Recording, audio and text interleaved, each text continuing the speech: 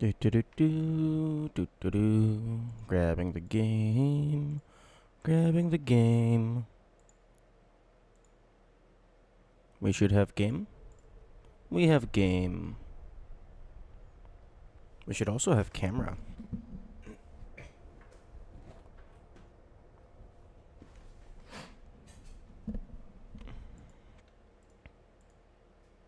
Hey.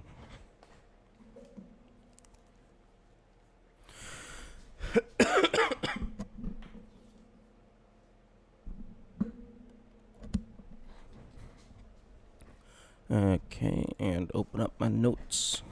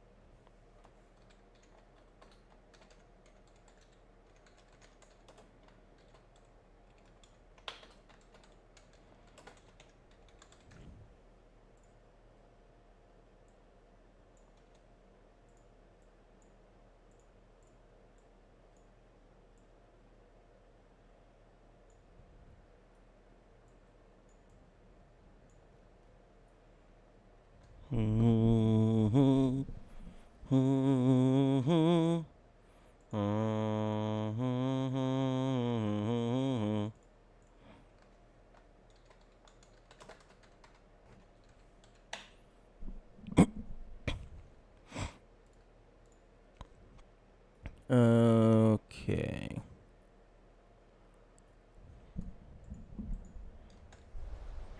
Video game. Oh, right. I forgot. We were dealing with complete and utter bullshit.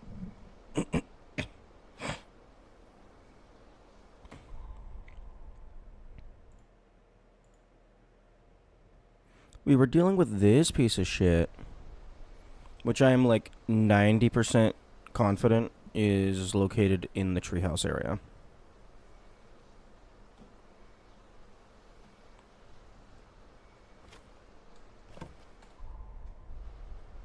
I do not have audio because I'm a dumb fuck.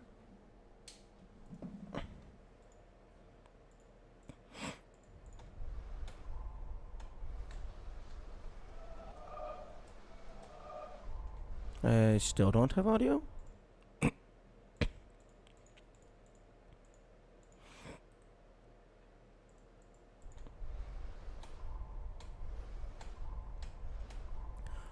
Why the heck do I not have audio?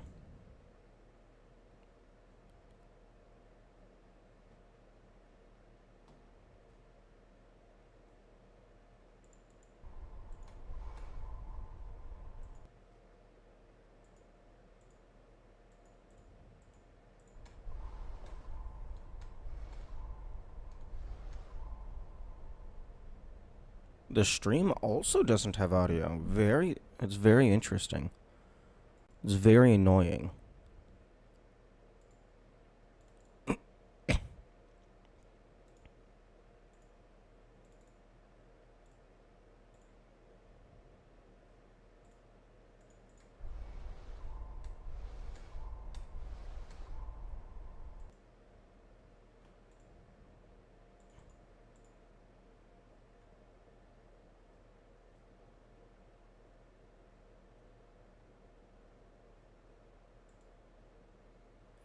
Okay, let me test something.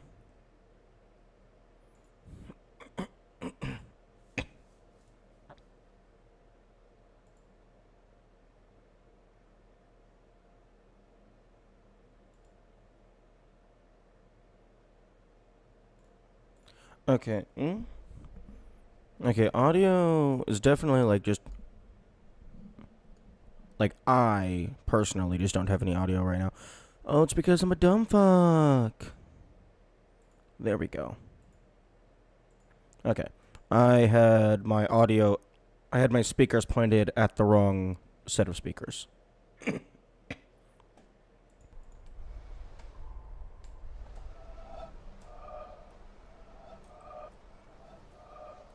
There we go.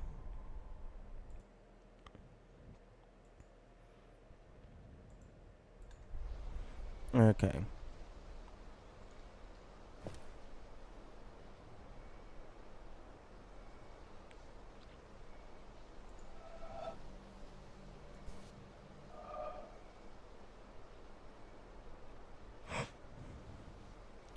Now, let's see if we can figure this out with a fresh set of brain.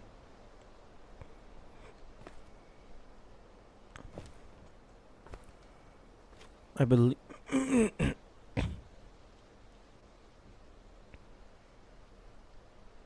believe the puzzle should be physically located in the top part of the treehouse.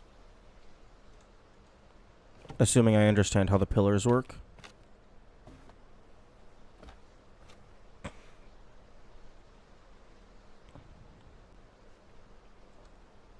Like, I could be on the floor looking up, which is what one of them did.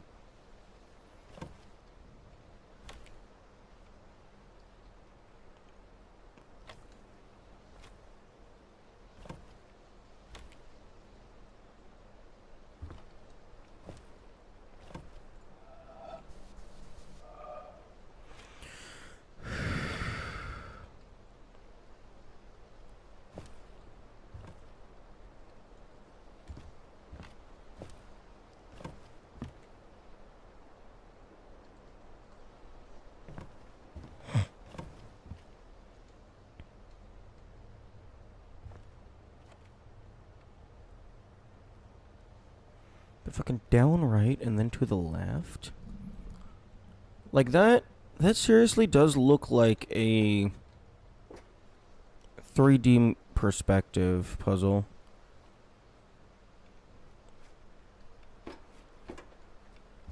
And by that I mean like you're looking at like the diagonal of a house but still following the edges. So like it's not a flat wall. It's flat because you're looking at it from a certain perspective and your vision is always a two-dimensional image.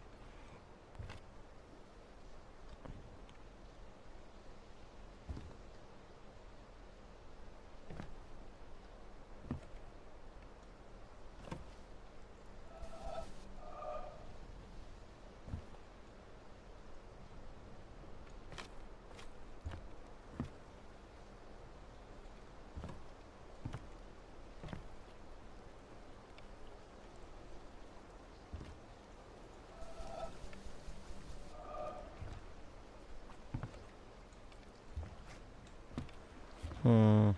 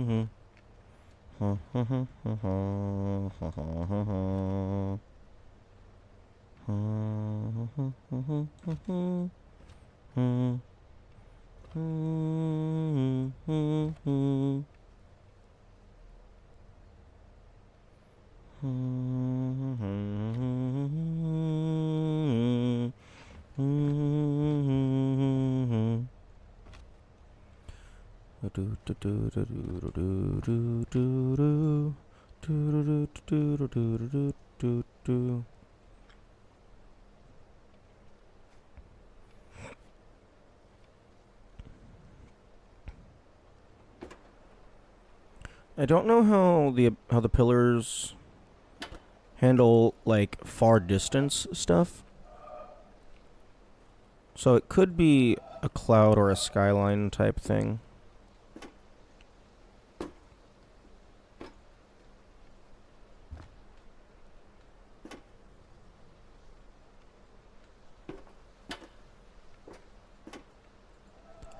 That's that's a suspicious looking hole in the trees. Oh wait. Okay, no, that might be used for one of these that's down here.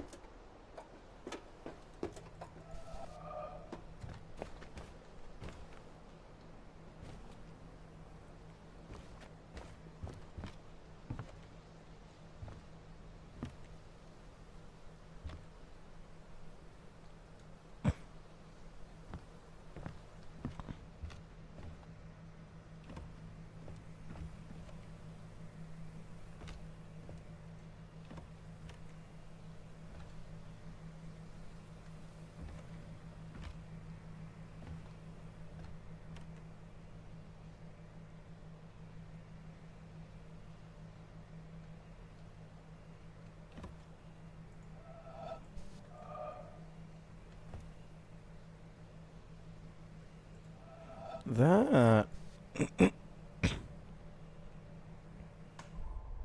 looks suspicious. I'm gonna take a screenshot, zoom in on that.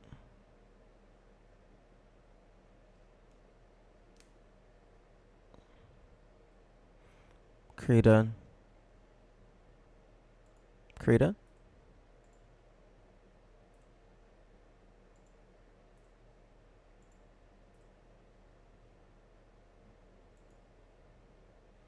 Krita, where the fuck are you? Why do you take 5 years to launch?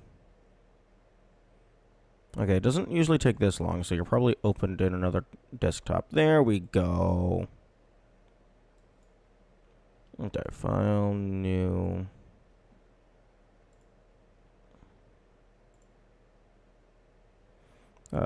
Game. Screenshot.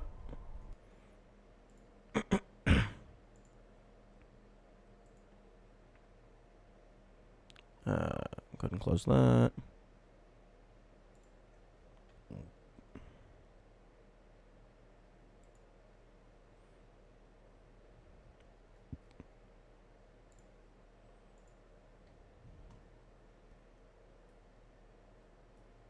This looks like a drag type thing. Kinda, maybe. Hmm.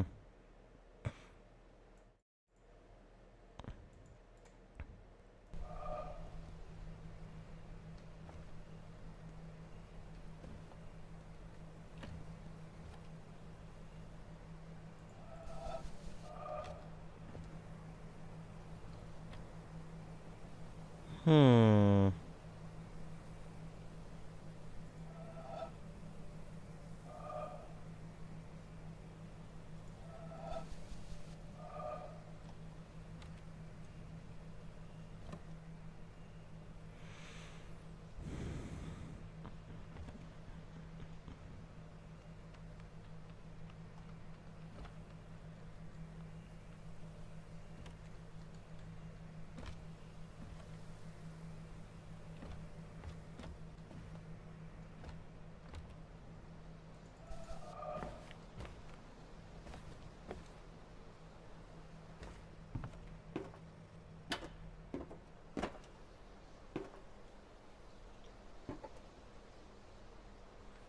Hmm.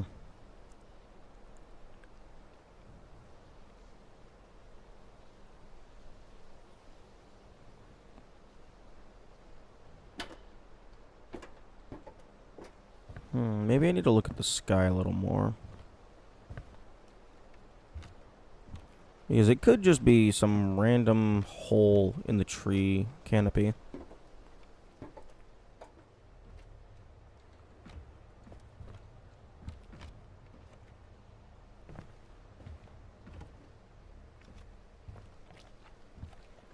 Especially in this denser part of the foliage. That would be like such an easy place to hide it. Oh, it wouldn't work with any of these normal colored ones because you can't really move them. But it would be really funny if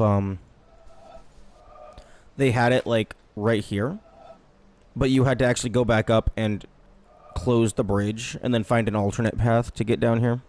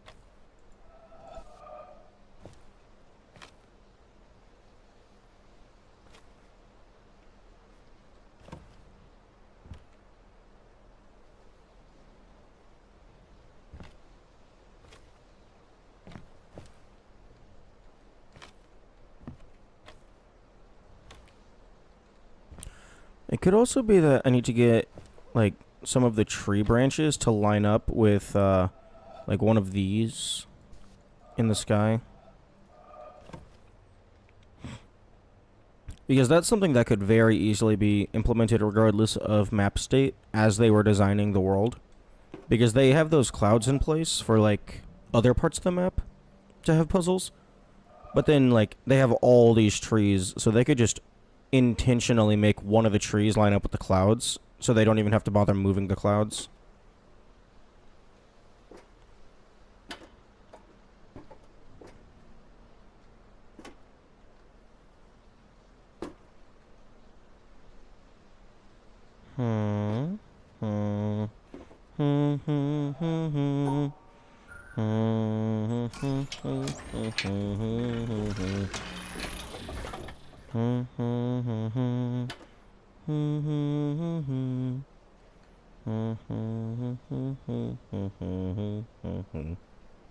Hello, Burn. Good morning. Are the 9s supposed to be like G's? So it's like burn egg.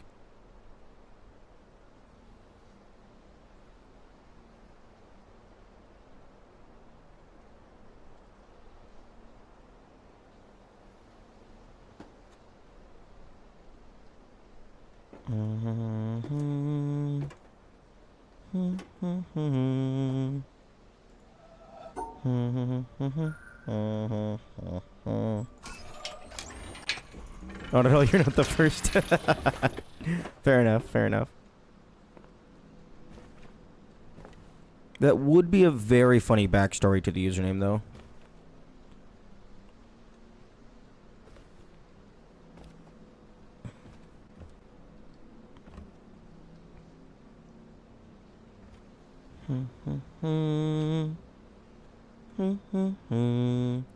Where the fuck are you? This is the best hidden pillar puzzle I have been looking for thus far.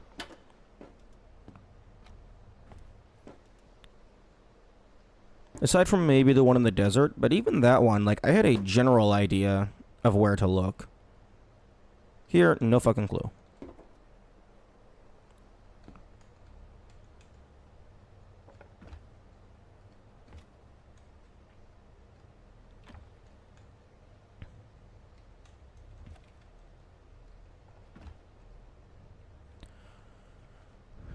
Do do do do do do do do. That's somewhat circular.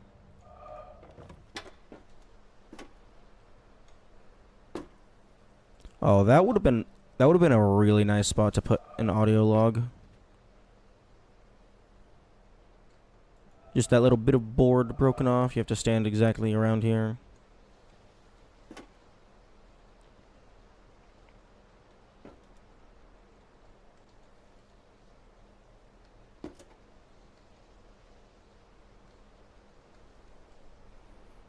From Wally? Oh. Burn E was already taken on the first website I made an account on. Aw, that's unfortunate.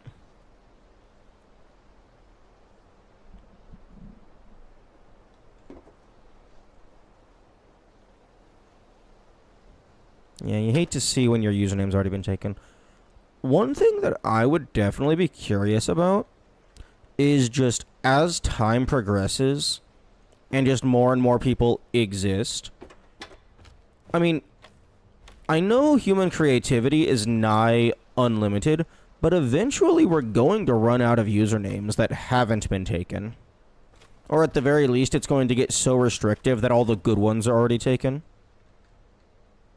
Especially for people who are, like, making their names be references to pop culture. Like, if you're just making your own creative word, then you're probably going to be good until the heat death of the universe. But eventually we're going to run out of media to reference in our usernames. Or who knows? A lot of new media is constantly being made, so maybe the media output will outweigh the username creation.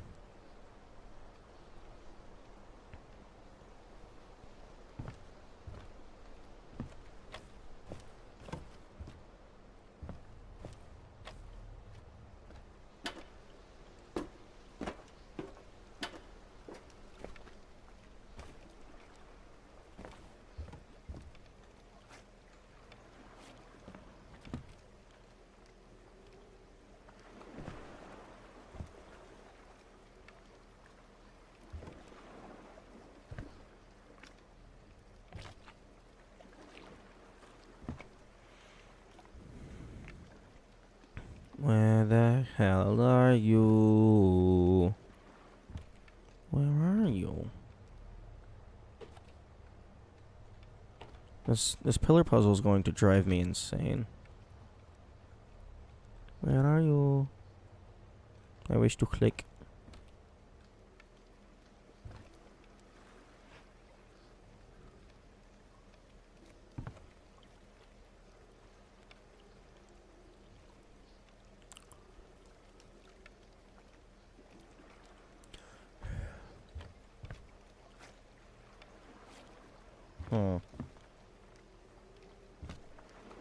I could maybe be in reflection in the water.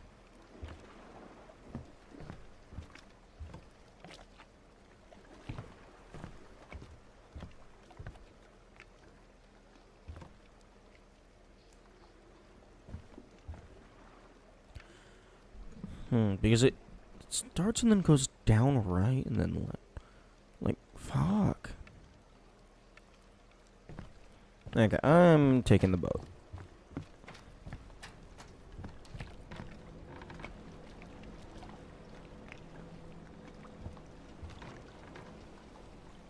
Actually, hang on a second.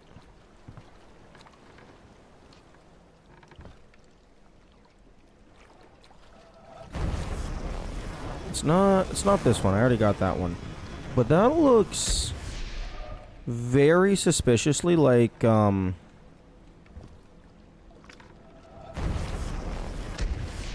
front of the boat.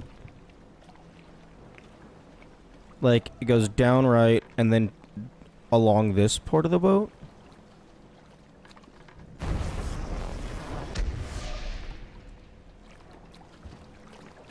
Okay, here's what I'm gonna do. I'm gonna go this way a bit.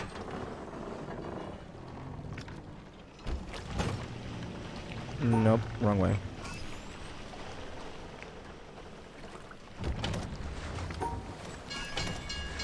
Nope, stop it. I want to get the boat turned around.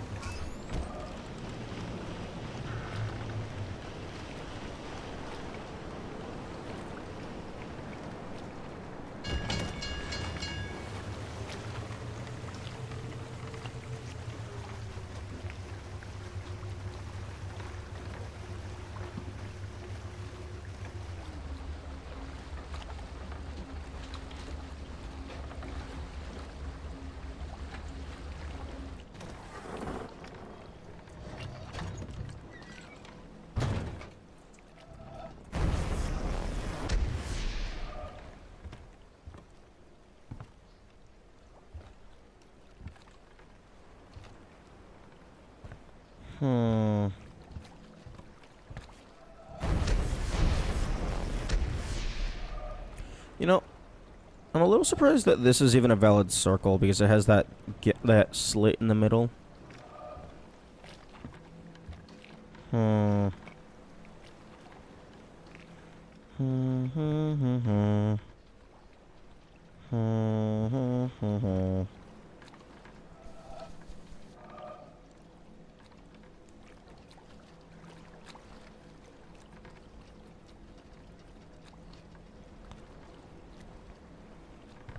Okay, I have an idea, but I hope it's incorrect.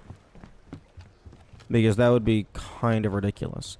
I'm gonna go over to the sunken ship and then look over at the boat and see if that perspective angle allows you to actually interact with something.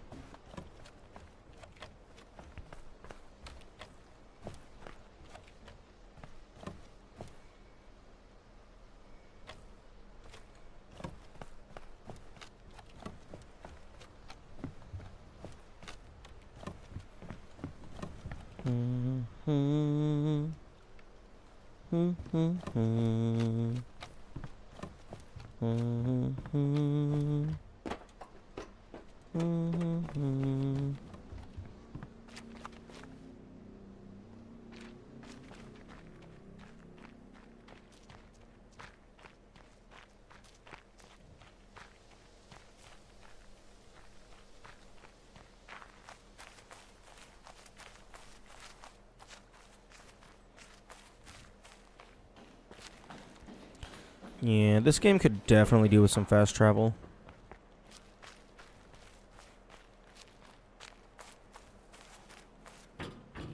And just for the sake of the argument, oh, but fast travel would break some of the time-based puzzles.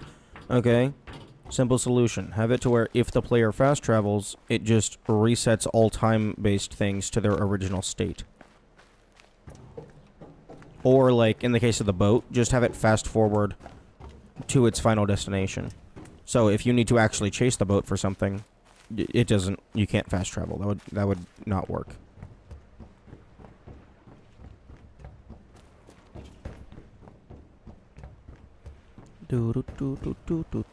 This is a dangerous boat.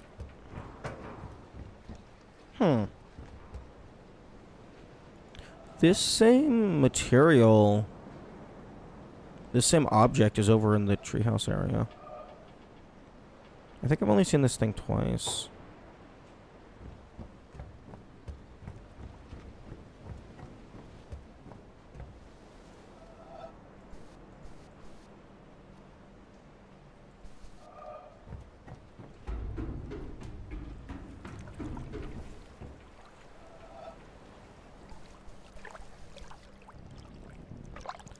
Interesting. Even if you're pointed dead on, the real variant is not something you can click on. However, you can click on the reflection. That's good to know.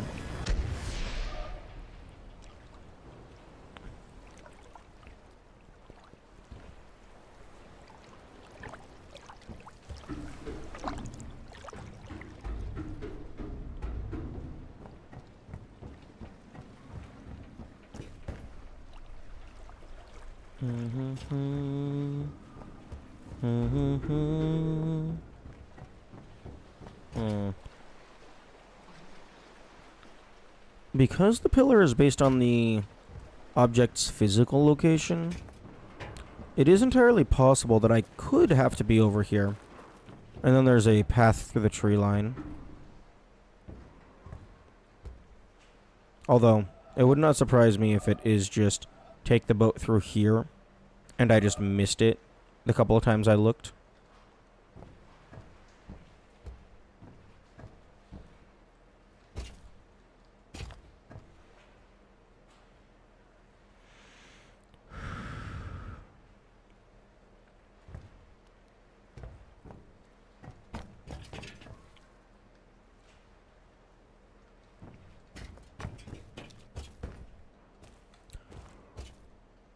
Oh, I saw the little lighter orange of the sunlight, and I thought that was the outline of a puzzle panel. I was like, yo, that's really well hidden.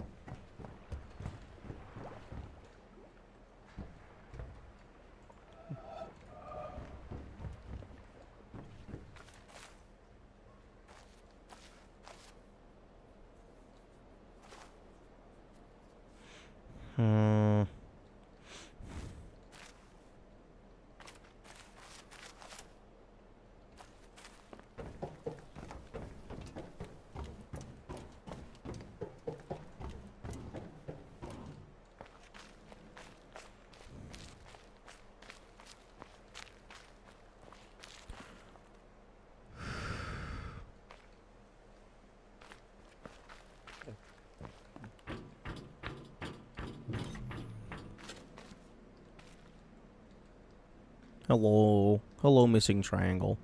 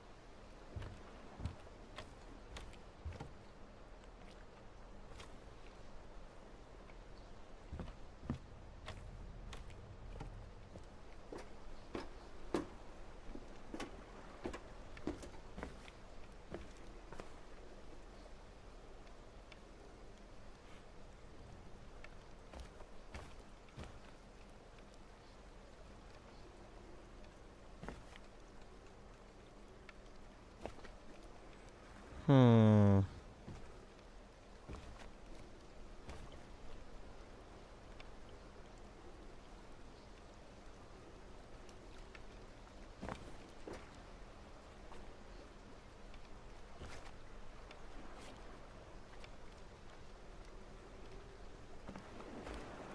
Because it could be color of the leaves. It could be negative space between the leaves.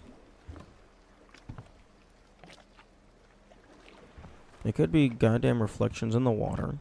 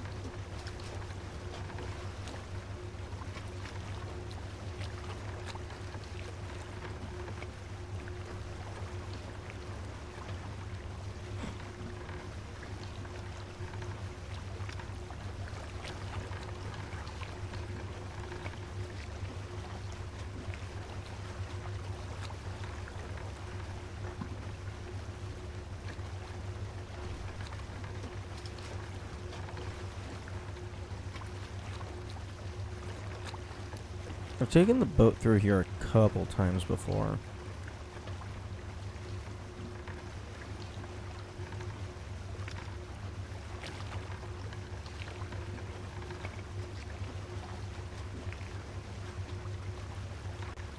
Oh, it could still be the front of the boat idea. Like, get the boat in motion, and then as its angle changes, I'm able to drag down and along the hull.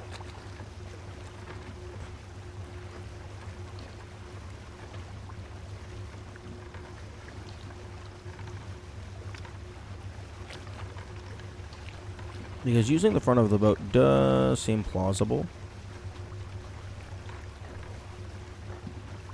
I haven't seen anything else that's like even remotely close to drag down right and then left.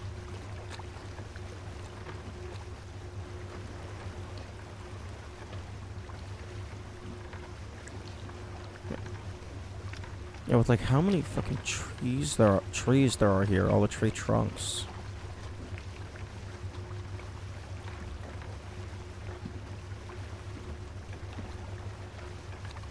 It would probably have to be up in the canopy. Because the tree trunks are just gonna get in the way.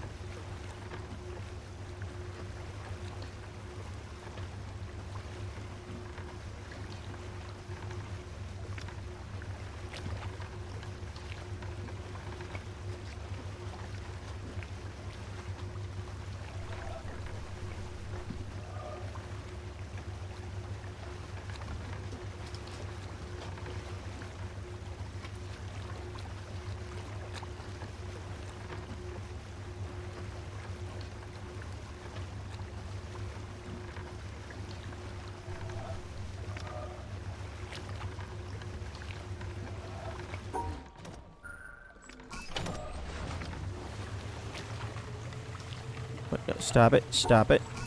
Free speed.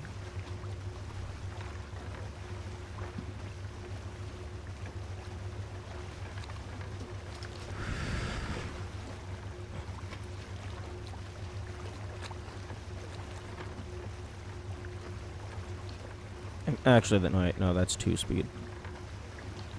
Because it goes 0 and then 1, 2, not 1, 2, 3.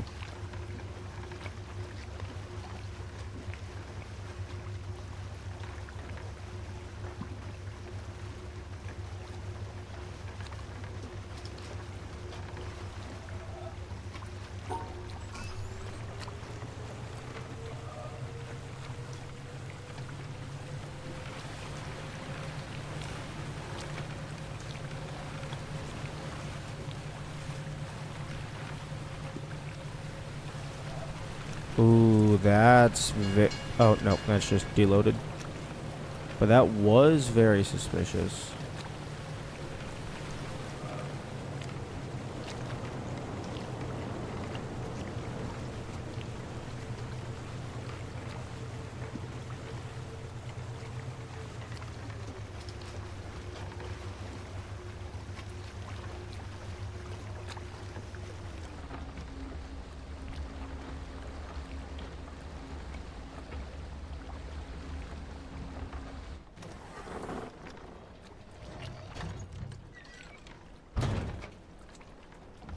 Hmm.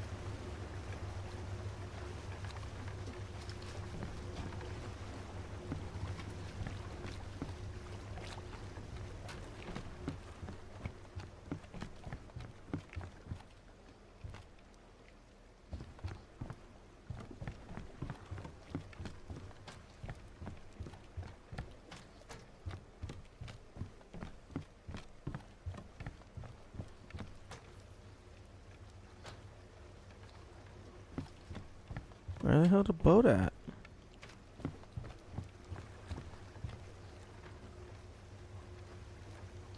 Oh, I'm blind.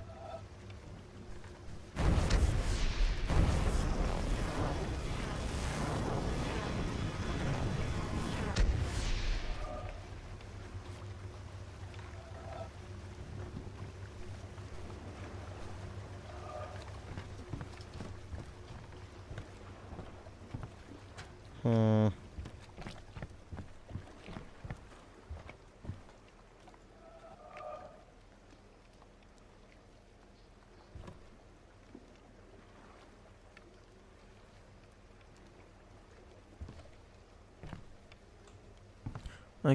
I could see it being here. There's nothing with this dock just yet.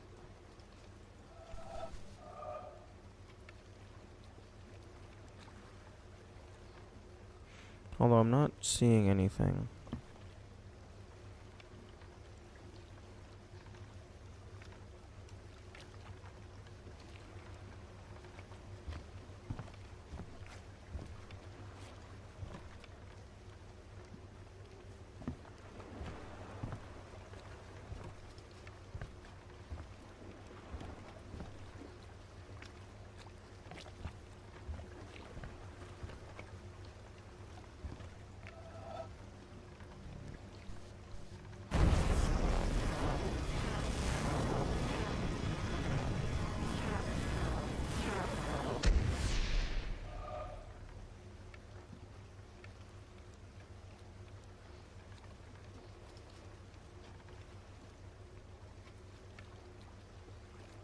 Hmm.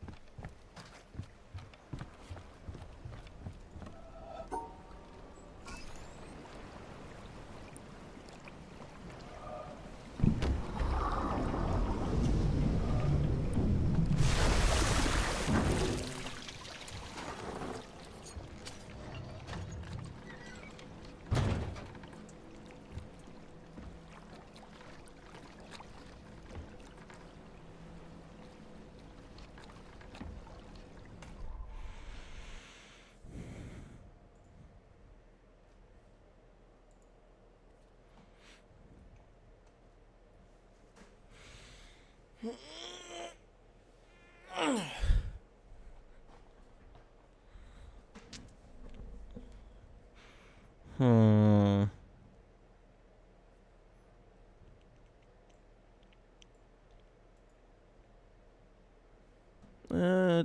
Let's go to the mountain.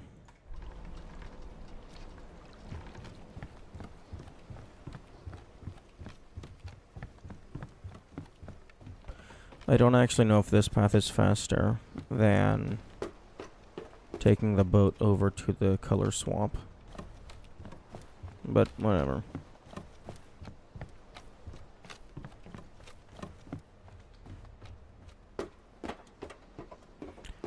Pardon?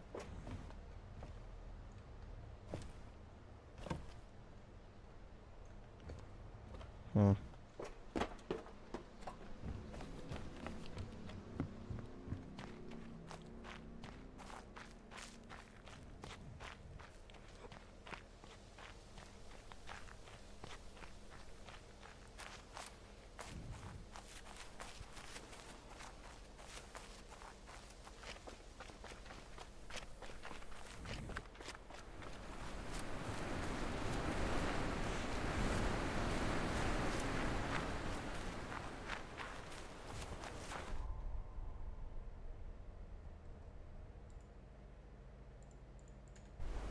I really hate that it turns the game off when I click onto a different monitor. Okay. Now the issue with these is I don't remember where any of these were. I don't know what any of these are.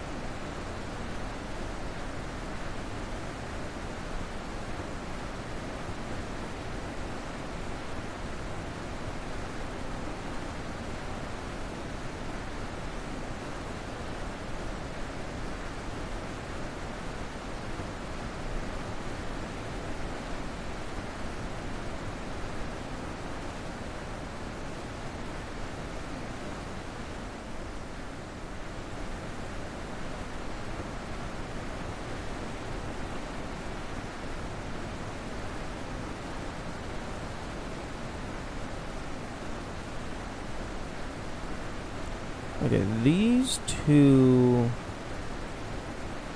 at the top and bottom might have been from the color swamp.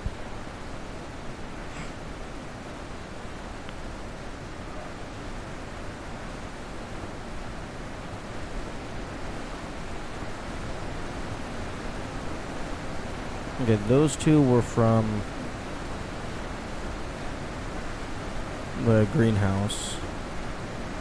I know where that one is. I just need to get it.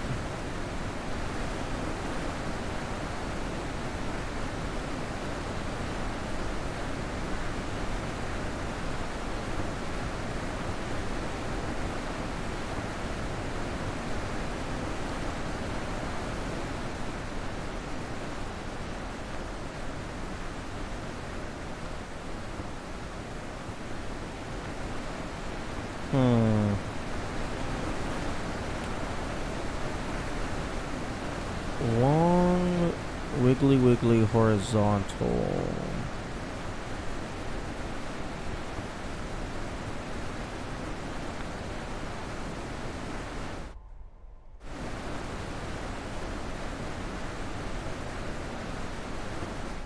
Okay, well, let's go ahead and reorganize this such that the puzzles that are together are together. Okay, so that one, into that one, into that one, and then this one just on its own.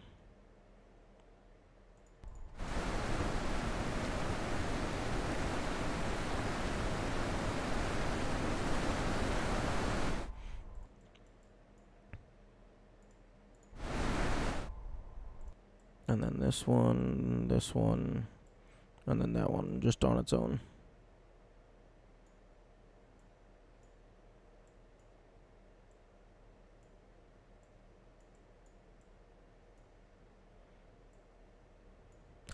Okay, so they're grouped together now.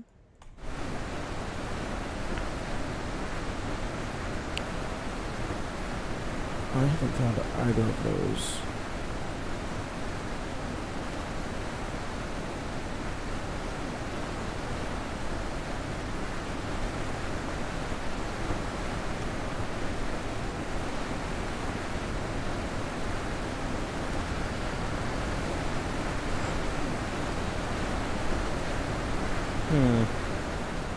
But these trees are kind of suspicious.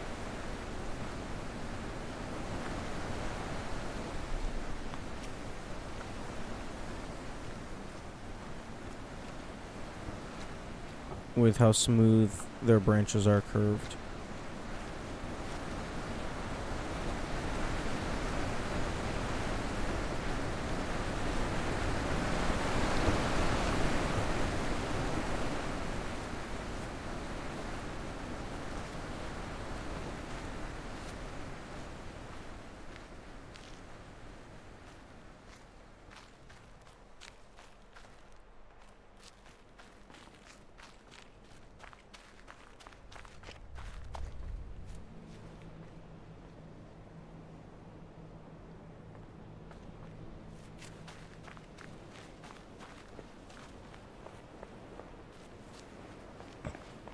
Okay, so this would go down, like just straight down, over,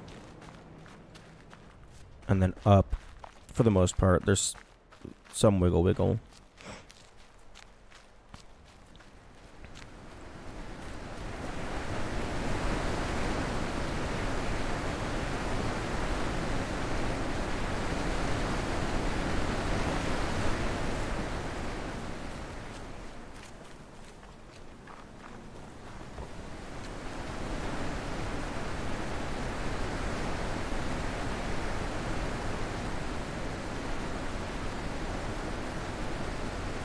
Okay, I think it's that one.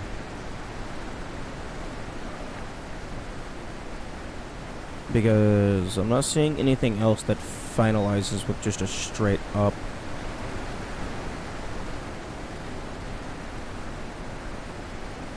So, assuming these are all together, like just general outside of the mountain.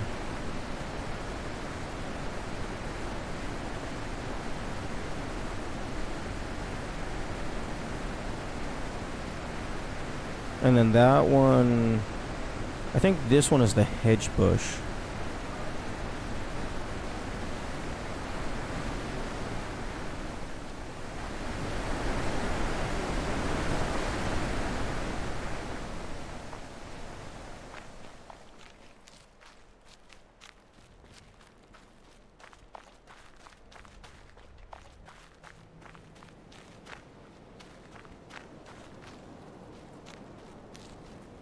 Yes. Okay. So yeah, this is just outside of the mountain, potentially even just this side of the mountain.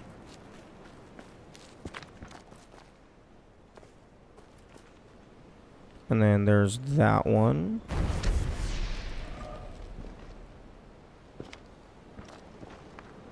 That was just like the swoop S downward. You know, I should really just take a screenshot of the pillar. I'm gonna do that.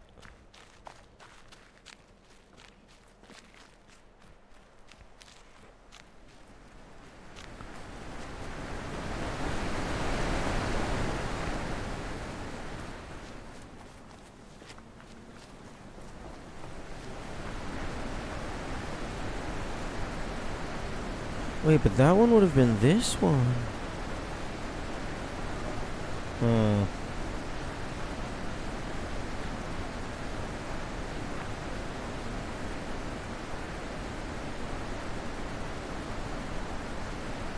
Maybe it's based on, like, this is the north side, this is the west side, or whatnot. This is the east side.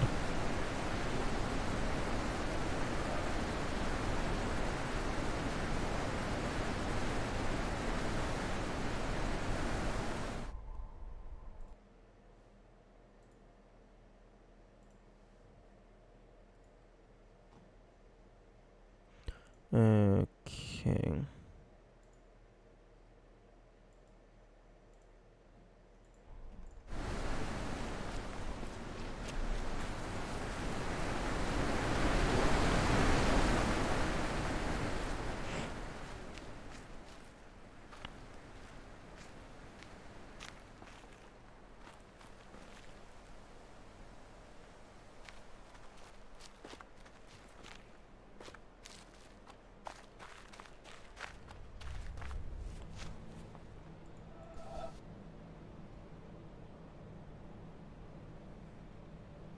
Are you moving clouds? You are moving clouds.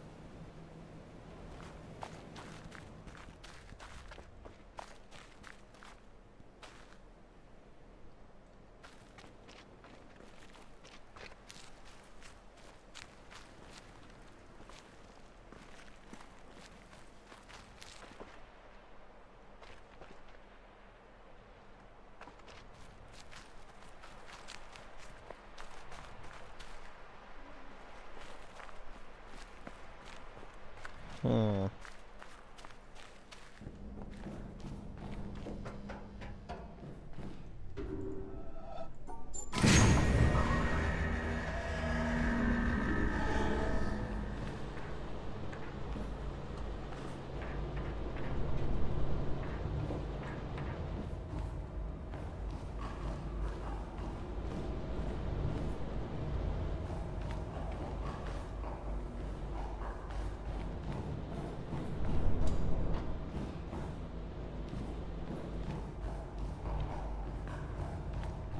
You're not gonna call the elevator back down?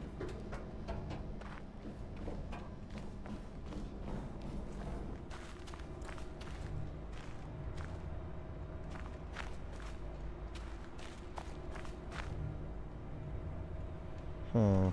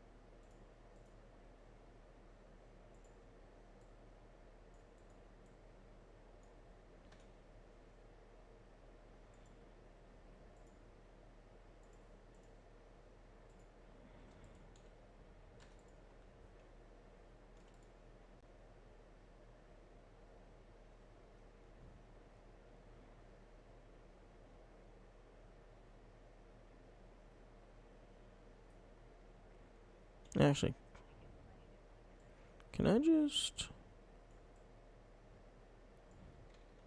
Hell yeah.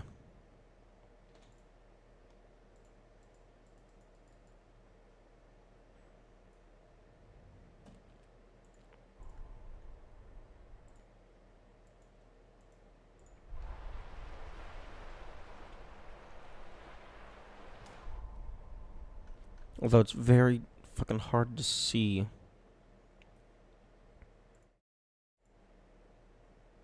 Okay, I'm going to do this. Okay, threshold 1.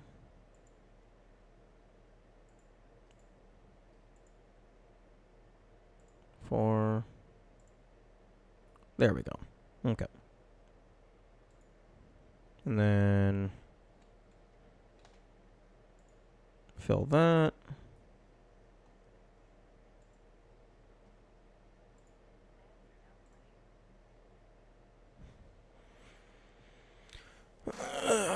I'm gonna be super smart.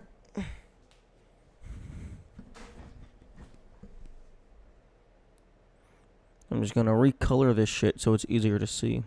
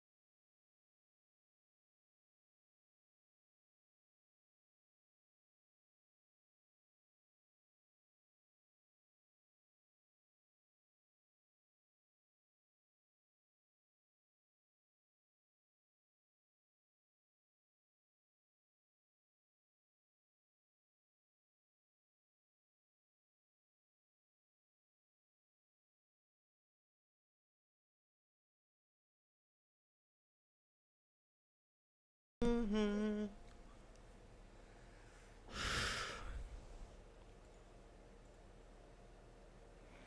Do do do do do do do do do do do.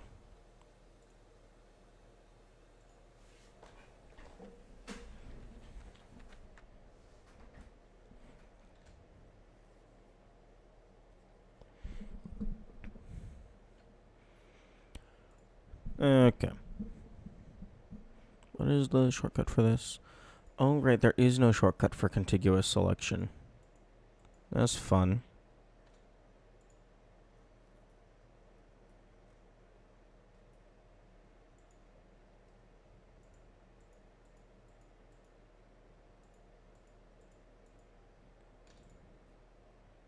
Okay, so...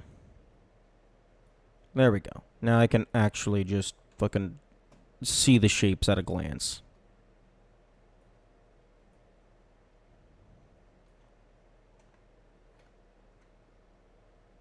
Am I gonna...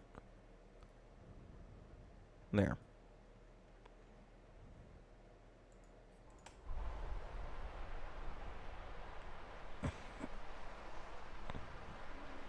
So they're all starting from top and then going down in a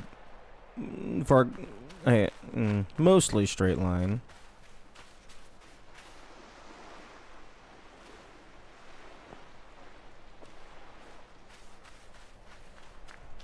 I could see those dragging from the top of the mountain down.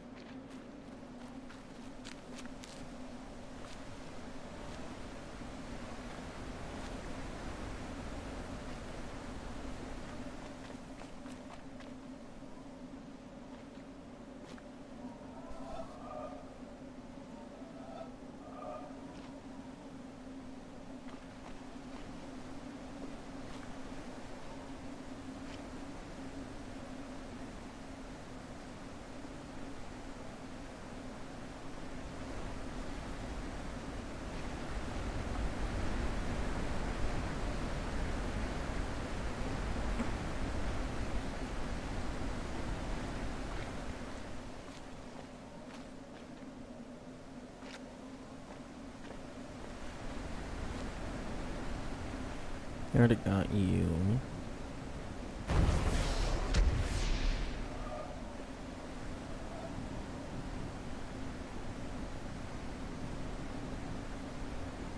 Although, what was the shape again? It looks like it's just a J.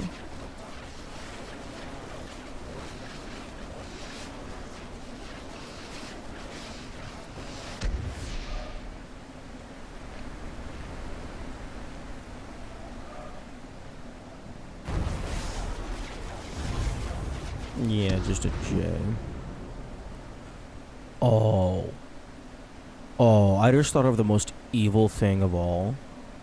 One of. Have it to where you have to get into position here. Wait like fucking 15 more minutes for a different set of clouds to pass through.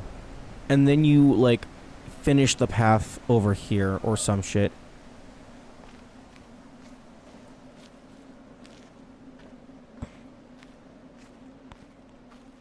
I would certainly hope he's not that big of an asshole.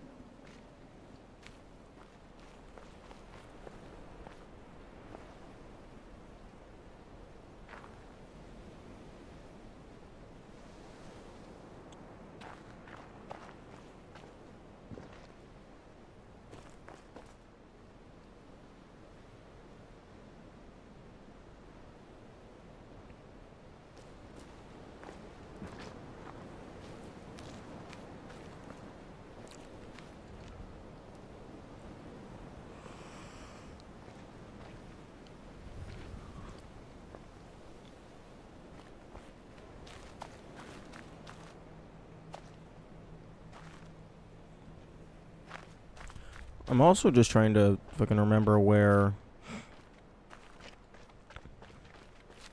these other two puzzles were.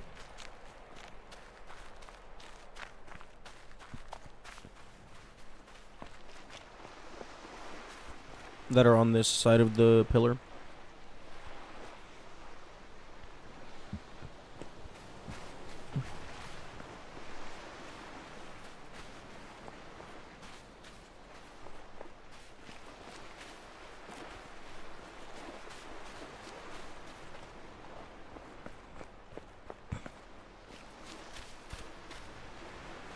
I don't think it would be all the way over here because we're getting over into city territory.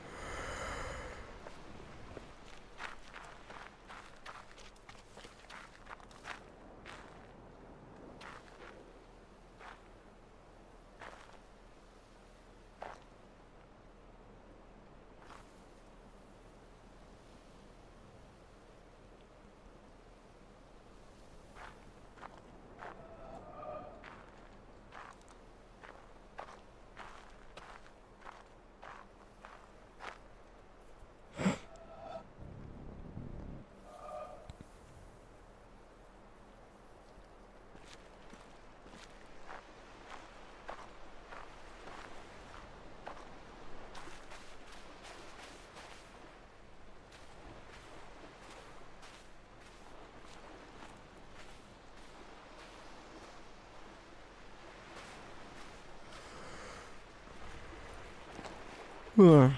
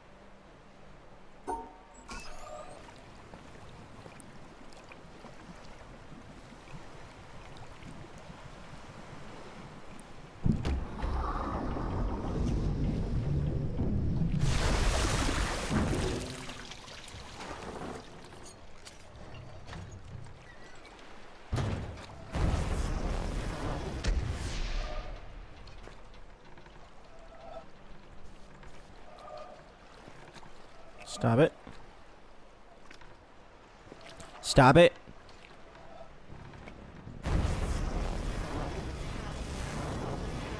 Finally getting off the island. Unfortunately, no. Although that would be a really cool twist. 100%ing the island reveals that it's just a tutorial, and then you get sent to the actual game. Like you do absolutely everything, and then the map gets a new location, and you just fucking like drag this up and just off to the north or something.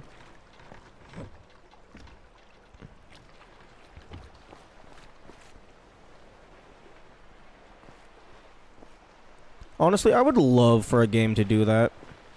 Like, I know some puzzle games kind of do that, to where it's like you get to the end and then you just unlock a new ability to re-explore the map, but now you have new access to shit. I would love a game that is just, you do everything, and then it just blatantly states, that was the tutorial, welcome to the real game. A big city type location for the real game. That would actually be really cool, because not only would it be much larger, so a lot more content, but it would also be a drastic change of environment, going from like this abandoned island to like a real city.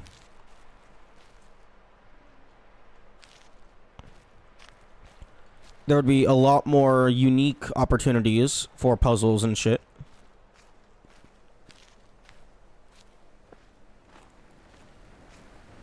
Well, not necessarily unique, but different from what you have available here.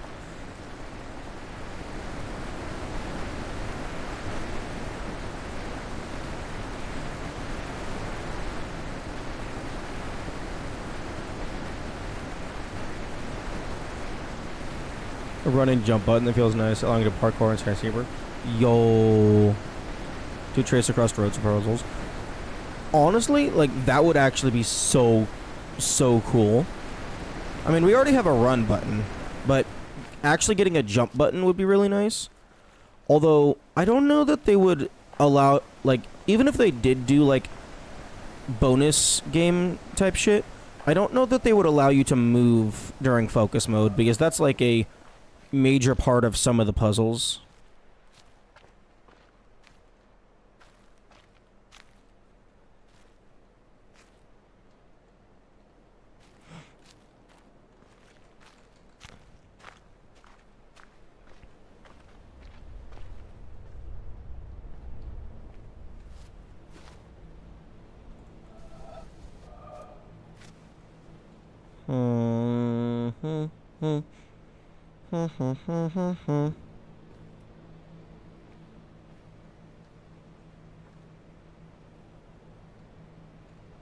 But yeah, that would be really cool. Just being like, haha, welcome to the real game. I think it's a lot harder.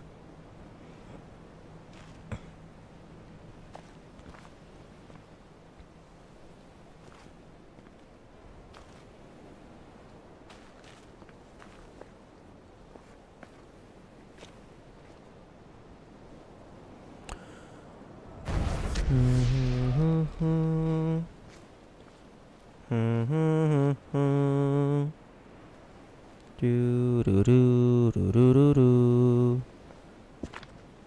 Do do do do do do do do do do do. Roses are red. Roses are blue. That was the tutorial. Go do the real thing. Fuck you. Indeed. Very much indeed.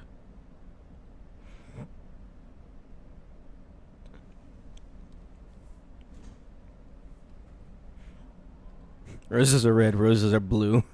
Apply the filter yourself. I'm not doing the colors for you.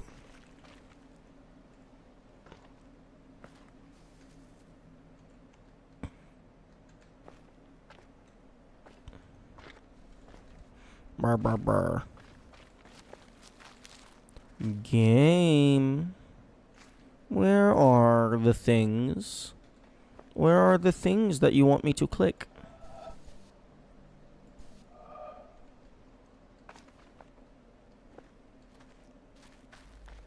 I already clicked the thing in this room.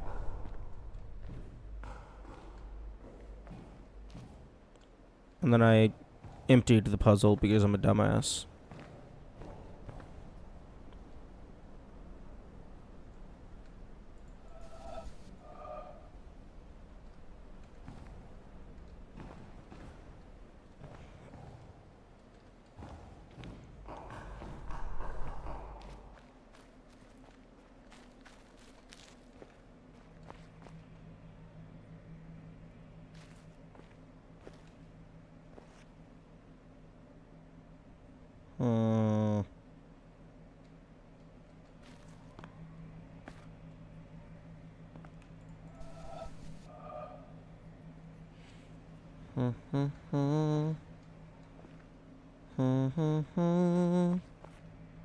What the fuck do you want from me?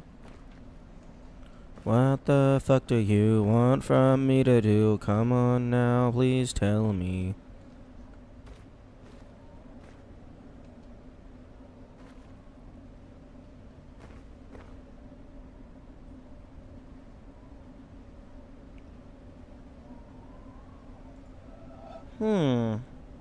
I can see that being the ending portion of something.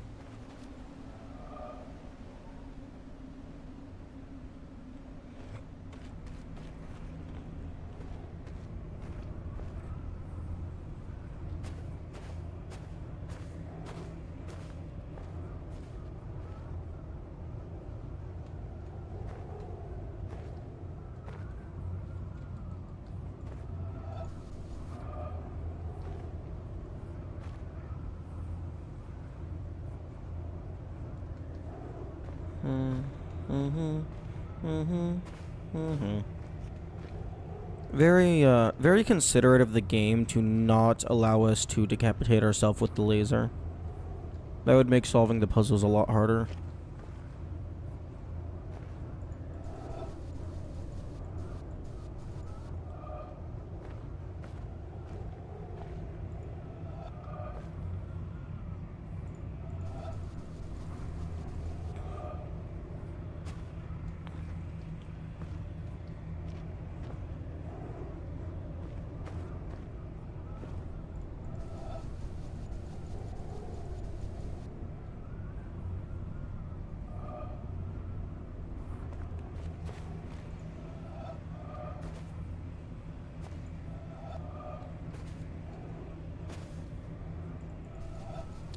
You know, honestly, I'm kind of surprised that the game gave a tutorial for the pillar puzzles in any capacity.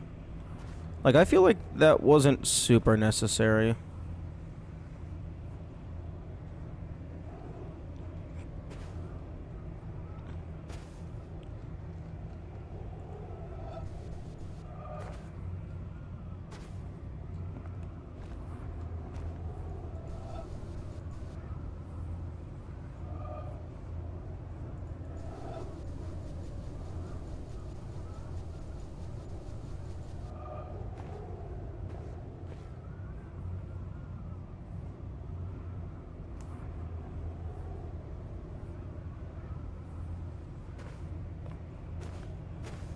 Hmm.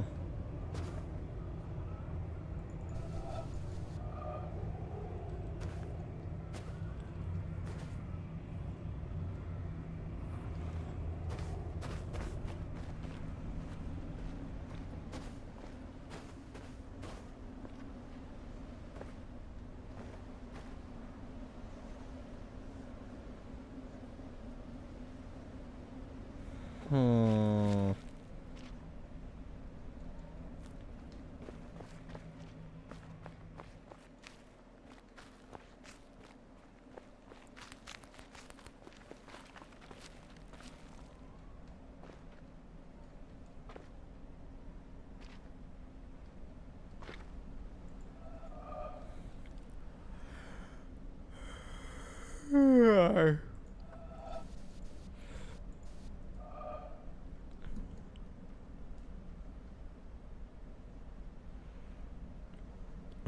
Game.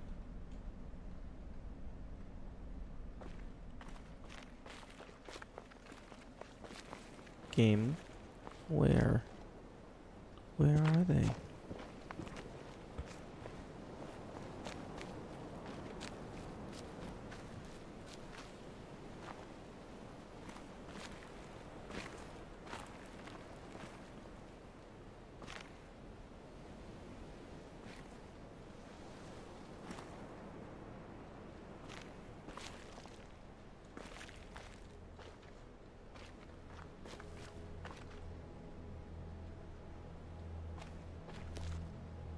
Hmm.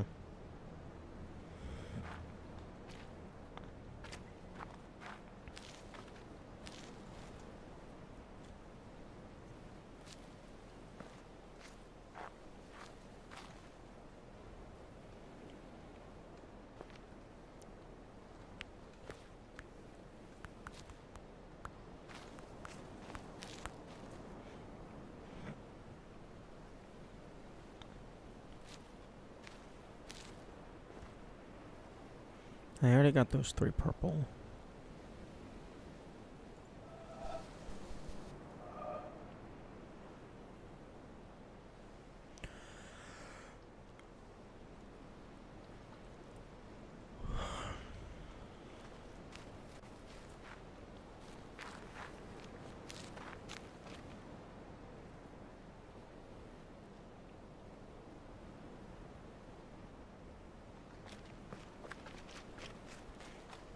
I could see them doing something with the Wonka Vader.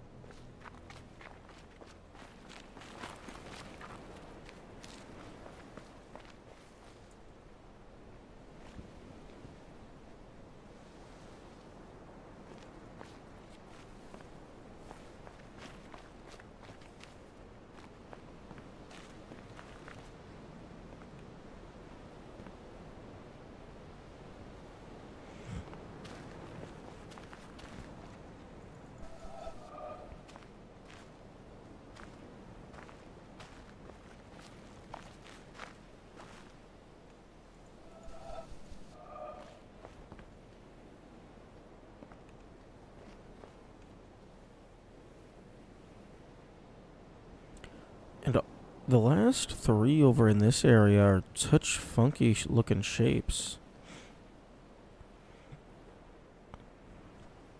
I'm not even sure where they would begin.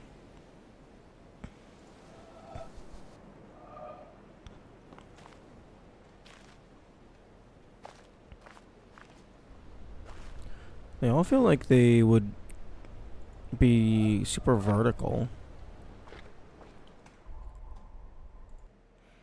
Hmm.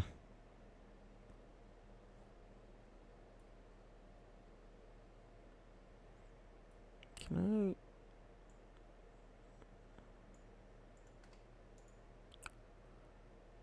I want to be... Like, can I just make this be... 75 zoom? 80 zoom? No. 80. There we go. That's what I want.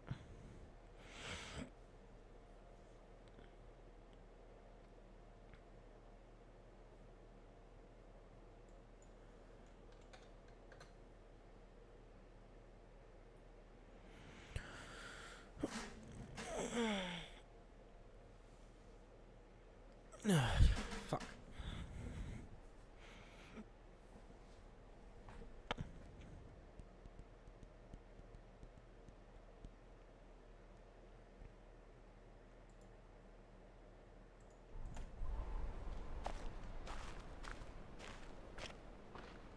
Like, my 2 biggest assumptions would be it goes from top of the mountain to the bottom, or you get a certain angle and then you follow the pathway up the mountain. That would be my 2 immediate guesses, because they're like mostly straight with a little bit of wiggle.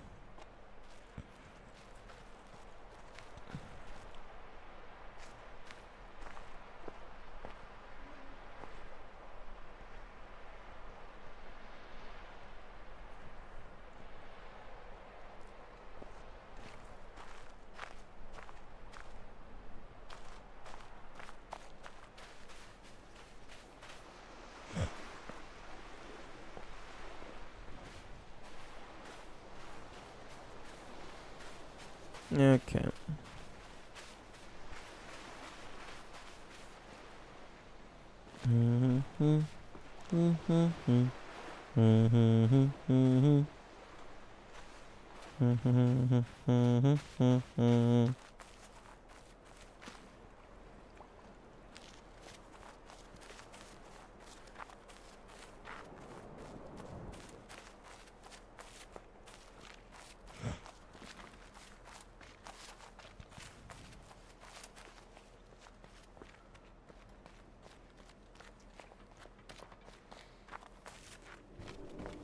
Okay, let's go torment ourselves some more.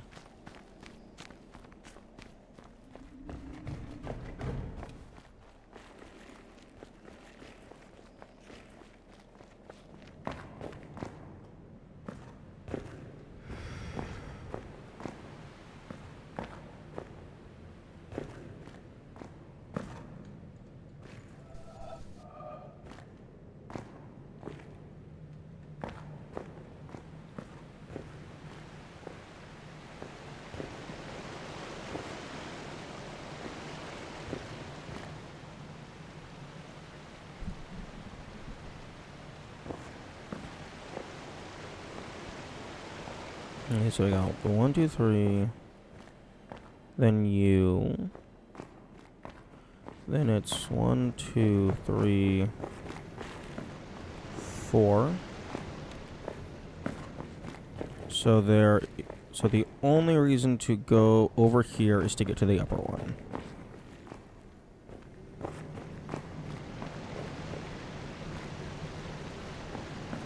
And then it's either or. I'm gonna take screenshots of all 3 of these when I get here because I know how to easily tell which of these is impossible because they have like the little cross grid pattern. I don't know about these. Also, this is not a very helpful timer.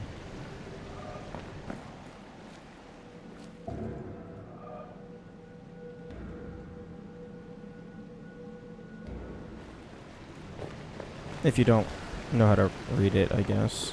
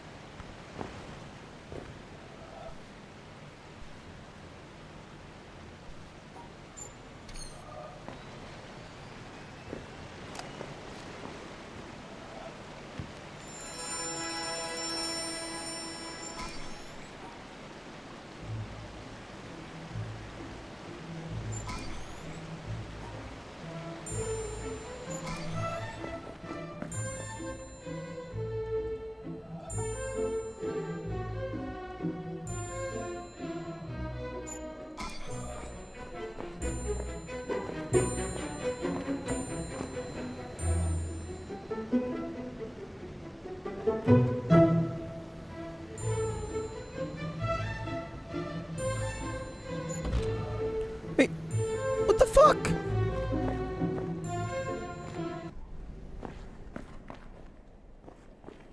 That absolutely matched.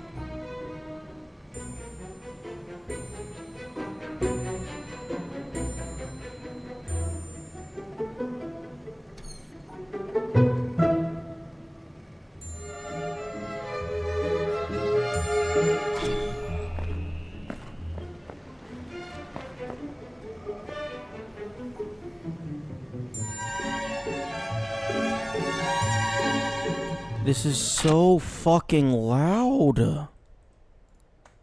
Oh.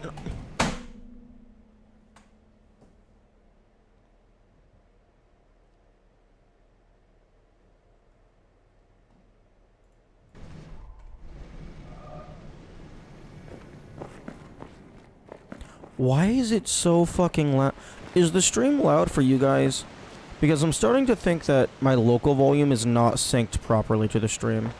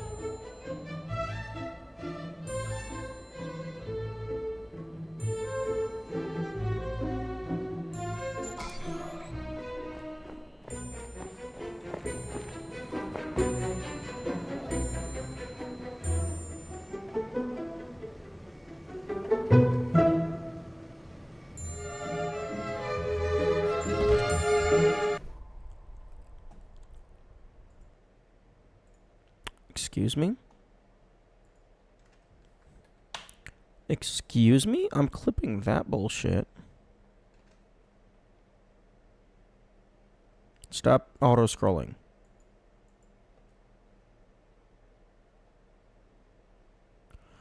Oh. Oh, I did it correctly. I had the correct idea. They were sharing the top left corner. And they're not allowed to share any tiles.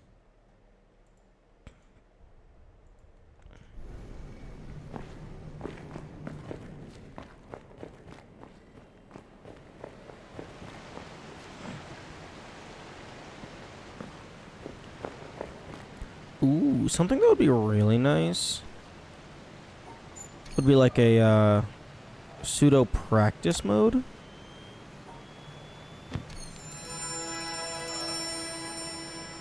To where like it activates all of the puzzles simultaneously. But then after you get one correct, it just generates a new one.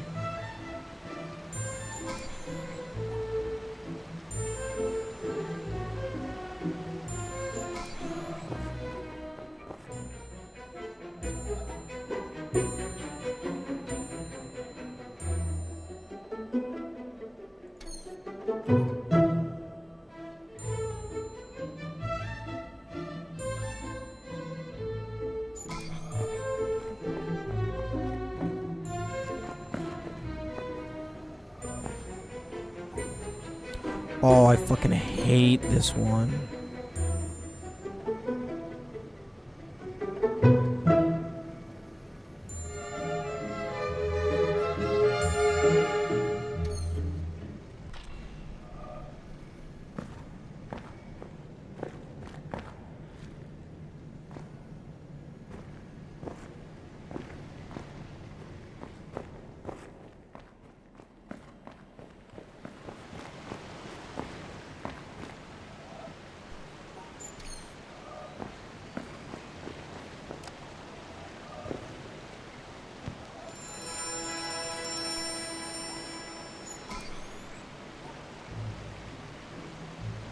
Okay, flailing the mouse does not work. As expected.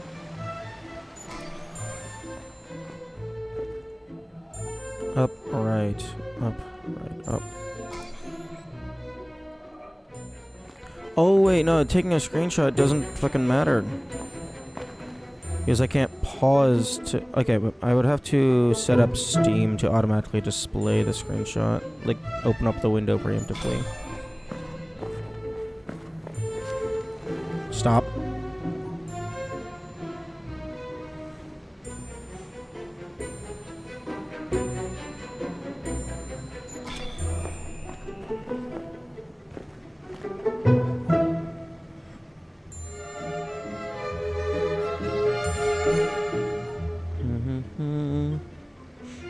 One, two, three, four.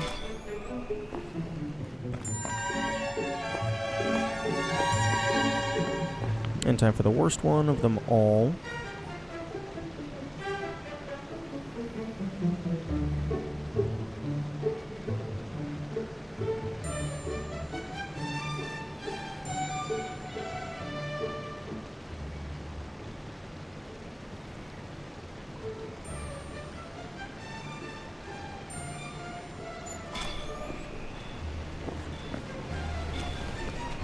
Okay, that one's not it, that one's not it. It's this one.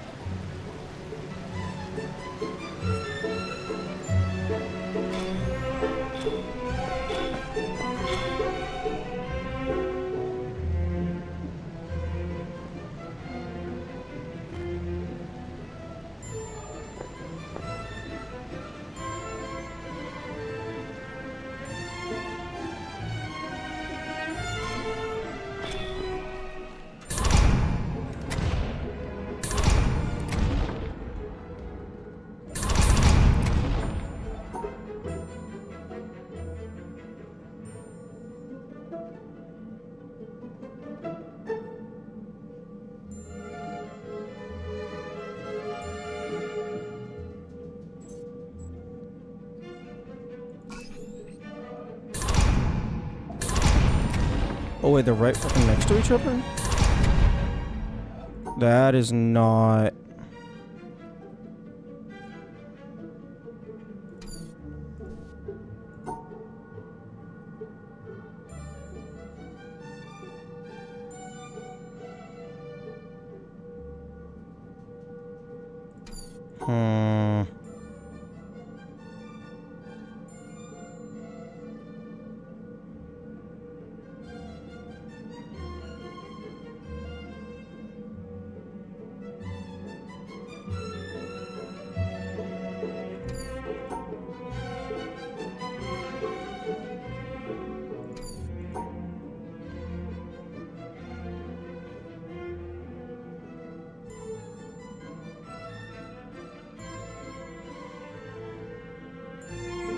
So that's 1, 1, 2, 1, 2, 1, 2, 1,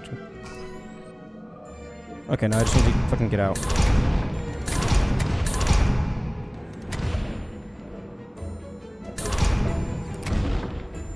Please?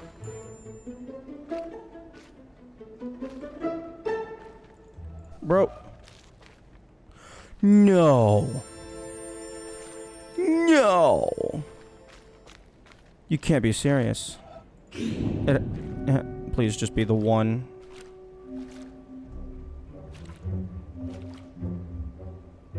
Oh, it's fucking mirrored.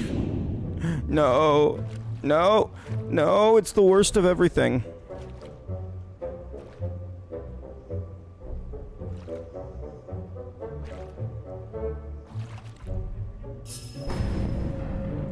Okay, at least it doesn't automatically erase everything.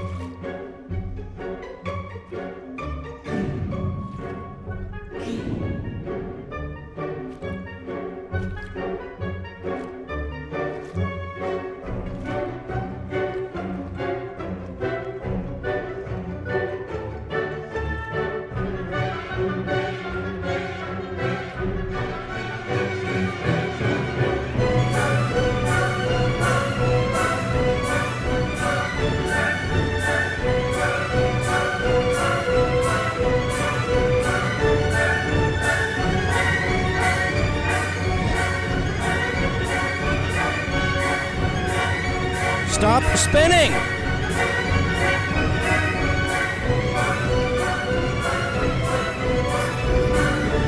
Give.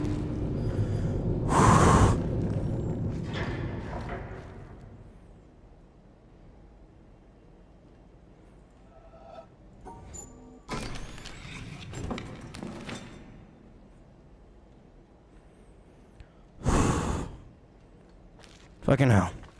I knew vaguely where that last dot was in relation to the reflected line.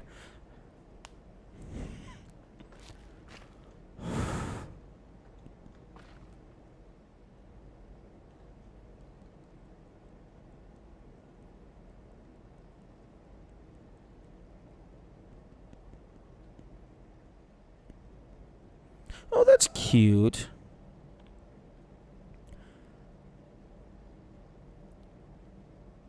It's, it looks like maybe every possible time point is a valid solution.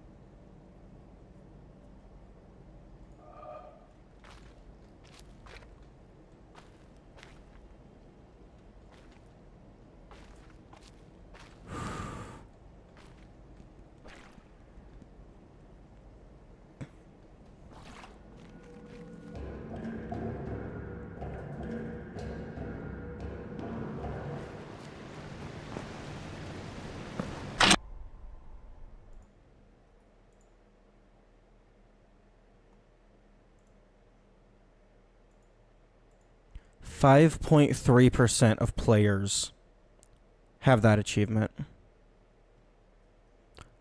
That is an understandable percentage.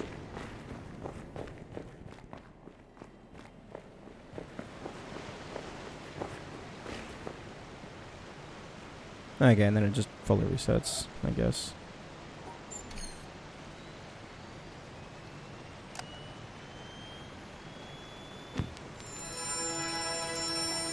Okay.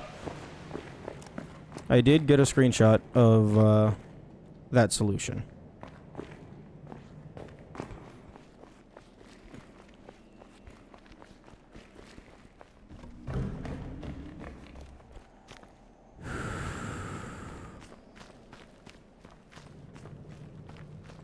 Wait, what am I doing?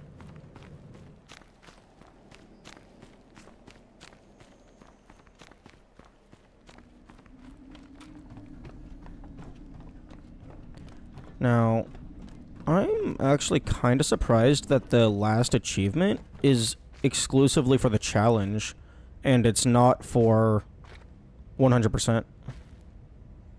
Still don't know what to do with this, though.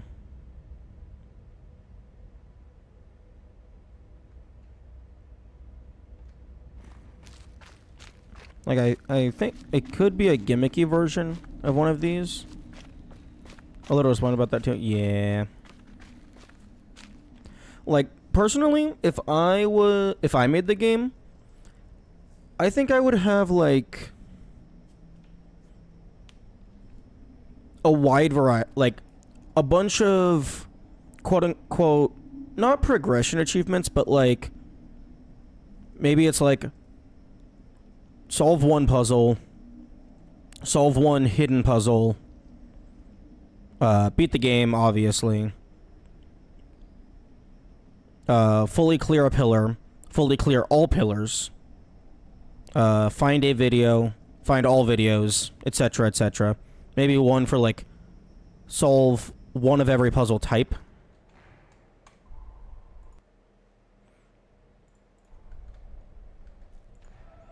Okay, let's see.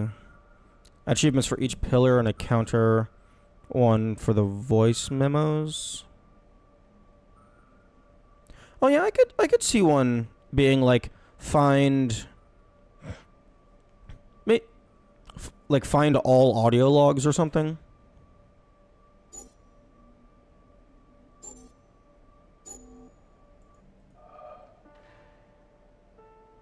Wait, what? The fuck do you mean no?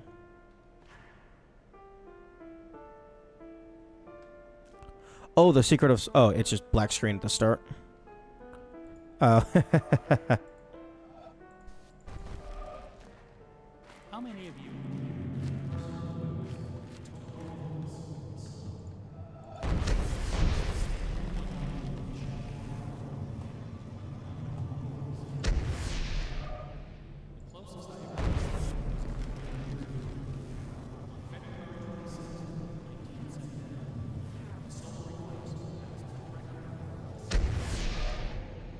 Found a place to stay, but in the end, I couldn't get the time off work.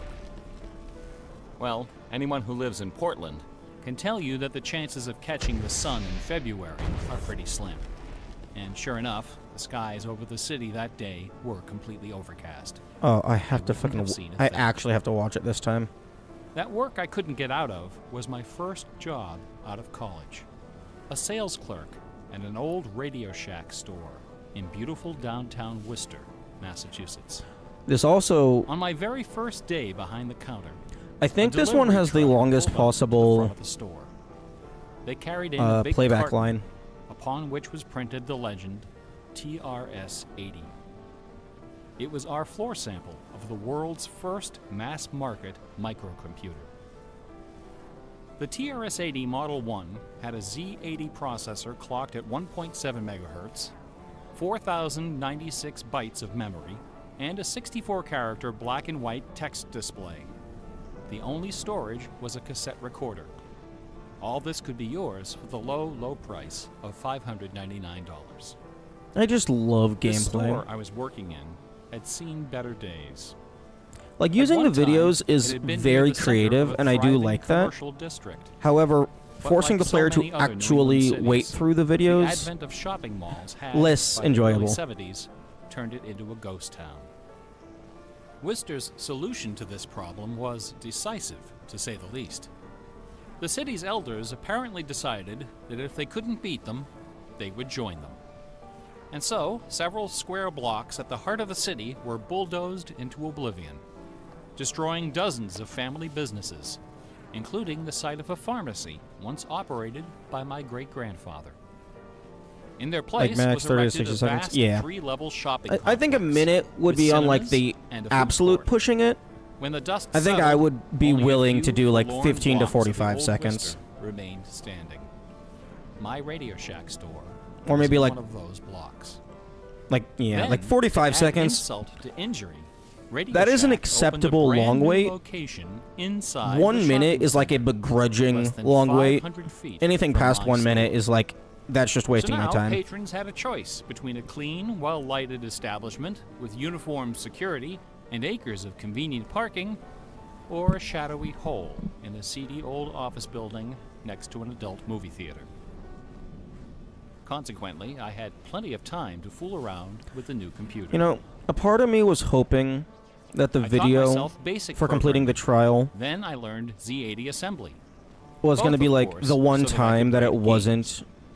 I also horrible. created self-running animated demos. like they which would ran have this all night one in the store opportunity to window do something to that's the actually cool. edification of the winos who peed in our doorway. I mean, I guess it's Strangely locking enough, an environmental the few puzzle customers behind we it. had didn't seem to be interested in our new computer, even after the 16K memory upgrade. In fact, most of the people who set off the buzzer on their way through the front door weren't there to buy anything at all. They were there to exploit a free promotion, which was the bane of Radio Shack employees for over 40 years. The Battery of the Month Club. The idea of this promotion was simple. Customers got a little red card upon which was printed a square for each month. 12 times a year, the lucky sales clerk got to punch out a square and give the customer one brand new AAA, AA, C, D, or 9-volt battery. Of course, customers weren't allowed to choose just any grade of battery. At the time of my employment, Radio Shack offered 3 different levels. People really of coming battery in excellence. for a single battery. First were the alkalines, powerful, long-lasting, and expensive, hanging behind the counter like prescription medication in gold Oh, no. embossed blister packs. Ads are starting These in were 5 most minutes. certainly This guy better not hurry up. available through the Battery of the Month Club. Next were the high-end People lead doing anything for free? batteries. Yeah, but, Sturdy, like, dependable batteries. The cost of the moderately gas priced, that it would take and to get prominently to the displayed Radio near Shack the front of the store. might These were outweigh also the not cost of the available battery. through the Battery of the Month Club. Because you have to drive to Finally, the shack at and the then bottom back of the home. barrel were the standard lead batteries. These were literally piled in barrels, cunningly located way at the back of the store, in a dark Like, I corner guess if you're near the already TV going into antennas. town to, like, buy groceries or something. Remember TV antennas? Customers who came in looking for their free battery of the month had to walk the entire length of the premises, past the CB radios and stereo headphones and remote-controlled racing cars. Nothing would stop them. On the first day of every month, like clockwork, those customers came in waving their little red cards. I would look up from my programming and wave them to the back of the store. It didn't matter that the batteries were only worth 29 cents. It didn't matter that most of them were already half dead. They came, they grabbed. And as far as I can remember, not one of them ever paid for a damn thing. I was such a crappy salesman. I was young and foolish. I thought my education in game design was happening at the keyboard. I almost missed the lesson coming through the front door. Fortunately, I wasn't the only person fooling around with games on micros. All over the country, people like me were experimenting. Scott Adams was coding what would soon become the world's first commercial adventure game. Remember adventure games? My future employer, Infocom, was being founded, along with other legendary companies like Online Systems, Sirius, Personal Software, and SSI. Those were exciting times. Teenagers were making fortunes. I don't Games care. were cheap and easy to build. The slate was clean. But in 1979, the biggest news in gaming had nothing to do with computers.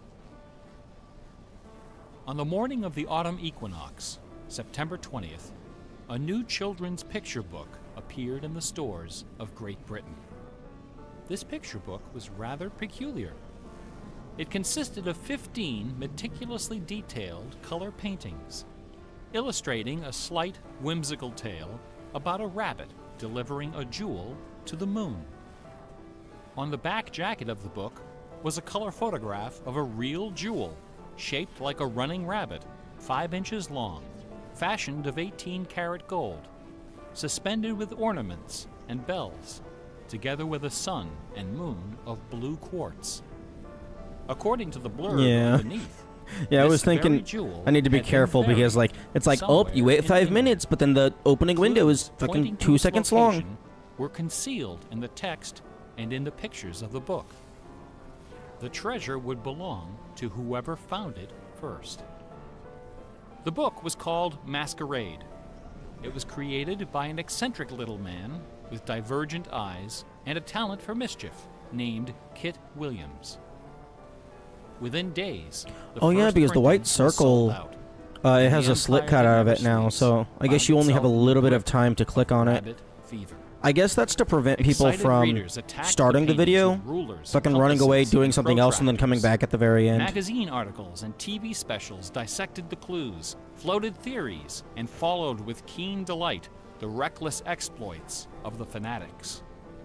One obscure park, unfortunately I wish known that the, by nickname The Rabbit white Hill, circle's was slit so riddled slowly with got holes bigger excavated by misguided as treasure time went on, seekers so you that had the a authorities had to visual erect signs tell of how much assuring time the is left in the public video, that no gold because you can't rabbits see the were to be progress found. line from back here.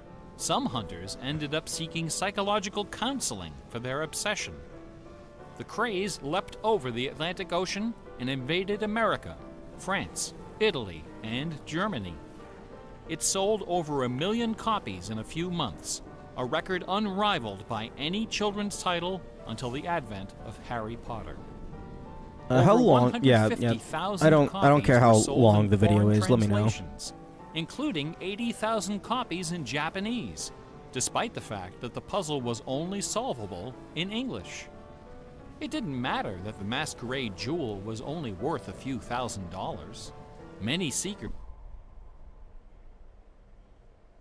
Okay, fortunately I do know that you are able to pause the game and it does not break an a PP pillar puzzle. Wait, 45 to 60 minutes? Wait, it's an hour long.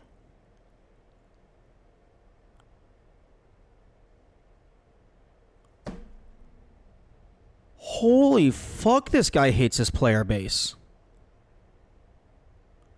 Okay, well, if it's an hour long, I'm not pausing for ads. I'm going to let it spent run. far more than that in their months of exploration and travel. It was the thrill of the chase, the possibility of being the one. Okay, Treasure well, hunts, this is secret gameplay. messages, and hidden things seem to exert an irresistible appeal. They're fun to look for. The sun slowly and to being talk eclipsed about. by the moon, and just the full This eclipse. fact of human psychology Oh, I has could been see that. exploited in Because it computer starts out games white and then it ends since black. the earliest days. It finds expression in the hidden surprises we call Easter eggs. Atari's Stephen Wright is credited with coining this term in the first issue of Electronic Games magazine. The first Easter egg in a commercial computer game appeared in an early Atari 2600 cartridge called, simply enough, Adventure. By a The back of the sequence screen unlikely cuts the top movements edge and off. obscure manipulations, players could discover a secret room To give it the half where circle? the words Oh, that's "Created by clever. Warren Robinette" That's clever. appeared in flashing letters. Over the decades, Easter eggs and their evil twin, cheat codes, have become an industry within an industry.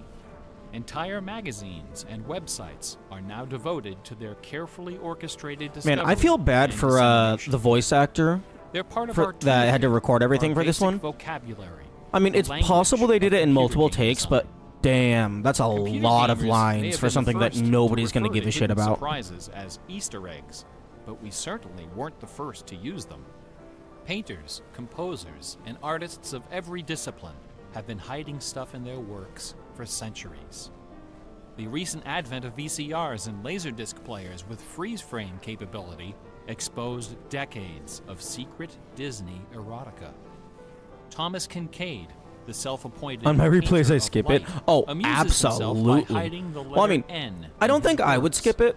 A number I think beside if his I were to signature ever replay this indicates game, how many I think Ns when I are got to hidden this, in I would each just painting. get it started, Picasso, and then just Dali, fucking set a timer Raphael, on my phone and go Poussin, do something and else. Dozens of other painters concealed all kinds of stuff in their paintings.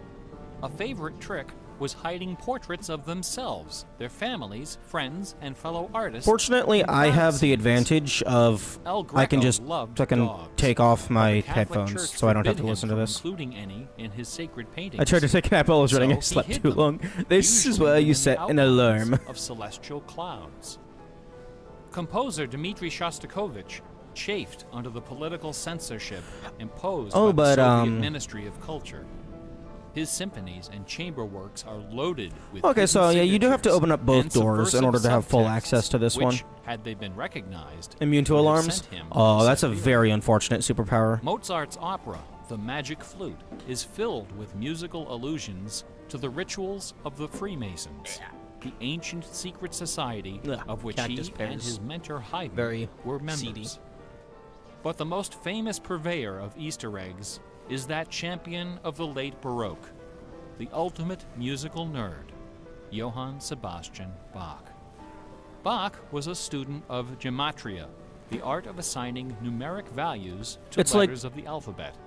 A Like, equals he 1, had B to equals 2, make C the equals active 3. decision to make By it comparing, this long. sequencing, or otherwise Like- manipulating these numbers, So he secret messages either can be concealed. actively was being a Bach dick, took or he particular genuinely delight thinks in this the is gameplay. geometrical numbers 14 Like, and how 41. the fuck? 14 is the sum of the initials of his last name. B equals 2, A equals 1, C equals 3, and H equals 8. 41 is the sum of his expanded initials, J.S. Bach.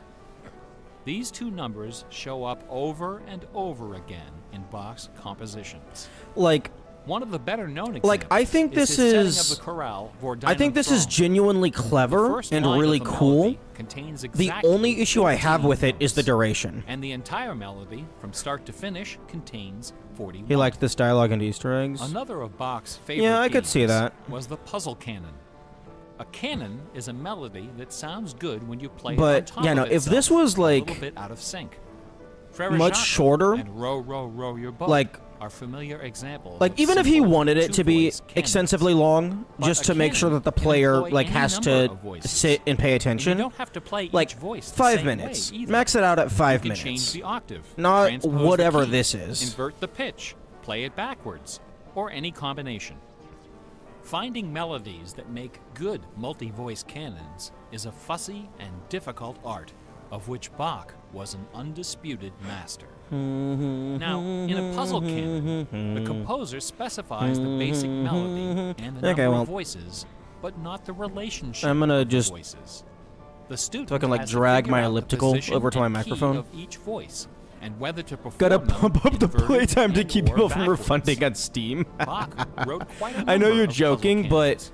The most famous, BWV I don't know if you 1076, could is part of a actually fascinating get story. here in time on a One first of Bach's playthrough. students was a fellow by the name of In under 2 Lorenz hours. Misler, founder of the Society of When I did the Musical puzzle, I ate Science. dinner while it was happening. That's This fair. elite, invitation-only institution devoted itself to the study of Um, Pythagorean philosophy. I'm gonna and go the see if I union have of anything in my music fridge to and throw into the mathematics. microwave. I don't think I Its do, distinguished but membership I'm gonna reads go like see. a who's who of German composers, including Handel, Telemann, and eventually Mozart. Applicants for membership in the society were required to submit an oil portrait of themselves, along with a specimen of original music.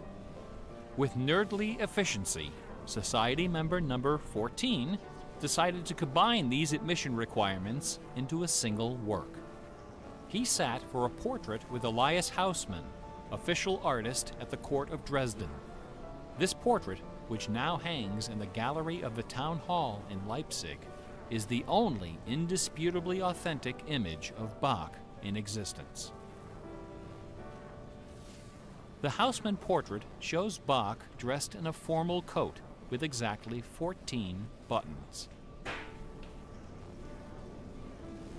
In his hand is a sheet of music paper, upon which is written a puzzle Okay, canon nothing six for microwave, but I did simultaneous find some voices. baby carrots that I can eat. In 1974, a manuscript was discovered which proved that this canon was the 13th Hello, Benteke. in a series of exactly No, 14 I'm not having canons fun yet. based on the ground theme of the famous Goldberg I've heard that the fun variations. part happens at the 25-minute As if mark, these so I'm looking forward to musical that. Gymnastics weren't enough.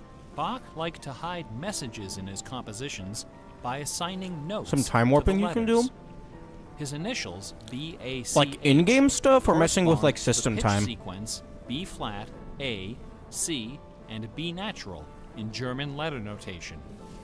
This theme makes it You know what would be hilarious? in the last bars of his In-game, final neat. composition. It would be The Art hilarious of if it Fugue, ran for like published 5 or soon 10 after his minutes. death in So, like, 1750. at about whatever the point word is that most fugue people would go comes walk from away for a Latin bit, fuga, because they're like, oh, this is which going to be means another 30 flight, minutes, as and in then it just running immediately away. zooms to the end. So, the art of fugue is the art of flight, the art of taking a theme and running with it.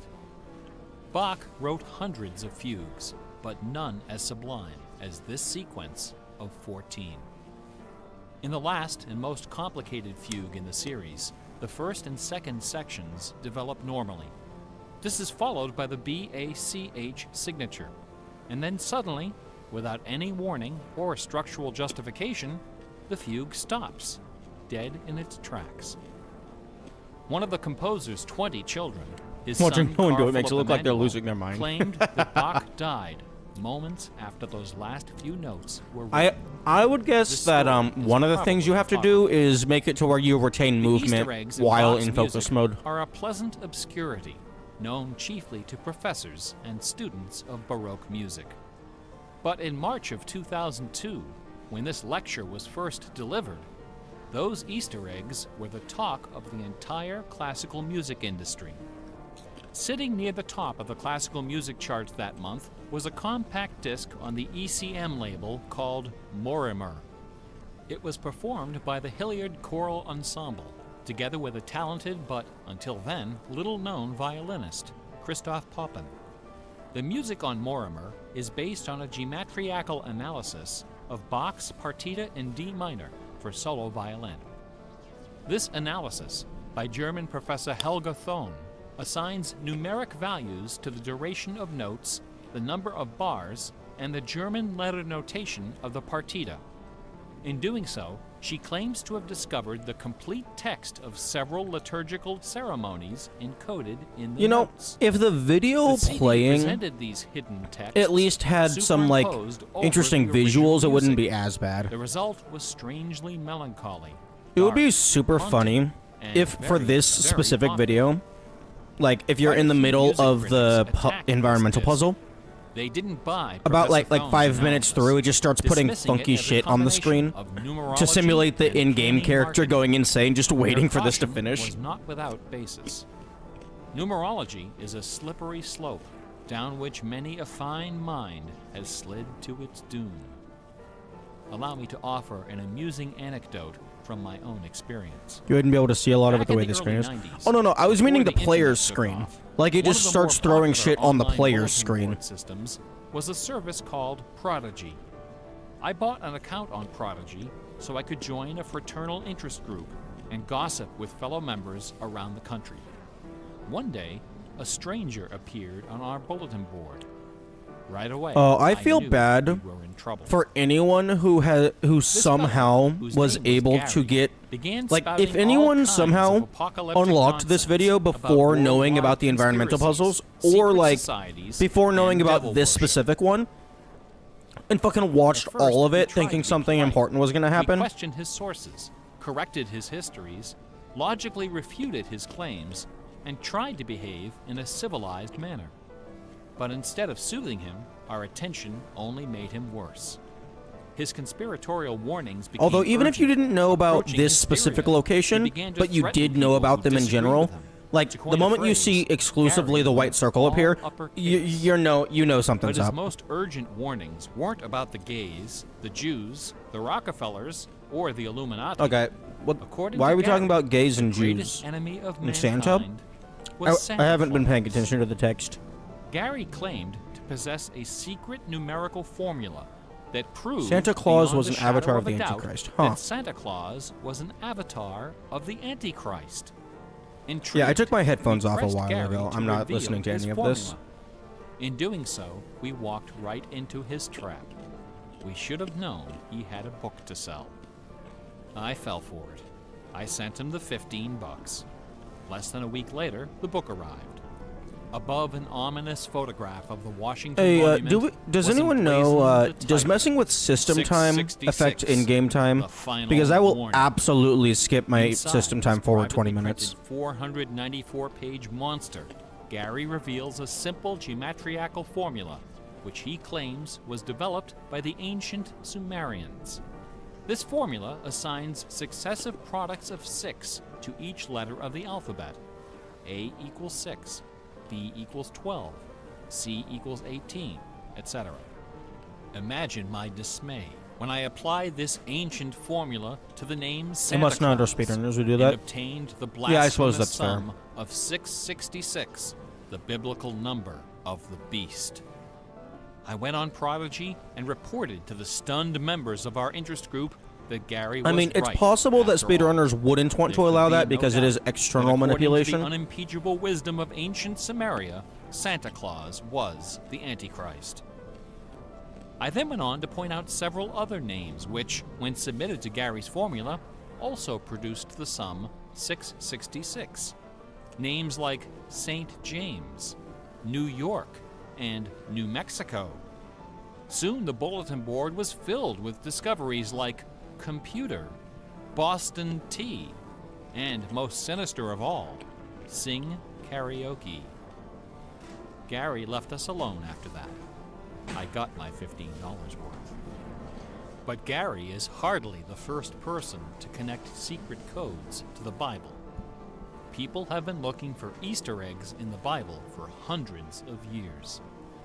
The Hebrew mystical tradition of Kabbalah can be described as a geometrical meditation on the Pentateuch. the first 5 books of the Old Testament. I just moved my The elliptical advent over of in front of my computers microphone, has so made this the isn't a application complete of waste of time. numerology to the Bible fast and efficient. The latest spate of Bible searching was instigated by a book published in 1998 by Michael Drosnin, a former Wall Street Journal reporter.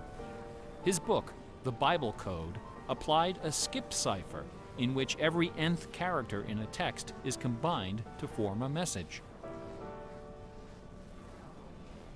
By applying his skip cipher to the Hebrew text of the Old Testament, Drosnin claimed to have discovered predictions of World War II, the Holocaust, Hiroshima, the assassination of Yitzhak Rabin and both Kennedys, wonder how many the people moon landing, Watergate, to this puzzle, the Oklahoma City started bombing, it, the election of Bill realized Clinton, how the long death it's of gonna Princess take, Di, and then decided, and the "I'm comet not fucking that doing collided that." with Jupiter. He also found I'm just predictions not of gonna a complete the giant game. I'm just earthquake not in dealing LA, with this. a meteor hitting the Earth, and nuclear Armageddon, all scheduled to occur before the end of the last decade. The Bible Code spent many weeks on the bestseller lists, spawning several sequels and dozens of imitators. The Bible has certainly attracted its share of crackpots, but for the real hardcore egg hunters, nothing can rival the ingenuity, the tenacious scholarship, the stubborn zeal of those who seek the answer to the ultimate literary puzzle, a poisonous conundrum that has squandered fortunes, destroyed careers, and driven healthy, intelligent scholars to the brink of madness and beyond. Who wrote Shakespeare? The essays and books devoted to the Shakespeare authorship problem are sufficient to fill a large library. Several such libraries actually exist. Not even a day-long tutorial, much less an hour lecture, can begin to do justice to this complex, bizarre, and dangerously tantalizing story. Nevertheless, for the unacquainted, I will attempt to summarize the issue in a few paragraphs. The undisputed facts of Shakespeare's life and career could be scribbled on the back of a cocktail napkin. We know for a fact that a man named William Shakespeare was born in 1564 in or around the village of Stratford-upon-Avon.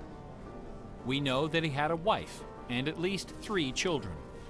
We know he bought property in Stratford, was involved in several lawsuits with his neighbors, and died there in 1616, aged 52.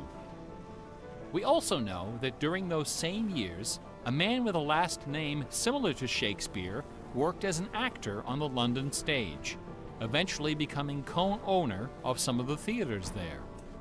We also know that about the same time, a number of most excellent poems and plays were published in London under the name Shakespeare.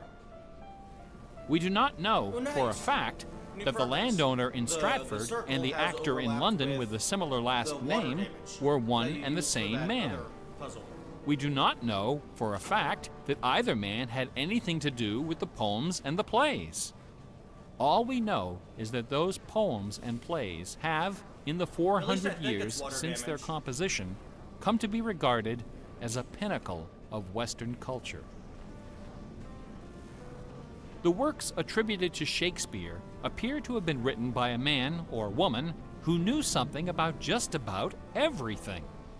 They're filled with references to mythology and classic literature, games and sports, war and weapons of war, ships and sailing, the law and legal terminology, court etiquette, statesmanship, horticulture, music, astronomy, medicine, falconry, and, of course, theater. Therein lies the problem.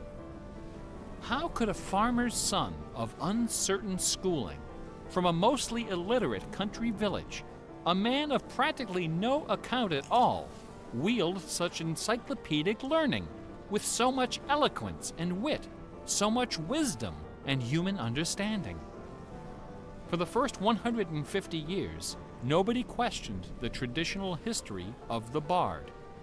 Then, in the late 18th century, Reverend James Wilmot, a distinguished scholar who lived just a few miles north of Stratford, decided to write a biography of the famous playwright. Dr. Wilmot believed that a man as well educated as Shakespeare must have owned a fairly extensive library, despite the fact that not a single book or manuscript is mentioned in his will. Over the years, he speculated, some of those books must have found their way into local collections. And so, the good Reverend Doctor scoured the British countryside, taking inventory of literally every bookshelf within 50 miles of Stratford. Not a single book Also, from I the just library realized of something. William Shakespeare was discovered. Back in the trial, Neither were there found any on letters to, from, the or fourth about puzzle that like is a smaller version of the big Furthermore, maze, no the little references to nodes don't folklore, line up local with sayings, where the or triangle puzzles distinctive are. Dialect of the Stratford area could be found in I thought the any little of nodes were going to Shakespeare's line up with the writings. triangle puzzles. After 4 years of painstaking research, Dr. Wilmot No, you just gotta concluded, find to them. his own dismay, You just that gotta get only lucky. one person contemporary with Shakespeare of Stratford had ever demonstrated the wide-ranging education and expressive talent needed to compose those poems and plays. That man was the multilingual author, philosopher, and statesman, inventor of the scientific method, chancellor to the courts of Queen Elizabeth and King James, Sir Francis Sir Bacon. Francis Bacon. Dr. Wilmot never dared. That's to a publish that's an his amazing theory. name. But before he died, he confided it to a friend, James Cowell, who, in 1805, repeated it to a meeting of the Ipswich Philosophical Society. The members of the society were suitably outraged, and the scandalous matter was quickly forgotten.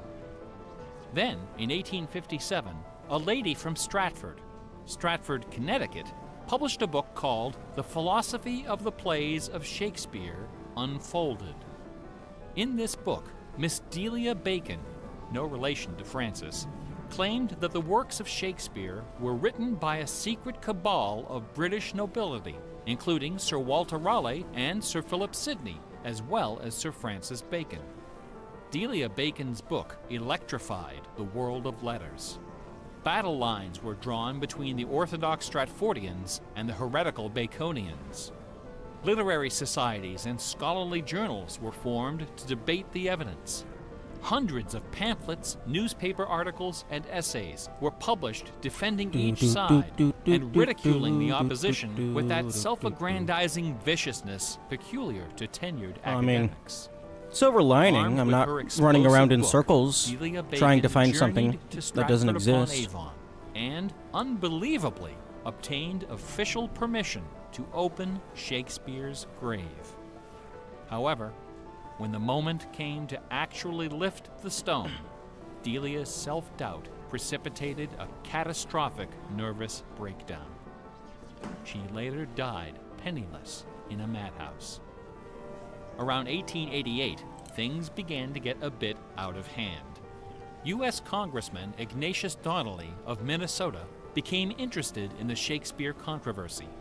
One day, browsing through his facsimile copy of the First Folio of 1623, he noted that the word bacon appeared on page 53 of the Histories and also on page 53 of the Comedies. He also noted that Sir Francis Bacon had written extensively on the subject of cryptography. Donnelly began counting line and page numbers, adding and subtracting letters, drawing lines over sentences, circling words, and crossing them out. The result was a complex and virtually incomprehensible algorithm, which he claimed was invented by Bacon to hide secret messages inside the First Folio. The greatest Easter egg hunt in the history of Western civilization had begun. Here are just a couple of the sillier highlights. A doctor named Orville Owen of Detroit constructed a bizarre research tool he called the Wheel of Fortune. This wheel consisted of 2 giant wooden spools wrapped with a strip of canvas 2 feet wide and 1,000 feet long. Onto this canvas, he glued the separate pages of the complete works of Bacon, Shakespeare, Marlowe, Greene, Peele, and Spenser, together with Burton's Anatomy of Melancholy. By cranking the spools back and forth, Dr. Owen could quickly zip across the pages in search of clues and cross-references. Employing a large team of secretaries and stenographers, Owen claimed to have uncovered a complete alternative history of Elizabethan England, as well as several entirely new Shakespeare plays and sonnets. Listen to this hidden verse, supposedly penned by the mighty bard himself, which inspired Dr. Owen to build his Wheel of Fortune. Take your knife and cut all our books asunder, and set the leaves on a great firm wheel, which rolls and rolls, and turning the fickle rolling wheel, throw your eyes upon Fortune, that goddess blind, that stands upon a spherical stone, that turning and inconstant rolls in restless variation. After publishing 5 thick Save volumes manipulation of plus this pause menu rubbish, buggering. Owen announced Yeah, that the would discovery definitely of an fuck with the anagram, game. indicating that Bacon's original manuscripts were buried near Chepstow Castle on the River Wye. Owen spent the next 15 years and thousands of dollars excavating the bed of the river with boat crews and high explosives. He died before anything was found. A fellow named Arnsberg wrote an entire book based on the analysis of the significance of a suspicious crack in the tomb of Bacon's mother. A Ray of Sanity finally appeared in 1957. To those familiar with the science of cryptology, the name William Friedman needs little introduction. During World War II, Colonel Friedman was the head of the I like U.S. cryptology. Army's Cryptoanalytic Bureau. He is credited with cracking the Japanese Empire's most sensitive cipher. After the war, the colonel decided to apply his expertise to the study of the Shakespeare ciphers. He interviewed several of the experts in the field and prepared a detailed scientific analysis, which he published under the title The Shakespeare Ciphers Examined. His conclusion? In a word, bunk. According to the standards of cryptologic science, not one of the hidden messages purportedly discovered in Shakespeare's works was plausible. The rules used to extract these messages from the texts were non-rigorous, wildly subjective, and unrepeatable by anyone except the original decipherer. The people involved were not being dishonest. They were channeling their preconceptions. They were trapped in a labyrinth of delusion, mining order from chaos. Anglers in a lake of darkness. Lear, Act 3, Scene 6. You would think that Friedman's cold and ruthless exposure would be enough to silence the heretics once and for all. Not a chance. The books and TV specials and websites and conferences and doctoral dissertations keep right on coming. I should point out that the Shakespeare authorship issue is not only the preoccupation of cranks and weirdos. A substantial number of respected authors and Shakespeareans have expressed serious doubts about the traditional origin of the plays. The list includes Nathaniel Hawthorne, Ralph Waldo Emerson, Walt Whitman, Henry James, Sam Clemens, Sigmund Freud, Orson Welles, and Sir John Gielgud. Living skeptics include the artistic director of the New Globe Theatre, Mark Rylance, Michael York, Derek Jacobi, Kenneth Branagh, and even that most revered and scholarly of contemporary Shakespearean actors, Keanu Reeves. The current leading candidate for the authorship is Edward de Vere, the 17th Earl of Oxford, a theory first proposed in 1920 by an English schoolmaster with the unfortunate name J. Thomas Looney. What is it about Bach, the Bible, and the works of Shakespeare that inspires this intense scrutiny? Popularity. Nobody's looking for acrostics in Chaucer or Keats. There are no hit CDs of the secret chorales of Wagner or Beethoven. For the answer, we need to recognize the unique roles which the Bible and Shakespeare have played in the development of Western culture. No other single work of literature has influenced modern English more than the translation of the Holy Bible published in 1611 under the auspices of King James I. The King James Bible exemplifies the meaning of the word classic. It has been called the noblest monument of English prose, the very greatest achievement of the English language. It has served as an inspiration for generations of poets, dramatists, musicians, politicians, and orators. Countless people have learned to read by repeating the phrases in this, the only book their family possessed. Our constitutions and our laws have been profoundly shaped by its cadences and imagery. But even the glory of the King James Bible, compiled by a committee of 46 editors over the course of a decade, pales before the dazzling legacy of the Swan of Avon. The lowest estimate of Shakespeare's working vocabulary is 15,000 words, more than 3 times that of the King James Bible, and twice the size of his nearest competitor, John Milton. His poems and plays were written without the aid of a dictionary or a thesaurus. They didn't exist yet. It was all in his head. When Shakespeare had a thought for which Elizabethan English had no word, he invented one. The Oxford English Dictionary lists hundreds of everyday words and phrases which made their first appearance in the pages of the Bard.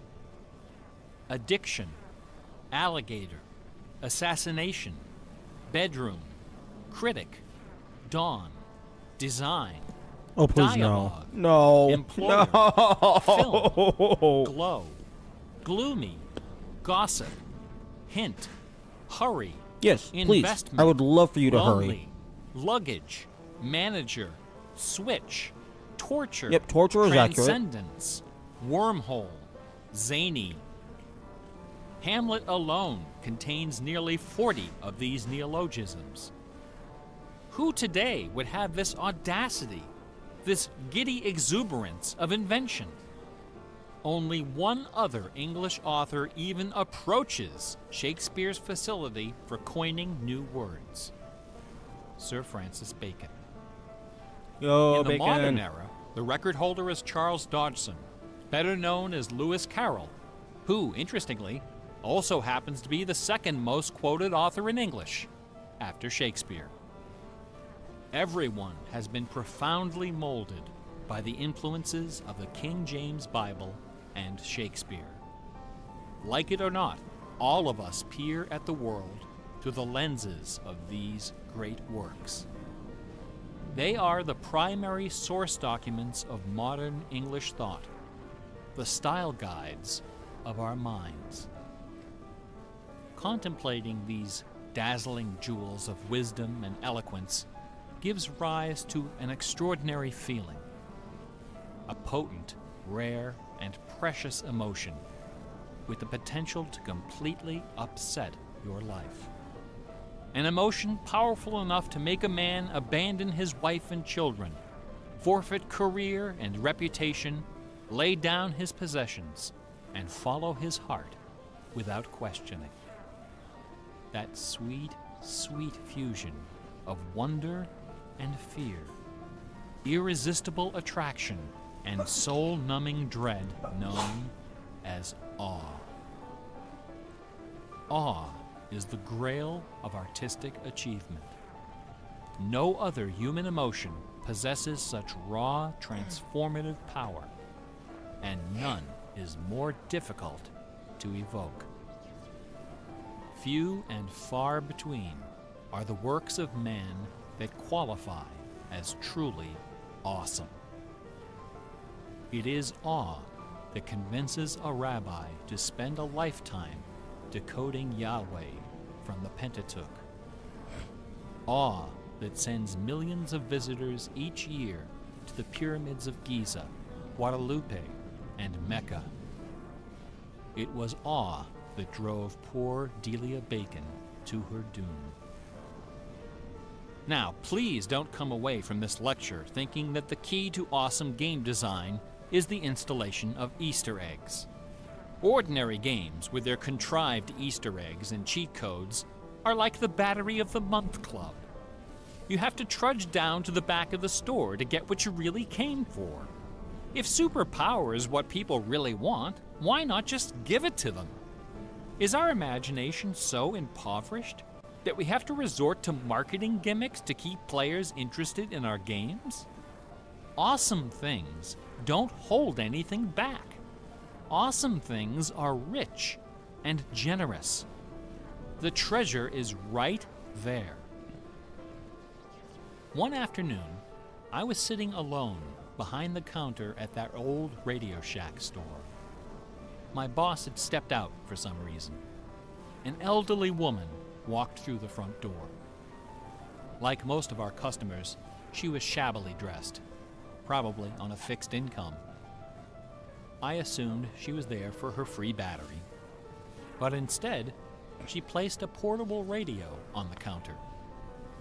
This little radio came from the days when they boasted about the number of transistors inside on the case.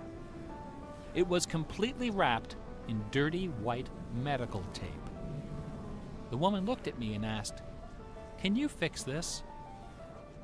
Slowly, I unwrapped the medical tape, peeling away the layers until the back cover of the radio fell off, accompanied by a cloud of red dust. That doesn't sound good. The interior of the radio was half eaten away by battery leakage and corrosion. No. I looked at the radio. I looked at the old woman. I looked back at the radio. I reached behind me, where the expensive alkaline batteries were hanging like prescription medication, and removed a gleaming 9-volt cell from its gold blister pack. Then I pulled a brand new transistor radio from a box, installed the alkaline, and helped the lady find her favorite station. No money changed hands. She left the store without saying a word. Awesome things are kind of like that.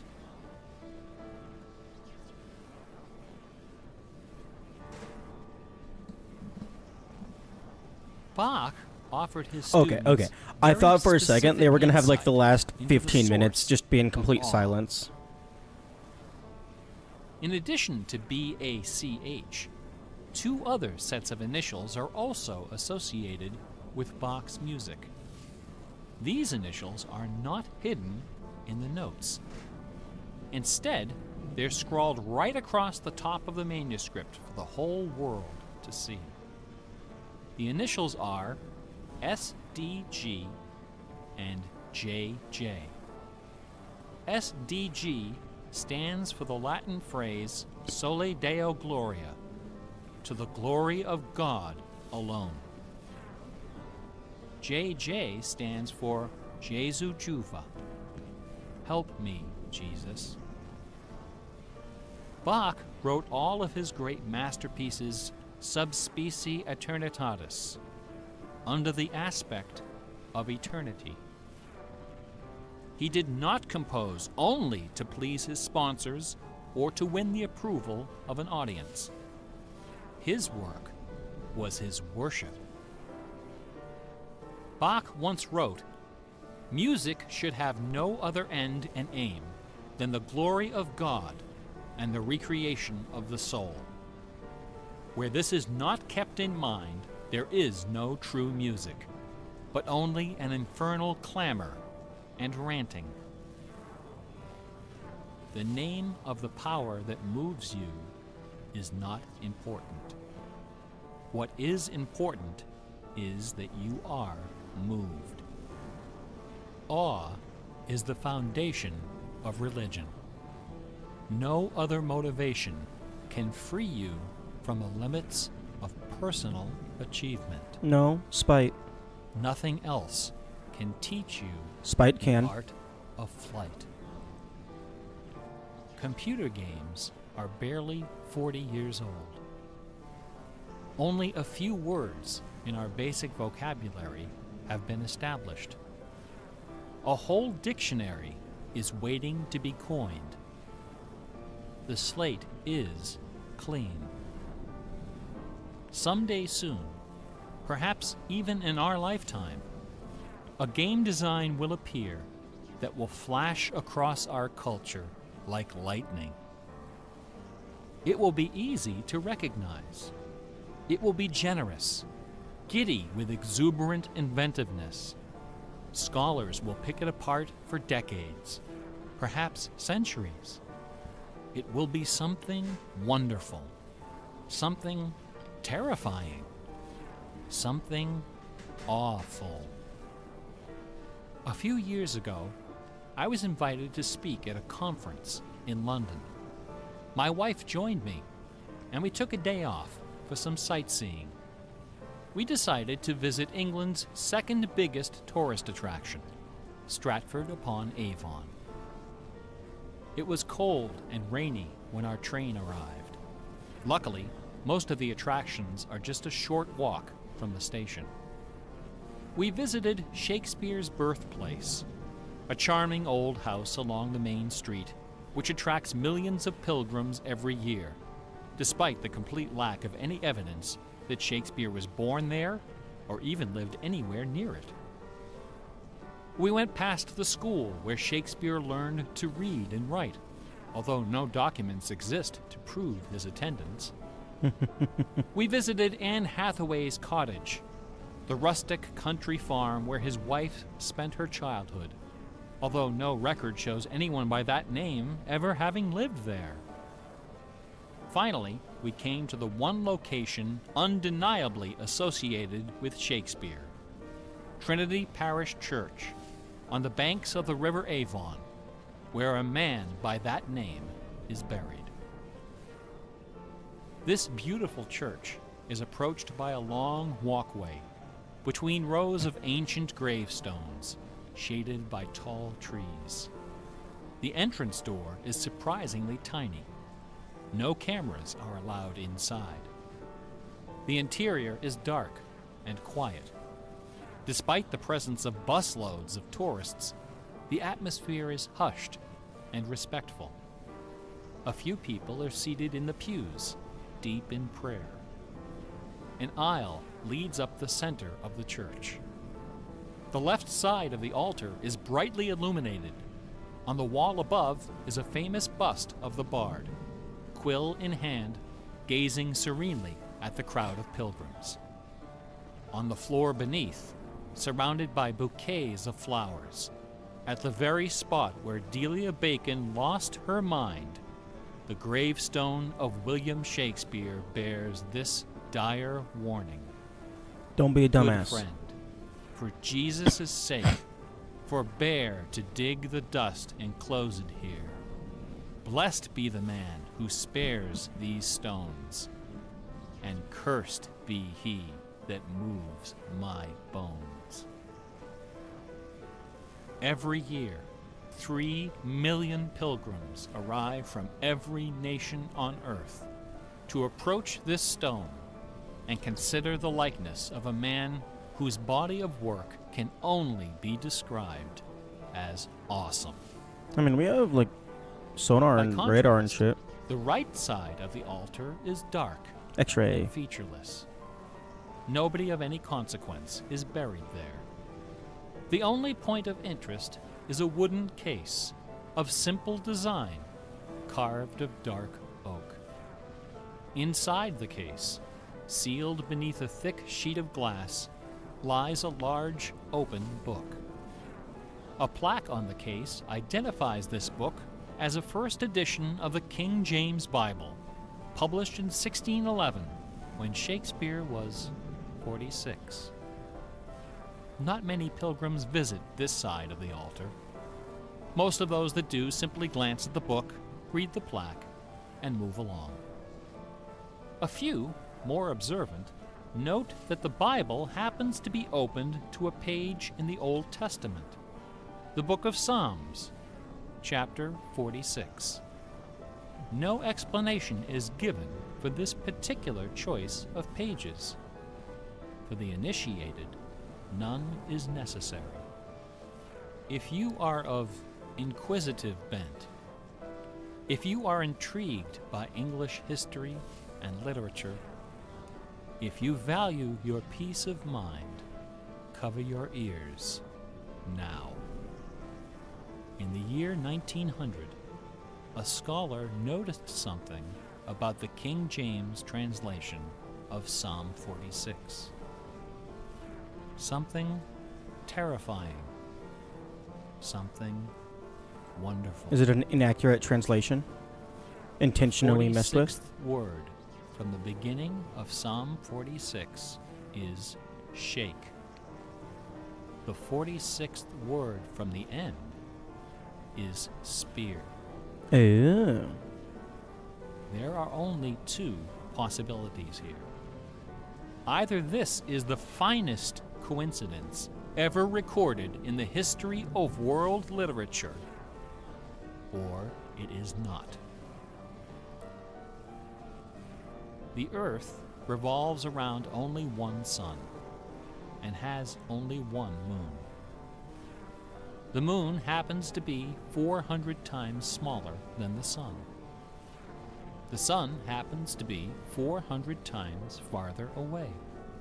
And the apparent paths of the moon and sun in our sky happen to intersect exactly twice every month. Which means that every now and then, at long yet precisely predictable intervals, the lunar disk slips across the face of the sun and just barely conceals it for a few wonderful, terrible minutes. A fine coincidence, no? Please tell me you're going to give me a few minutes to get In this. June of 1977, a little man with divergent eyes and a talent for mischief ascended a hilltop in the British village of Ampthill. At the summit of this hill is a tall, slender cross, a memorial to Catherine of Aragon, the first wife of Henry VIII. The sun, high in the south, cast the shadow of the cross upon the grassy hillside. At exactly 12 noon, the man removed from his pocket a bar magnet. He turned the magnet so its north pole was facing south and buried it under the shadow of the cross. 2 years later, a few hours before the publication of his first book, the man returned to that hillside, this time in the dead of night. He used a compass to locate the magnet he had buried. In that same place, he dug a hole in the ground and placed inside a ceramic container inscribed with the following words: I am the keeper of the jewel of masquerade, which lies waiting safe inside me. Fucking hell.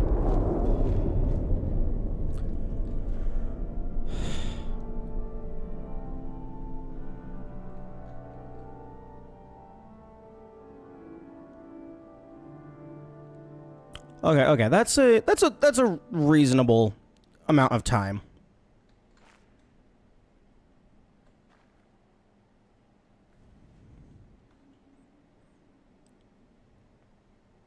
Okay, yeah, they definitely give you plenty of time to finish that off. Fuck. Yeah, that's more than enough time.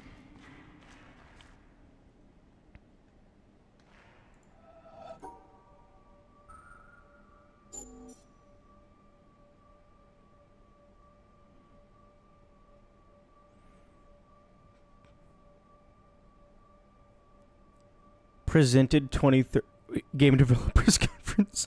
They actually put that. They made important official people have to deal with that.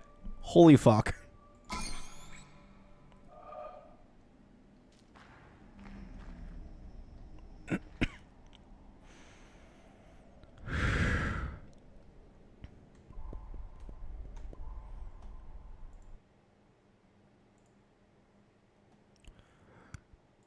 Okay.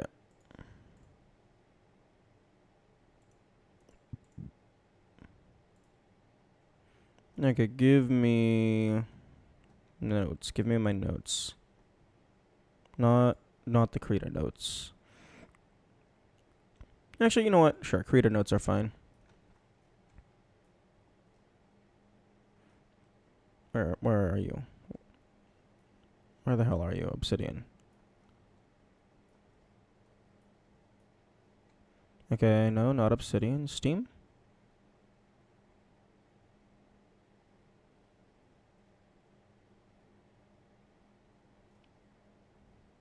Here we go.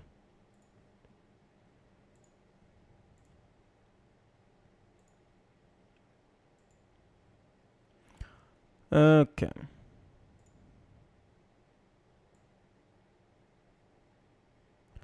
Okay, this one is pretty simple to solve. I just don't know where to input it. I'm thinking this might be... because it's the exact same sheet of paper and setup as... these. So I'm guessing maybe it's... some kind of gimmick. I have to, like, convert the squares into hexagons or something.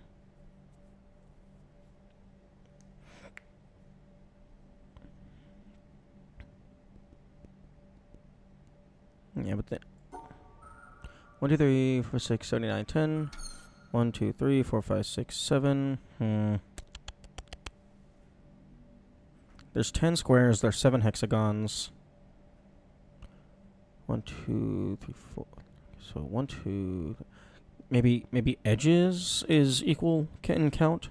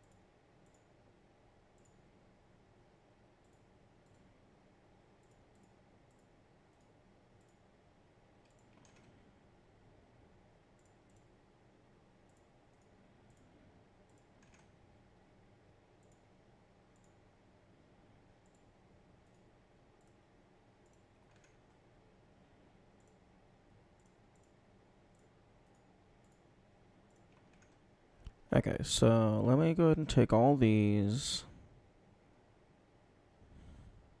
set them to 20% opacity.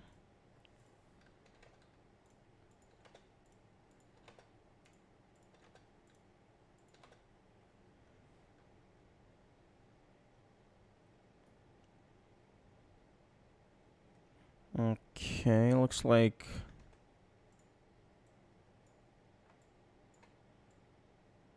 this is the thickest route.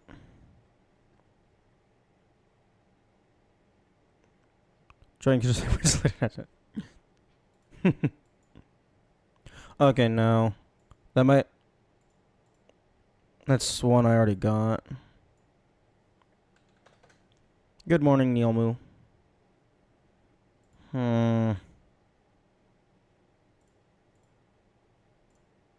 well, let's drag this down. Fucking give me gray. Give me a background.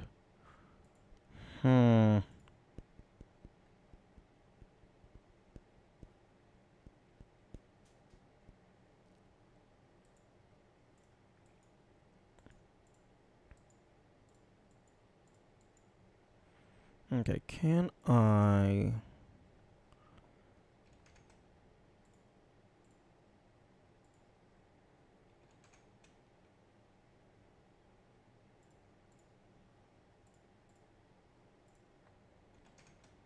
do this?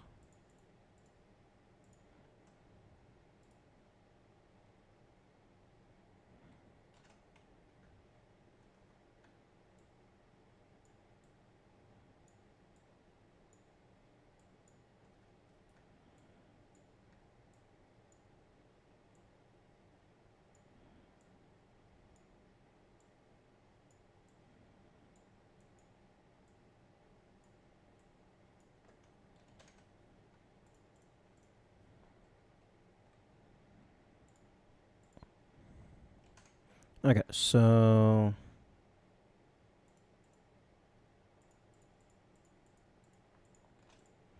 If I take this...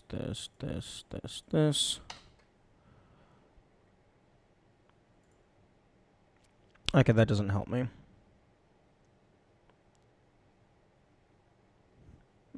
That just shows that all the other ones used every path except for that one line.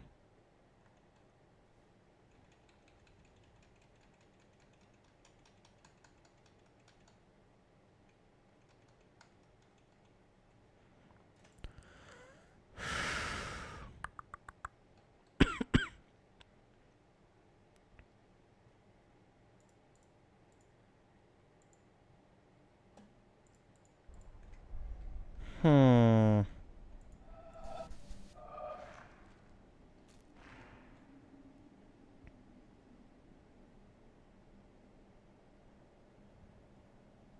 Okay, so that one, that one, that one, that one.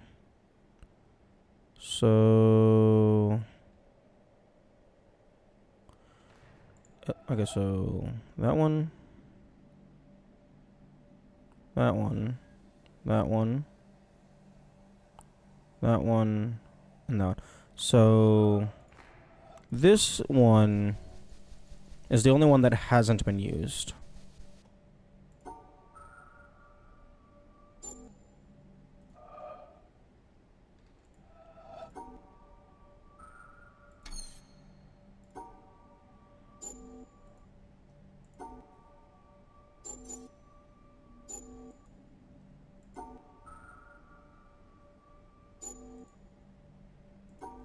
I don't think I want to try to brute force that.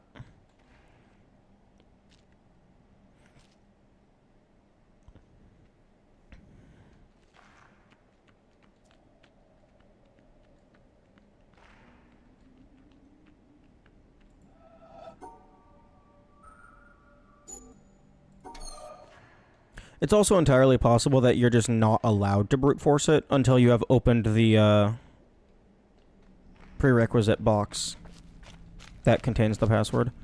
Oh, it's the fucking boat. It's the goddamn boat. But I don't want to do the boat puzzle.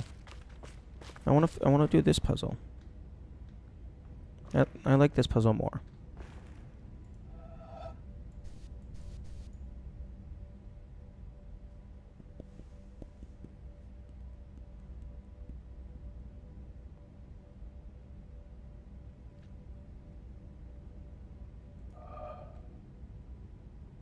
Wait a second.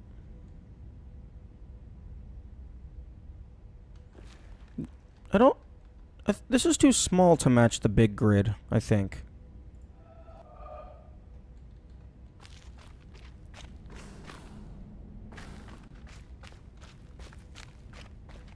Oh, okay, wonderful.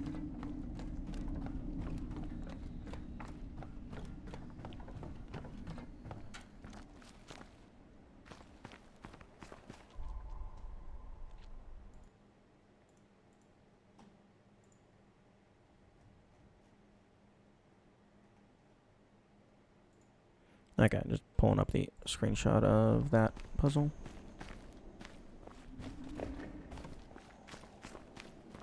Wait, no, this is the correct path.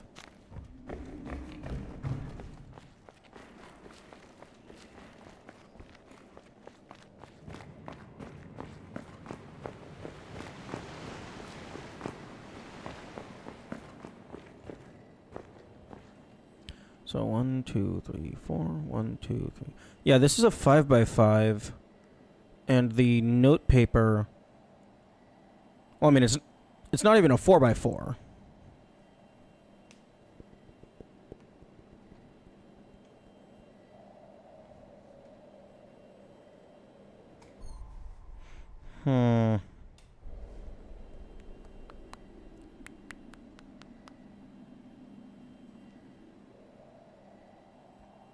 Maybe I just need to find a particular 4x4? Or maybe after I get all of the boat... Maybe after I get the boat video, I get all the videos, then it reveals a grid. Oh, it's possible that the boat video just has a grid on it, and this is the solution for the video environmental puzzle.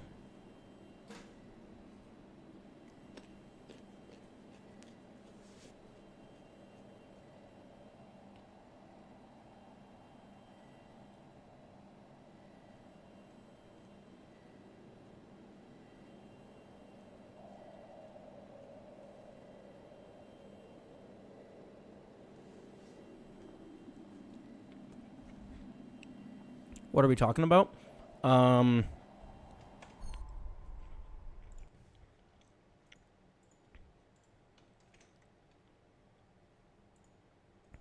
fuck. Fuck. Steam. No, fuck. I'm pressing all of the wrong buttons. We're talking about this piece of shit.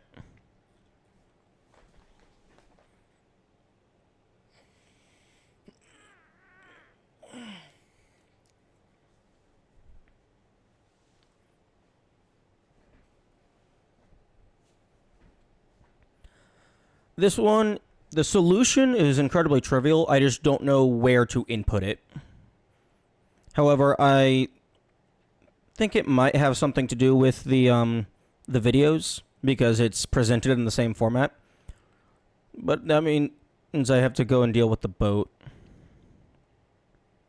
And I don't want to do the boat.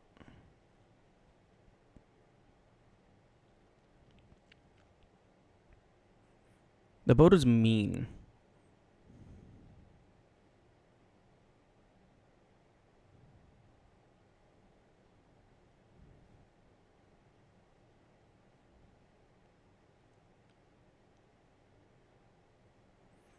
Do do do do do do do do do do do do do.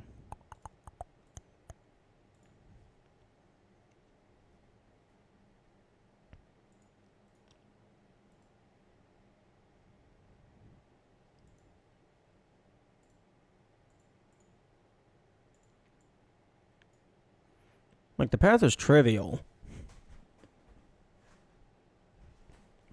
Just don't know where to put it in game.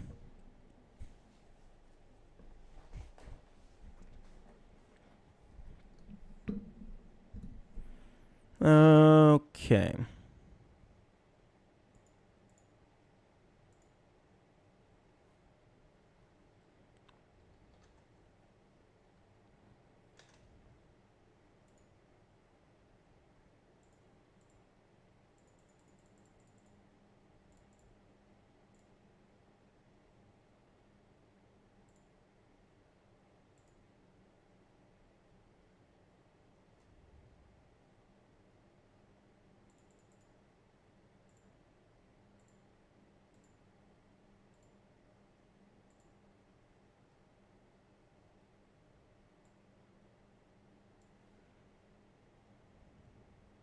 Keep your eyes out, I guess. Well, I mean, that's kind of the fucking thesis statement of the entire game.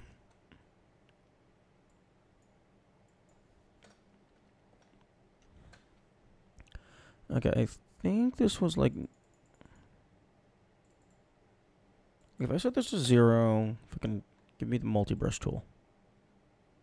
Brushes, 1...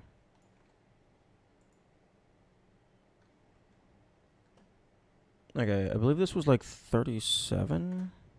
Yeah, 37 to be perfect replica. Although I would prefer this to be 1, 2, 3, 4, 5.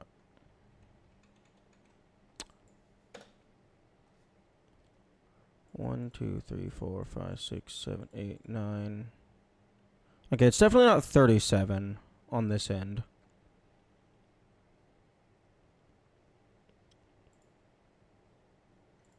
If I set this back to 0. Okay, that looks like exactly what I want. Okay, so what did I... minus 8 degrees?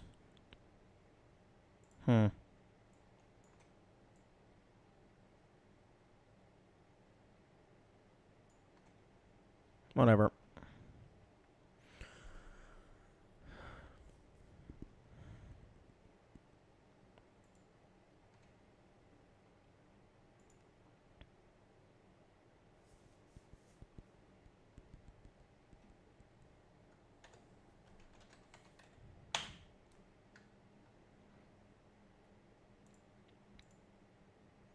File, recent files.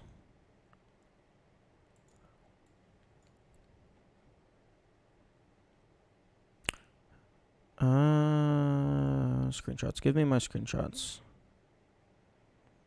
Okay. Pictures, screenshots.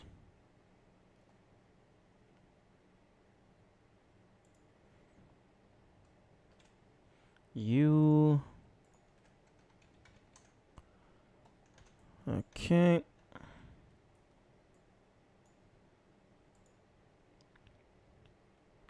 So that is the spectrogram of the audio at the ship.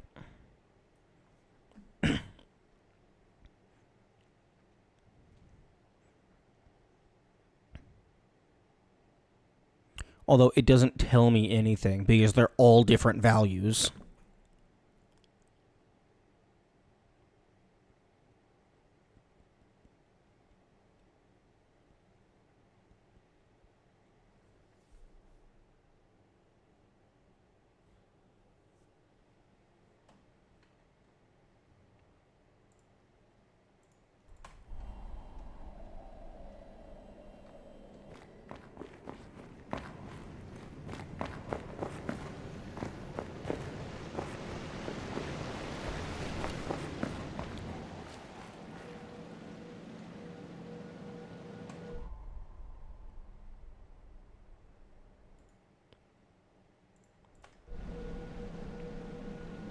Okay, so straightforward.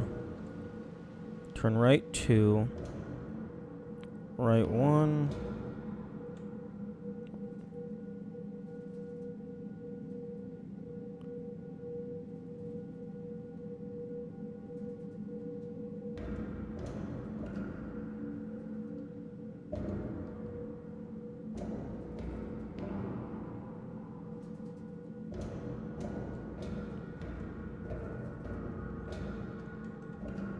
Meh.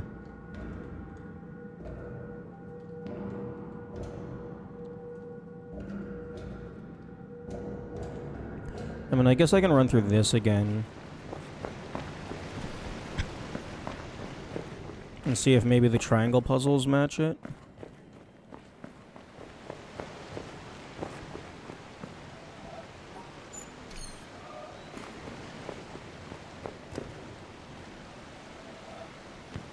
Although I doubt it does. Nothing in this game has had an alternative use that was just completely invisible. Like, typically there's a tell, you just have to know what to look for.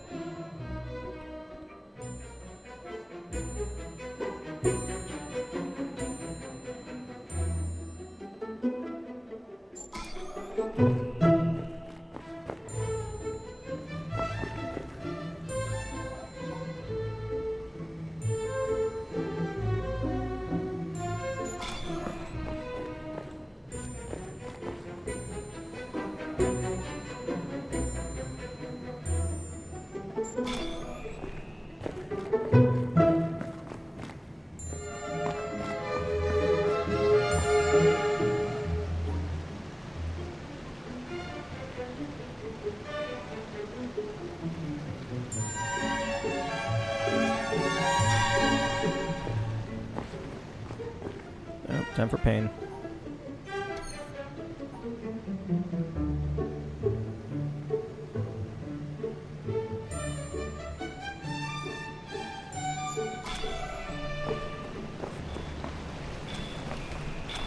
Not that one, not that one.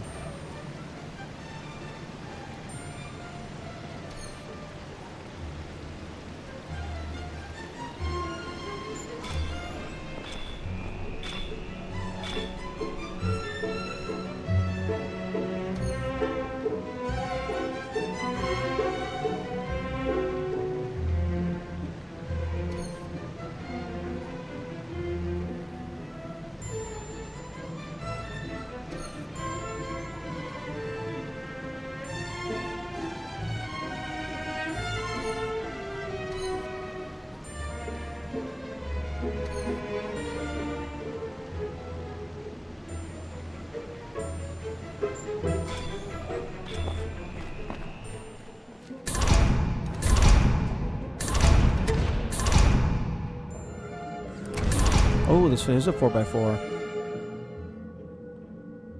So, do, do, do, do, do, do, do, do, do, do, do.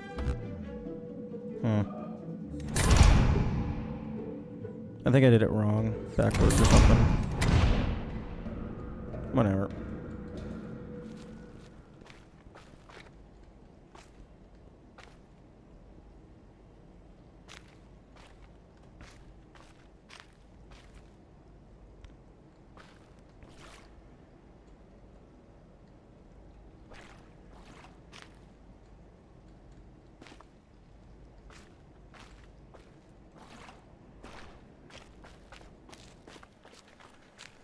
Oh yeah, there's a bunch of shit in here that I never solved.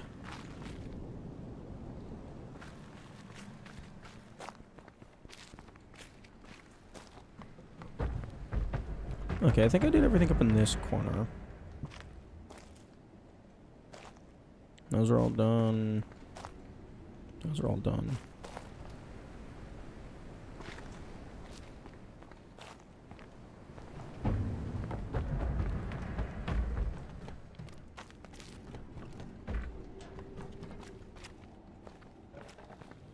These are done.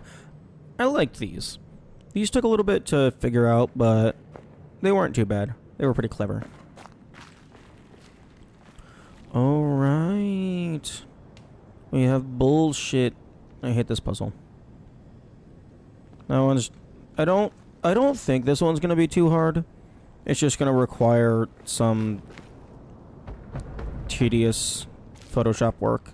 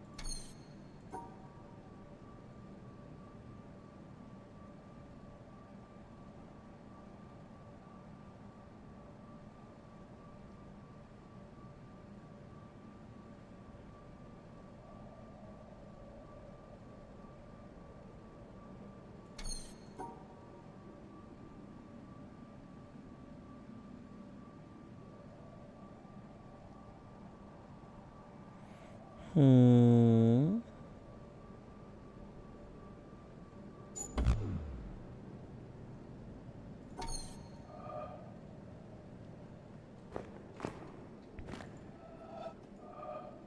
Hmm.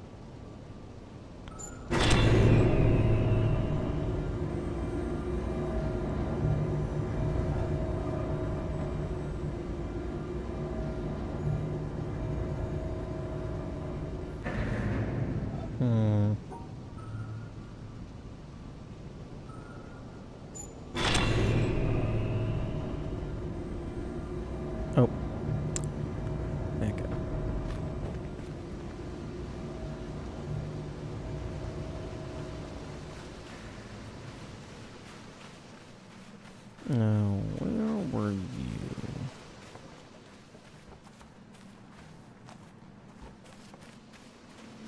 There was something over here that looked like it was the end point.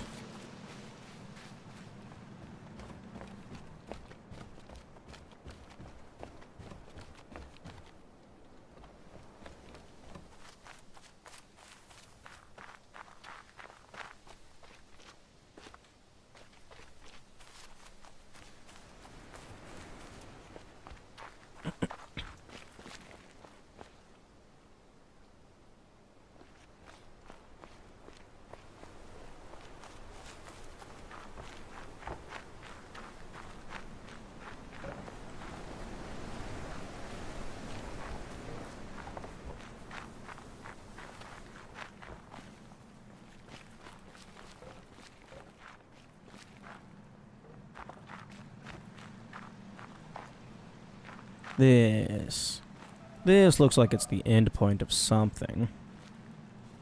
Although I haven't been able to get it to line up with anything.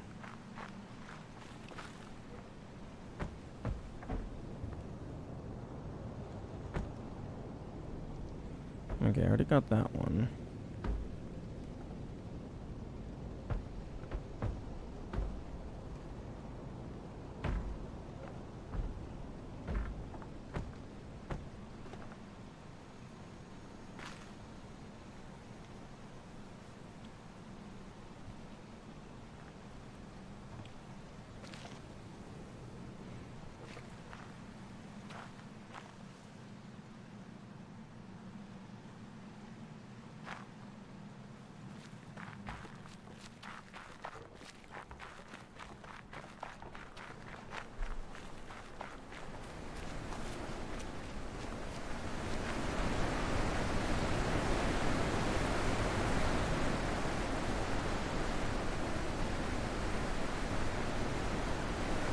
Mario.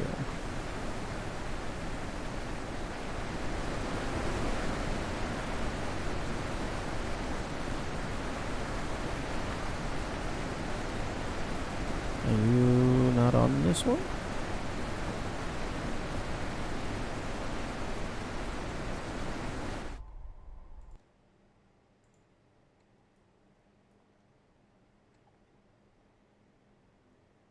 Oh, no. You're in the town.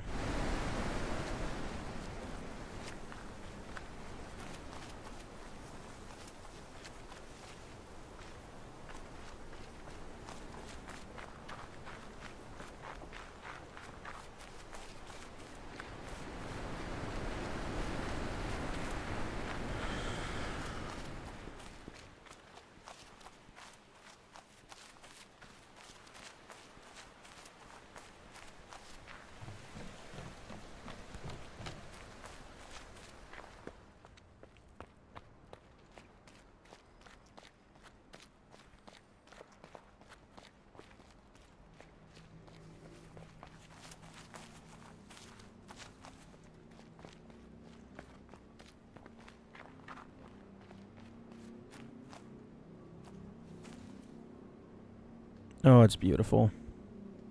It's beautiful. That looks like it's all of them from the video room. Nice.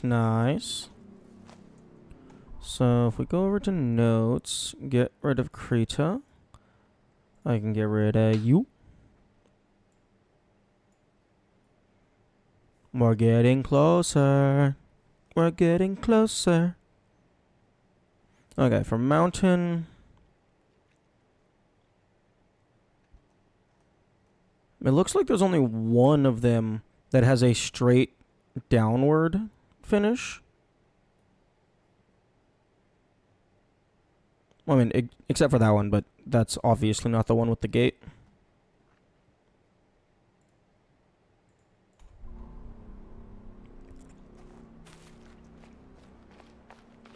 I want to go mess with the eastern house a little bit. Because that one only has 3 left.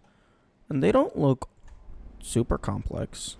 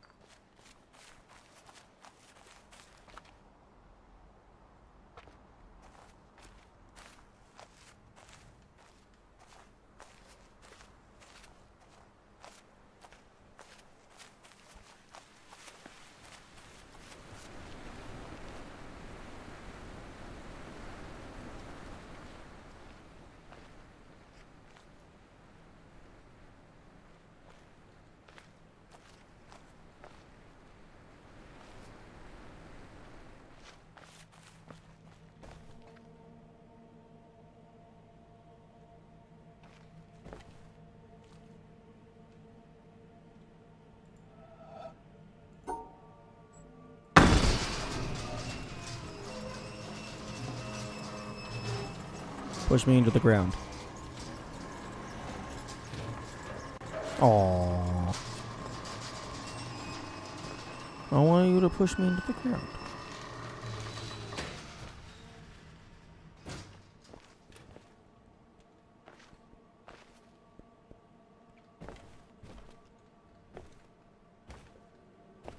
Okay, I already got all of the melons.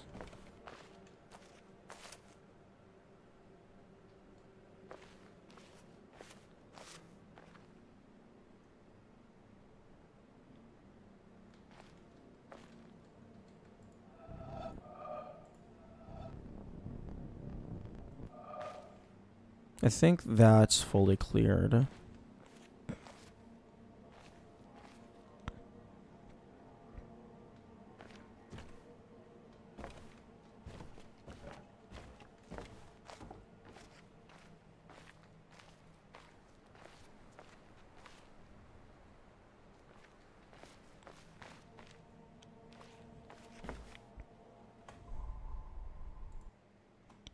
Okay, one of them is just a straight vertical line, so that one is easy to remember. This one's like going up and then straight down and then funky. A little bit funky.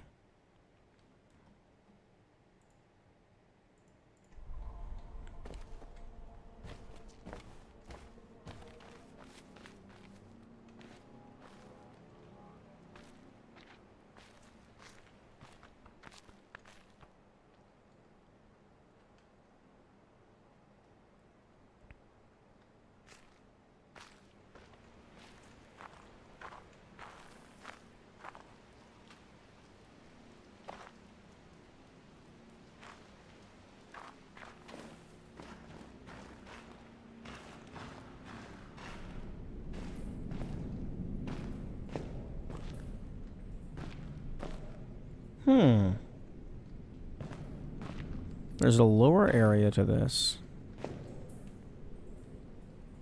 Although I'm not sure where it would connect to. I mean, oh, I guess maybe this is connecting to the windmill.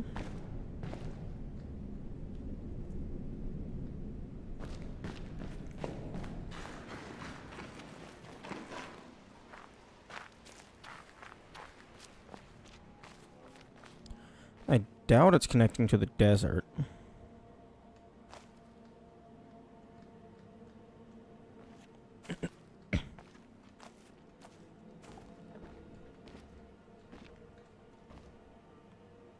Although the desert connects to the windmill.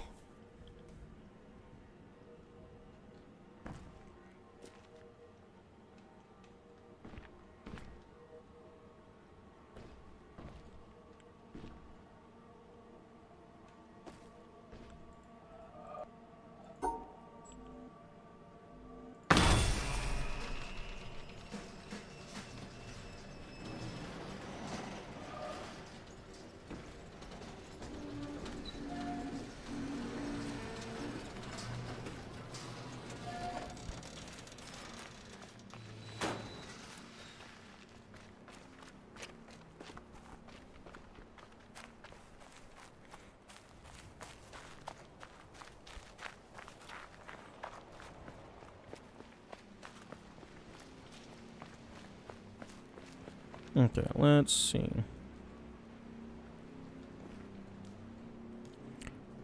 Okay, that's annoying.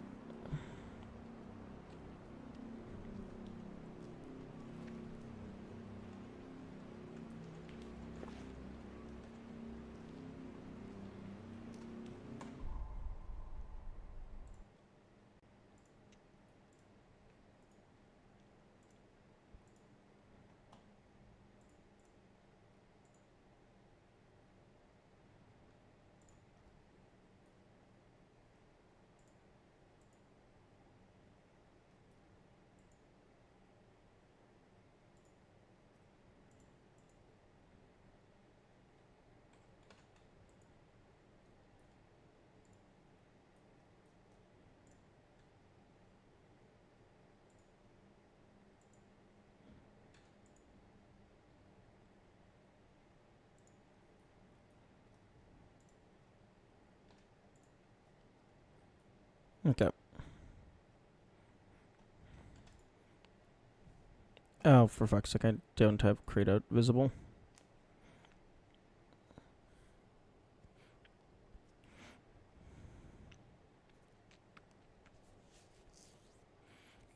Hmm.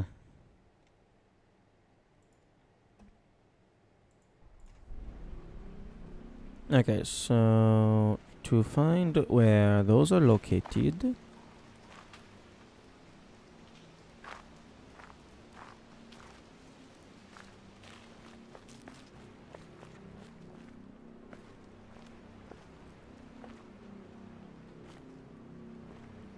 Okay, those were the two up in the canopies. These might have been the 3 moss patches. This was the whole bunch of shit in the, this thing. And then you.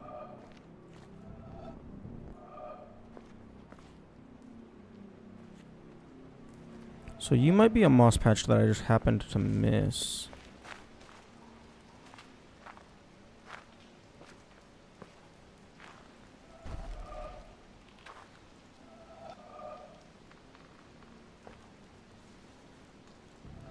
Okay, got you. Oh, yeah, straight down. So what do you connect to?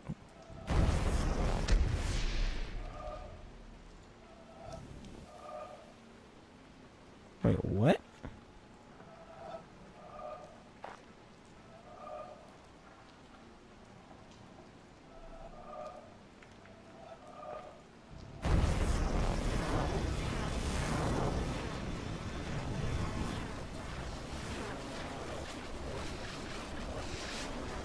Oh, okay, that's the big curve. Okay, so that's the big curve.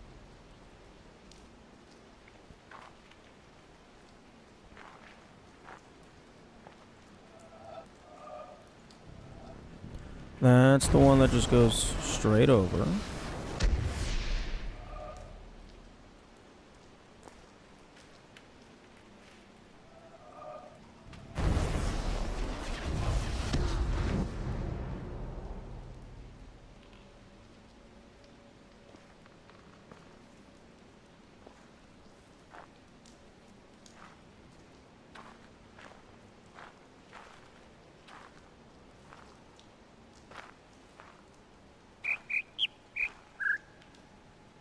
And then this, yeah, it was the wiggle wiggle one.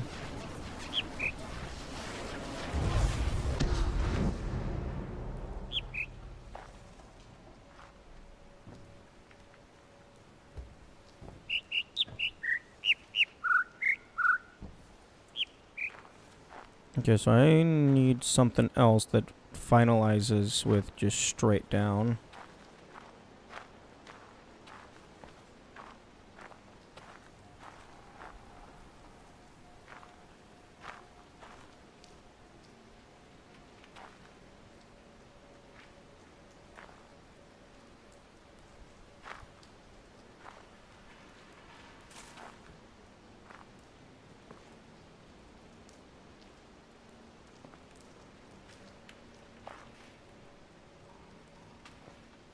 You.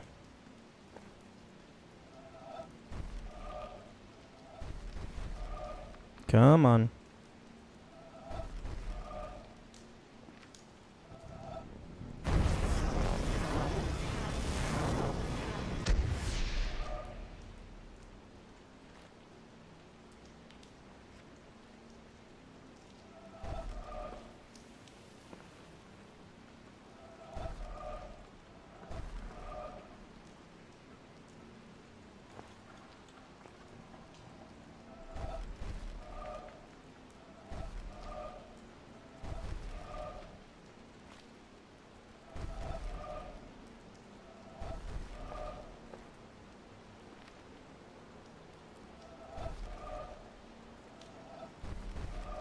Oh, come on.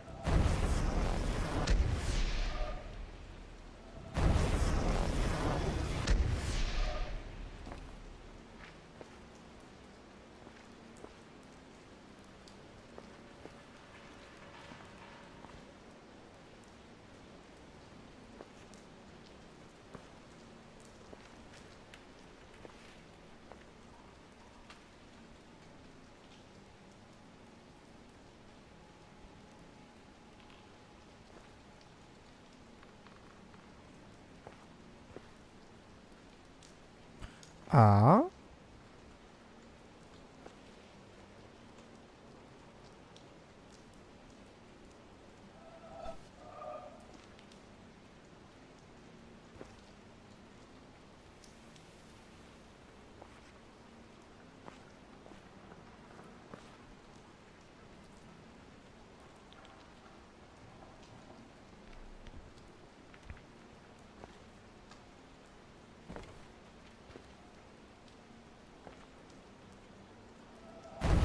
There we go. Okay. So that's all the ones in this area. Unless there is... No, that other middle one probably isn't a moss path. Otherwise, they would just include it.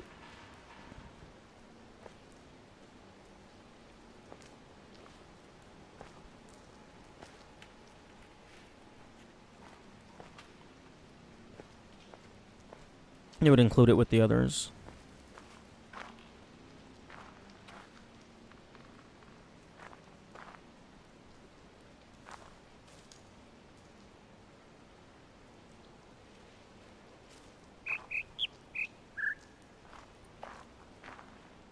Shut your fucking beak.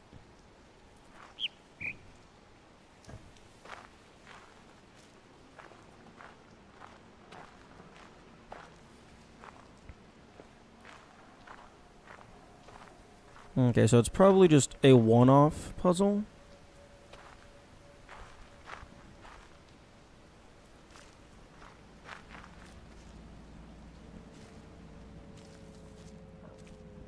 Might be something in here. Might be something with this.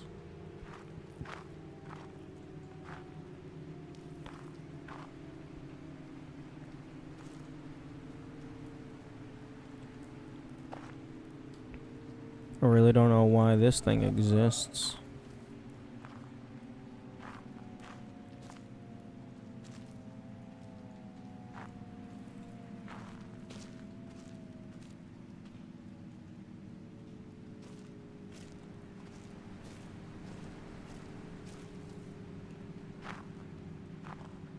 Hmm.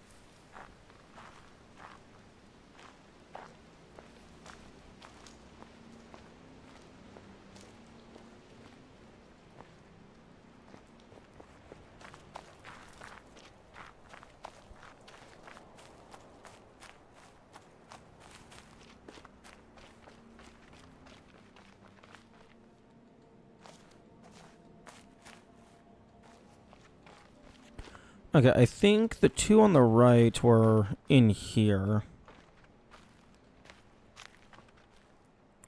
So, is there anything in here that looks like it would be a straight line?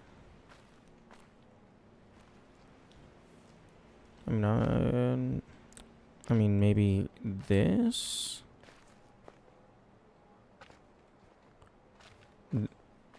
If I could get something to, like, cover up all of this, that could work. But, if I can, from that angle?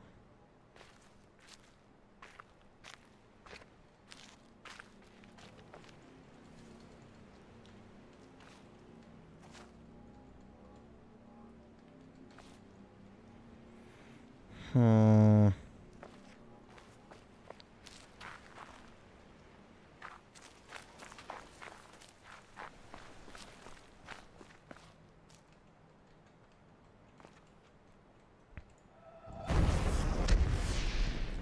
Okay, so yeah, that was that one.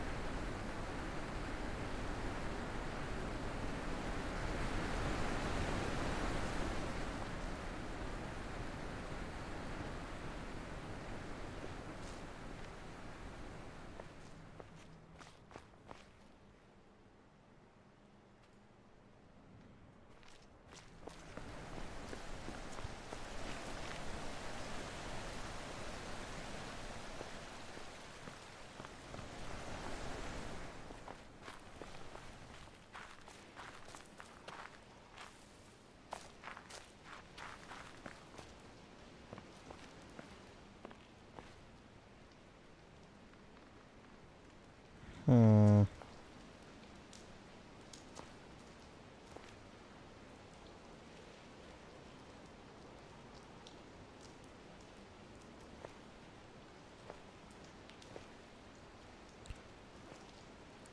Oh. Oh, that's mean.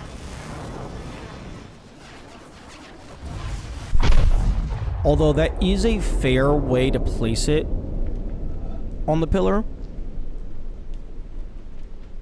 Place it like kinda next to it, but it's not completely within it.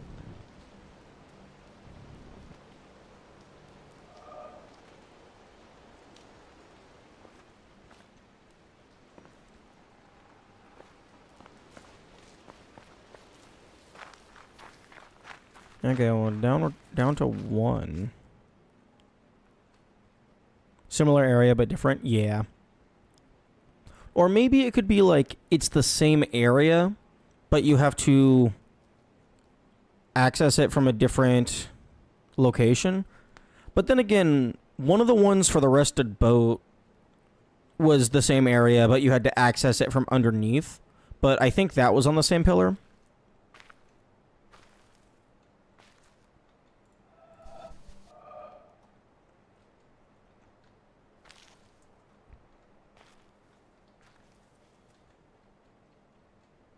Okay, so it should be in this area.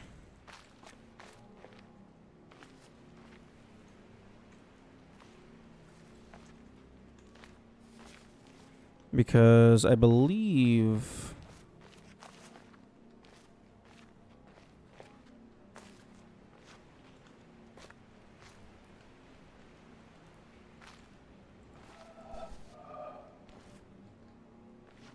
Was it up by the pillar, maybe? Because the last remaining one is in the same area as the two that were in that small, tiny courtyard. Ooh! Nice. Although, actually, I don't know if there's any... Oh, there's two of them here. Although, I don't know if there's really any point to grabbing these, now that I know that there's not an achievement tied to them.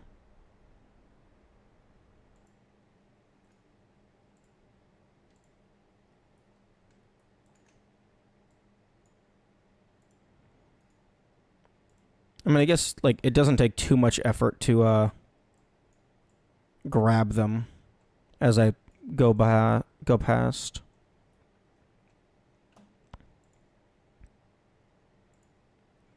Okay, so that makes two more.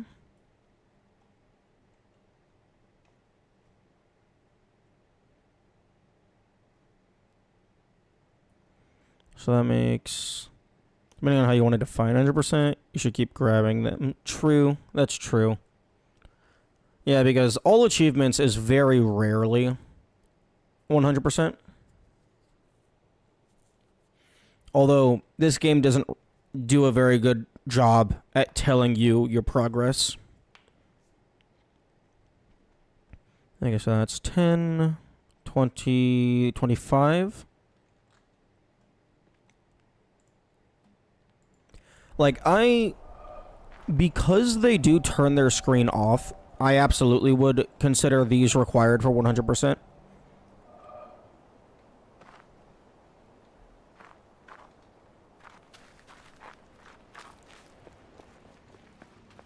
Like, there is a visual, very noticeable difference indicating that the game is tracking that you have collected them.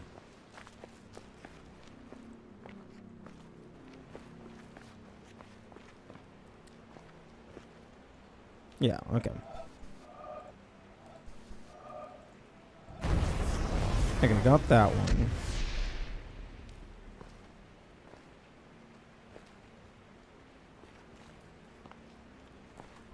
So yeah, those two.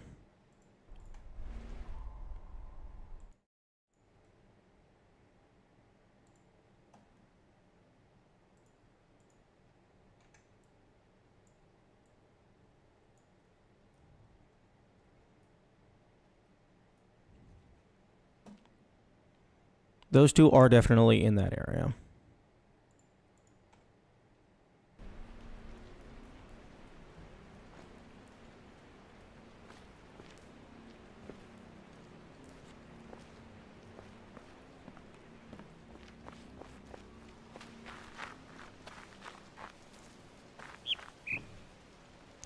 So it's going to be somewhat in that environment.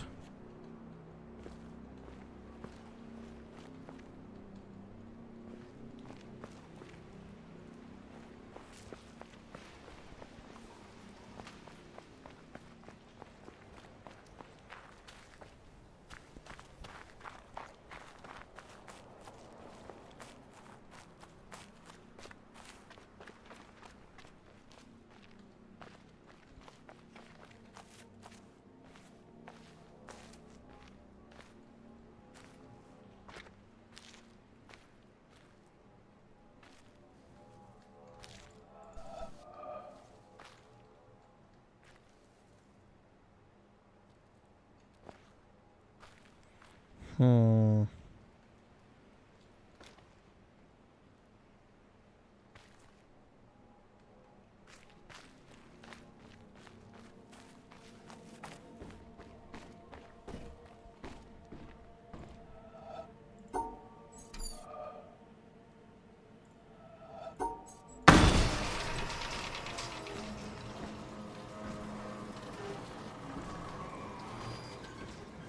Oh, the sun is over there, so nothing these do will affect the shadows.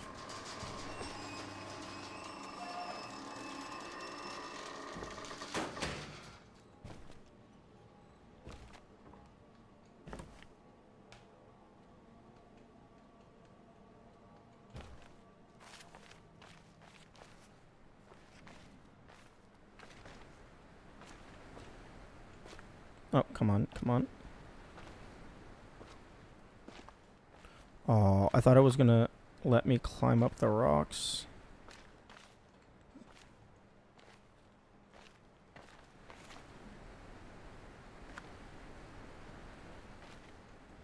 I mean, it's kind of partially letting me climb up the rocks.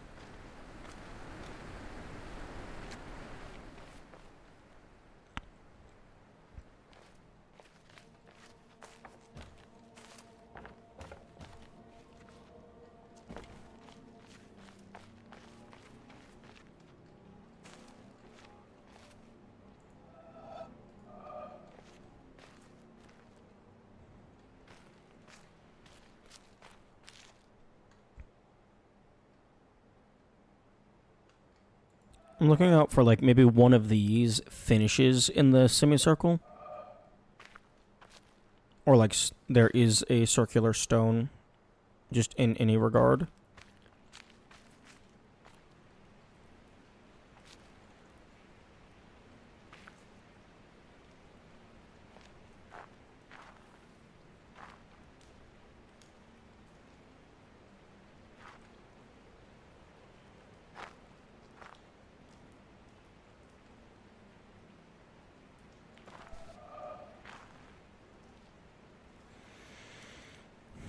I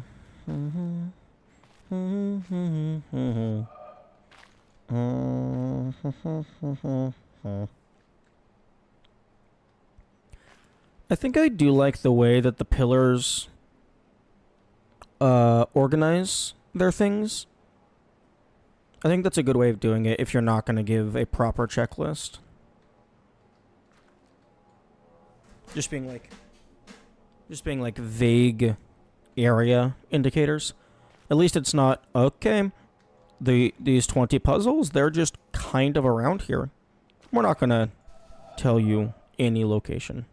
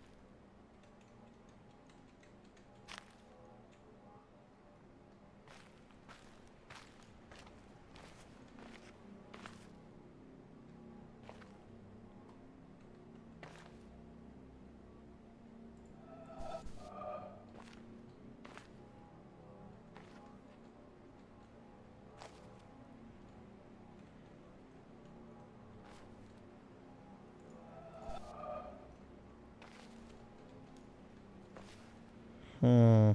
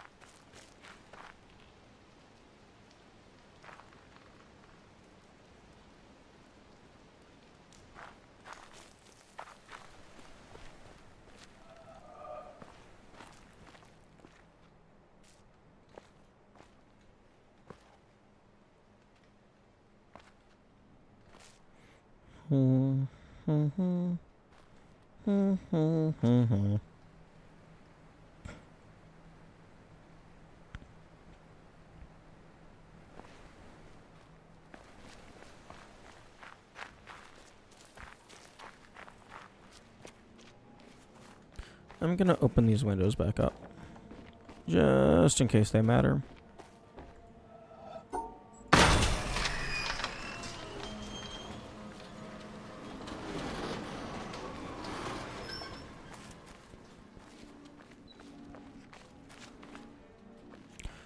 Although it is possible, I suppose, that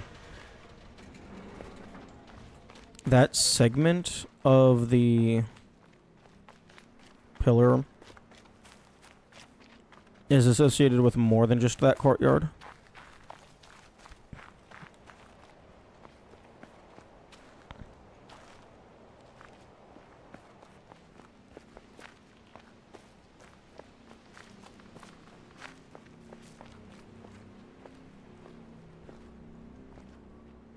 Okay, well that's just the front.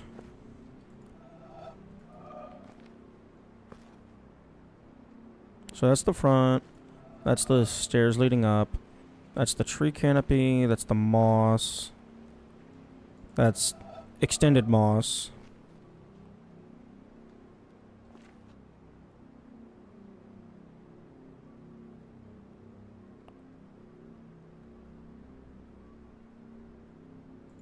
I think these three was the fruit. I don't know why they listed the fruit with the front of the building. I mean, they have an empty pillar right here. I would have put the 3 fruit over here.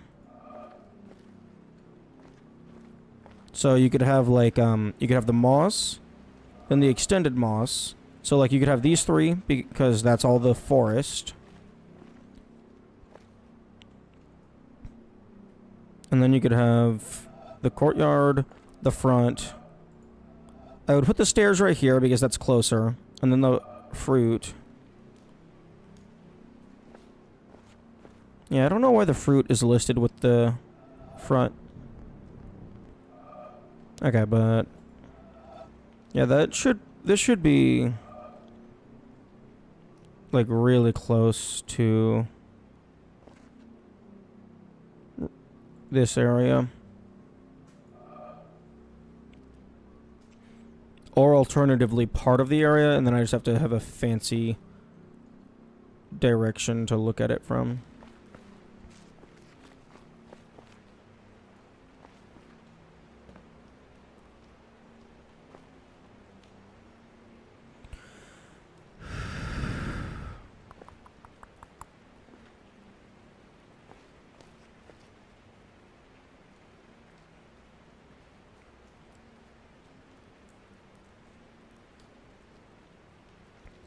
Oh, they totally should have put an audio log on top of the house. That would have been really funny. Or not should have, but it would have been funny if they did.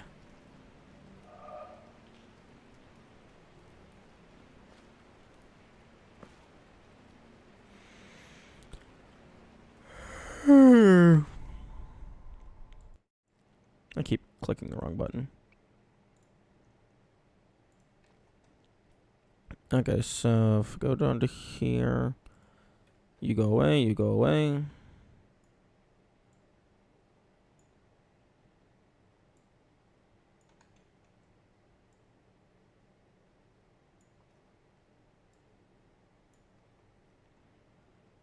Okay, so that has one remaining.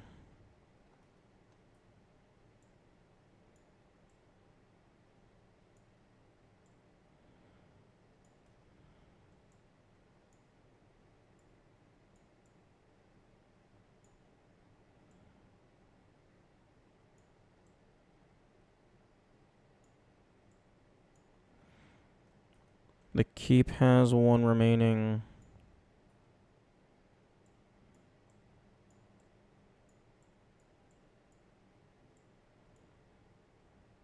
The mountain has the most of them remaining. And then the town has 2 remaining.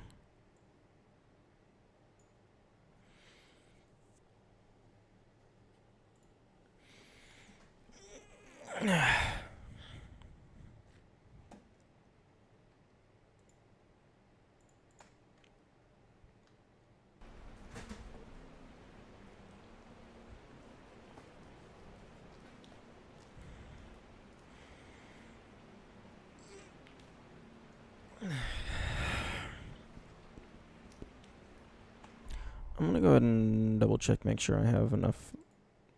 Yeah, I'm good on file storage. I missed.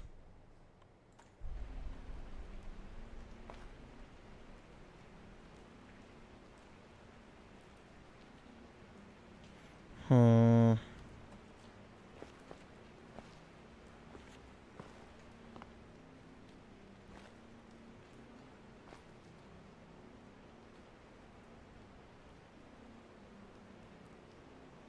Oh, that's a really funky root system. Fucking branch dripping down into roots. Now, I'm not an arbor person. Arborist. Arborista. I don't study plants, but I don't think that's how roots work.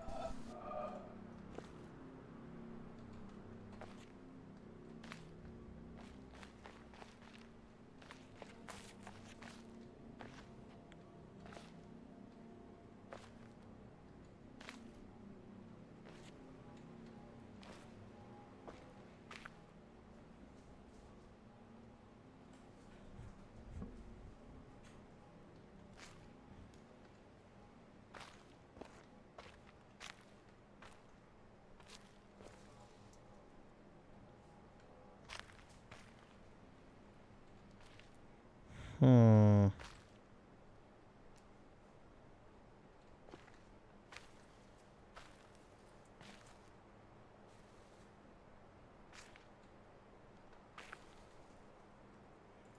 We're missing a texture here.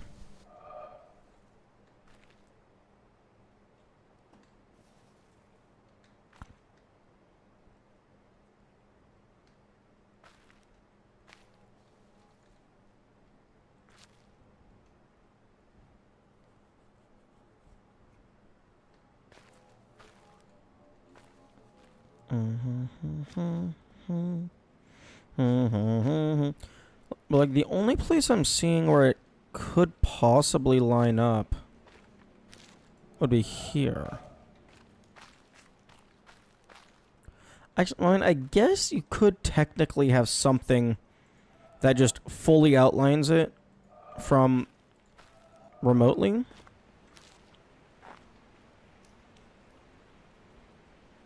But it just projects, quote unquote, into this area, so that's why it's listed in that area.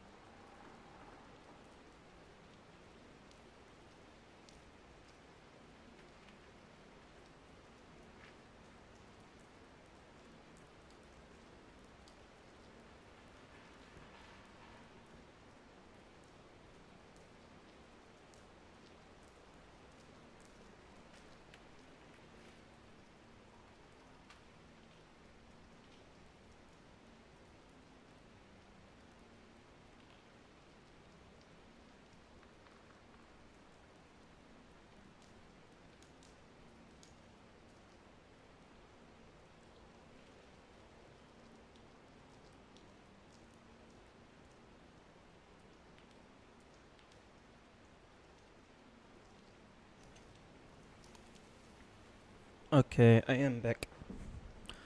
I was swapping out my bad smoothie for a good smoothie.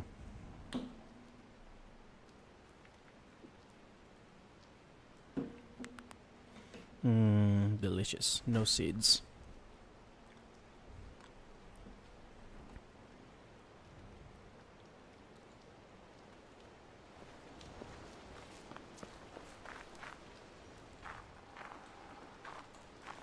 Hmm.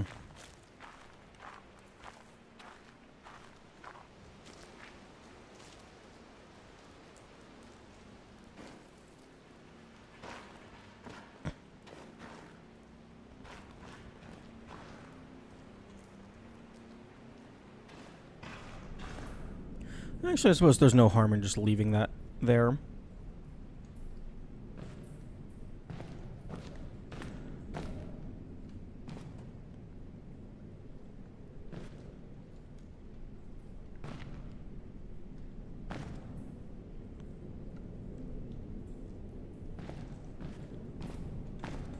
Oh. Hello.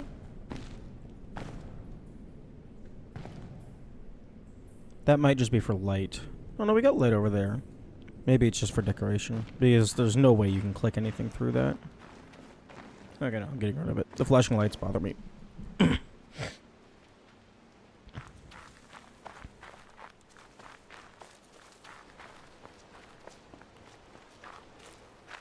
Okay, that would have been vaguely over here.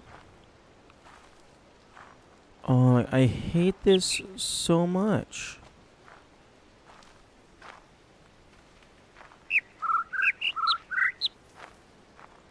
That is in a terrible position.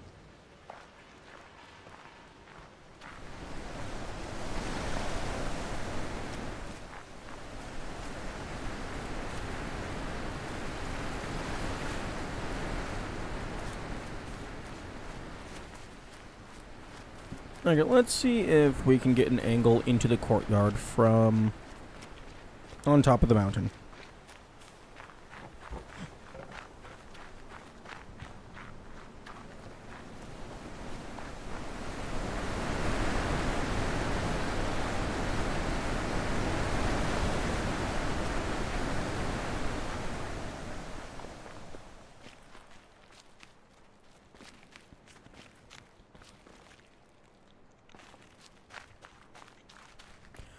Do do do do do do.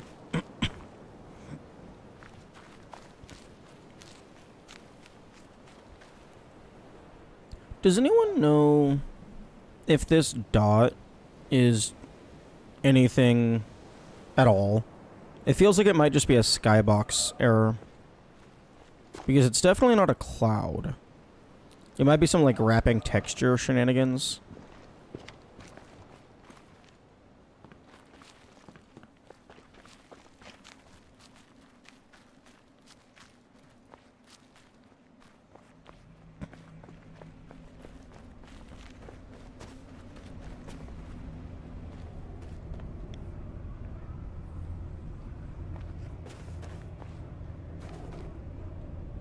I guess, yeah, we can kind of get a view into there, but not really to click anything.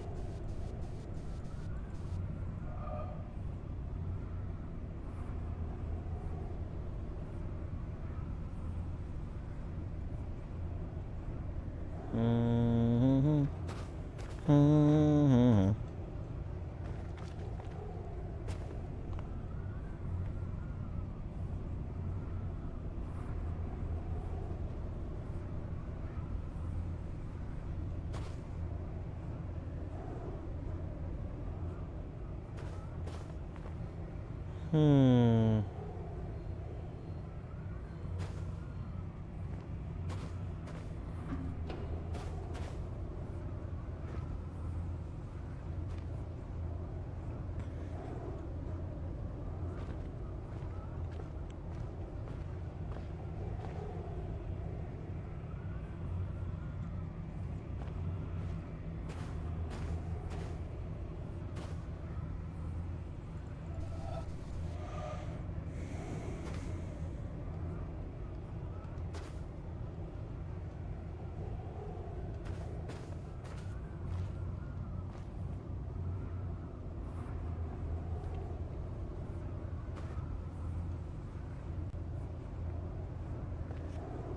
Hmm.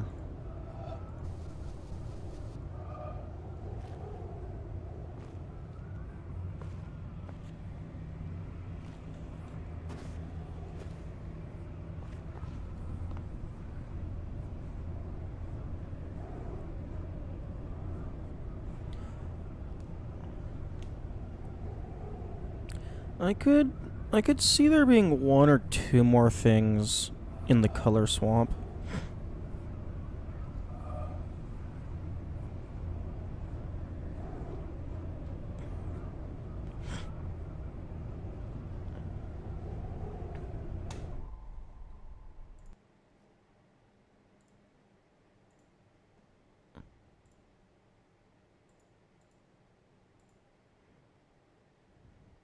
Okay.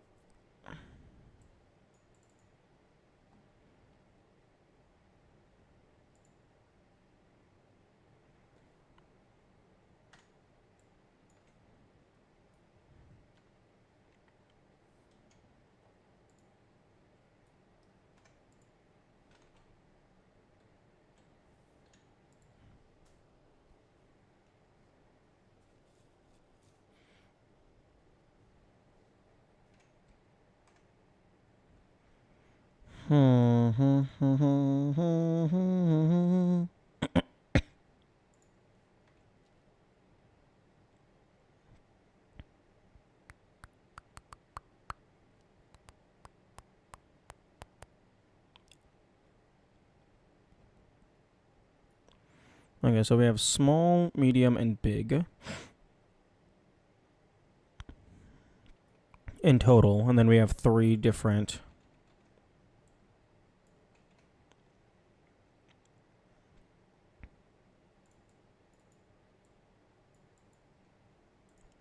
sizes. If we're just going based on what it looks like, I would say this would be big, small, medium.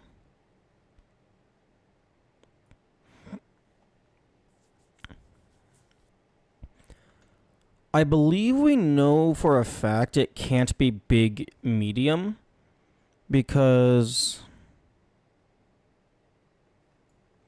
Okay, hang on.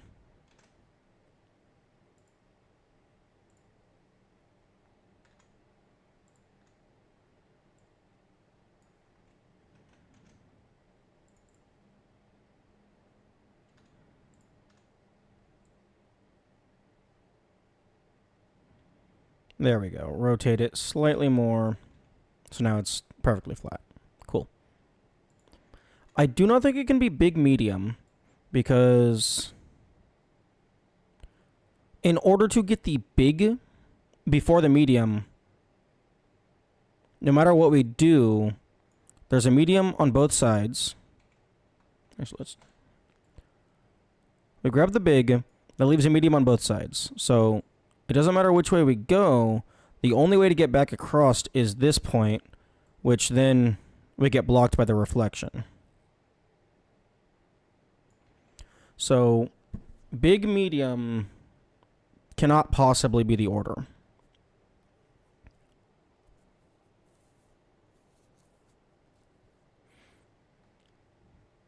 So it could be medium, big.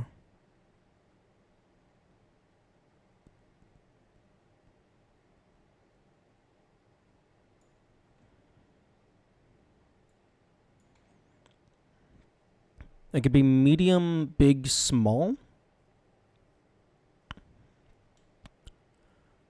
That means we would have to... We could do something like this.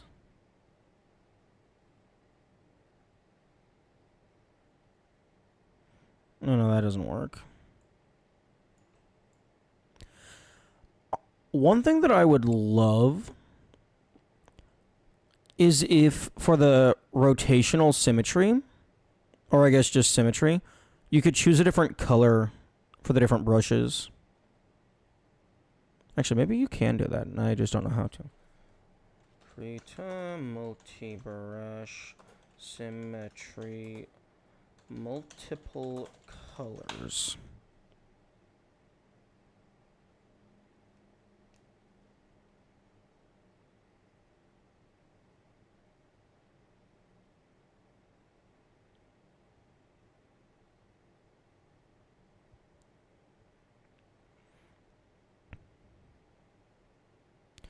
Use the multi-brush tools like the symmetry sort of thing. After setting your desired symmetry type and count, apply stroke with different colors by first selecting. Oh my god, Google's AI overview is so garbage.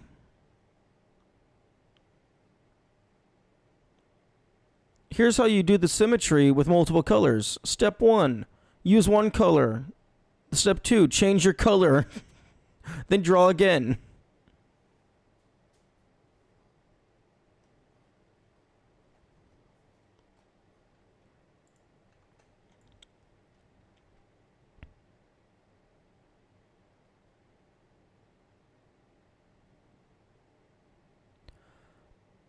I guess we could do something like this. Because the medium gets hit before the small here. They're just on different paths.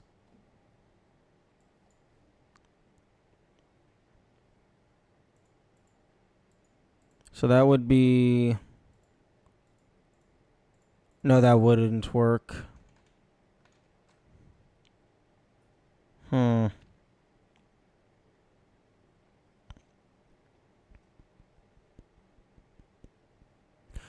Okay, let's...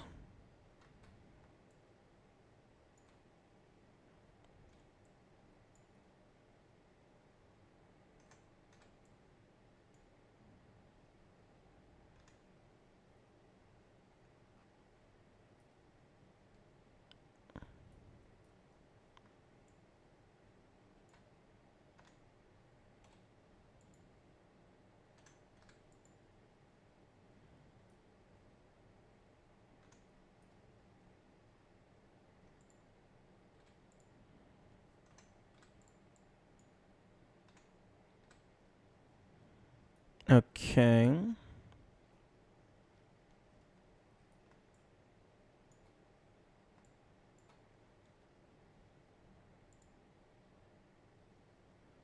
Actually, let's go ahead and just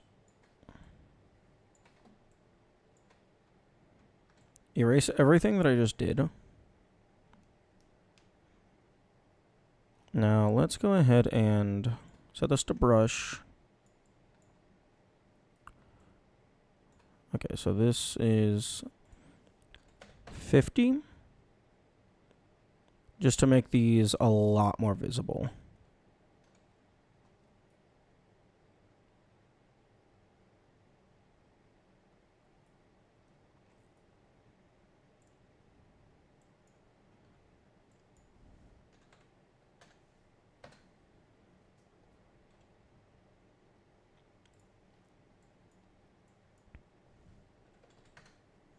Okay, so brush size 50. We got a pink dot here. We got an orange dot here. And then brush size 25. No, brush size 30. You know what? Brush size of 30 is fine.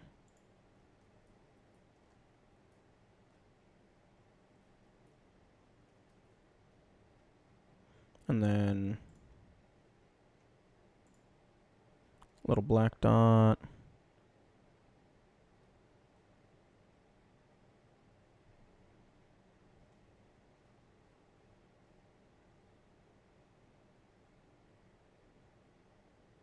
Then let's go over here. Brush size of 20. And then change this back to magenta. Okay, so that is all of the default nodes.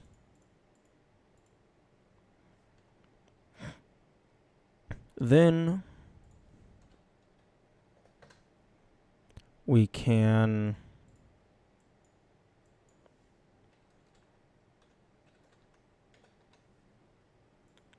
set all of the effective nodes. Wait, no, we can't do effective nodes. I don't think.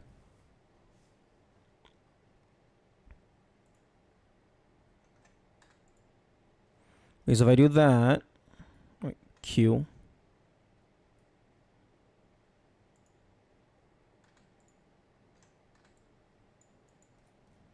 So that would place, because if I have to draw the pink through here, that means orange automatically goes through there. But just because pink does big first or something, that doesn't necessarily mean orange has to do all of its big nodes first.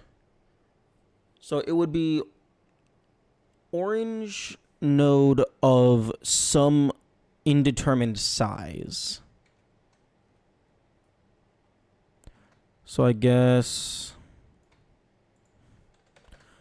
I could do this. Shrink this down to 45.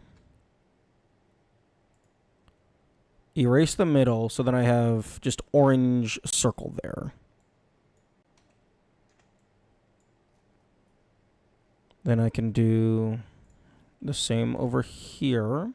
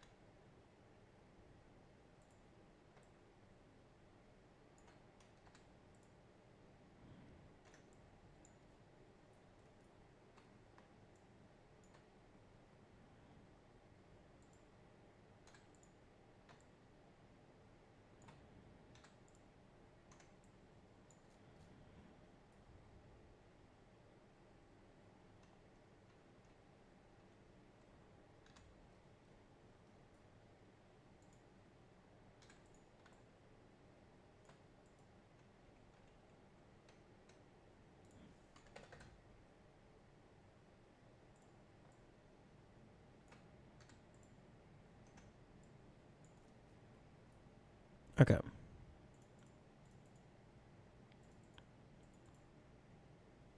Now 50.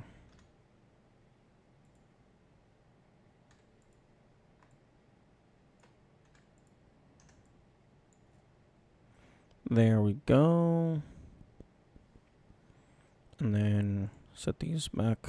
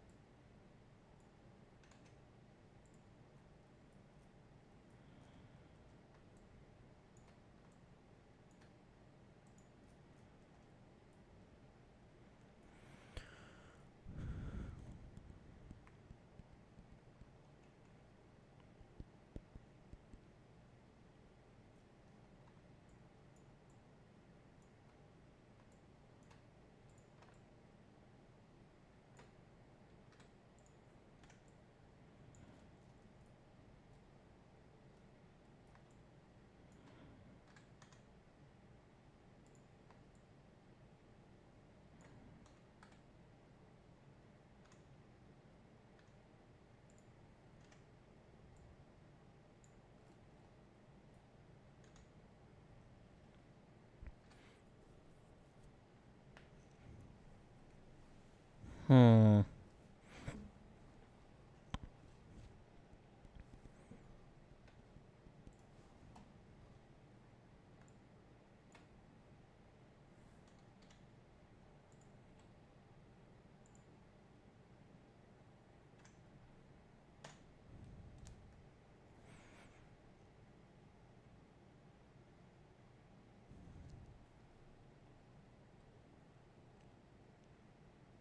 Okay, so if I treat this like I would any other puzzle, this should all be valid.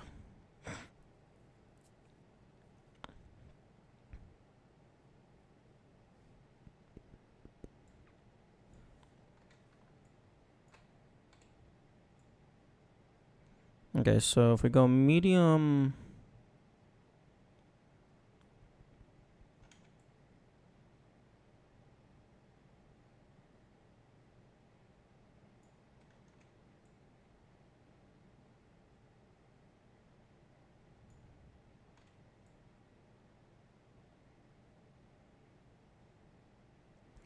That doesn't work.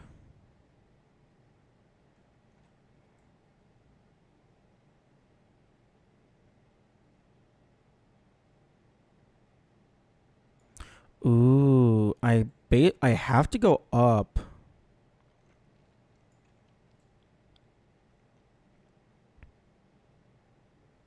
And then like this.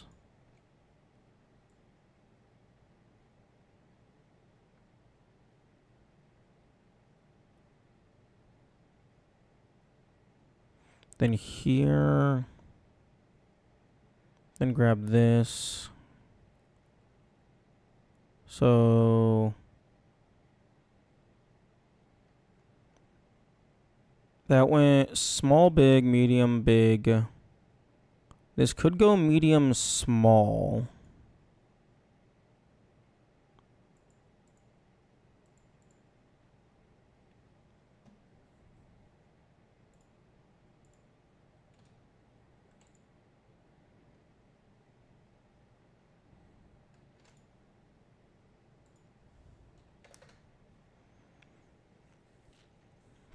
So on the oranges, that went medium, big. On the pink, it went small, big. And on the black, it went medium, small. So overall, that could be medium, small, big. Although, I don't think this image actually does anything for me. We can test it, give it a go.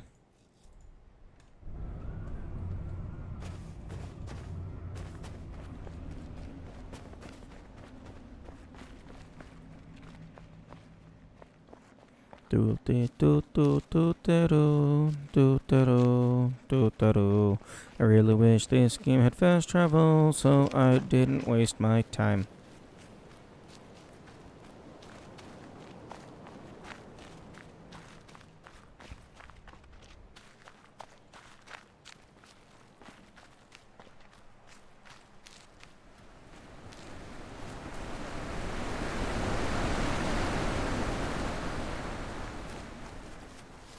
Where the fuck am I going?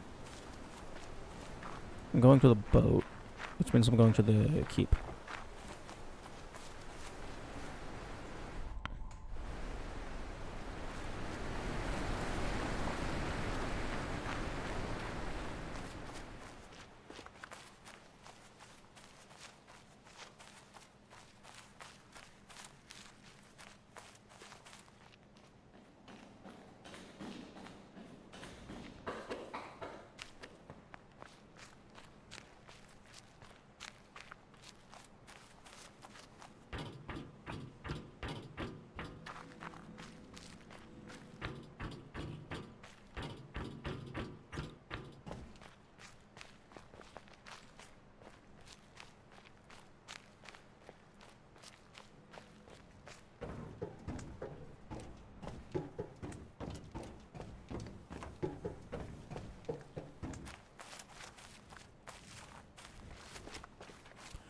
Well, on the bright side, there's only 6 possible ways to order 3 values.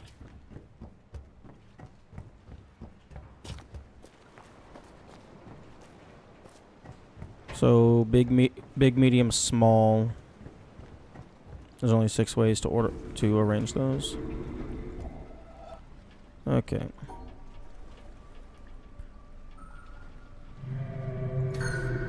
Except my color is white. It's not pink or orange.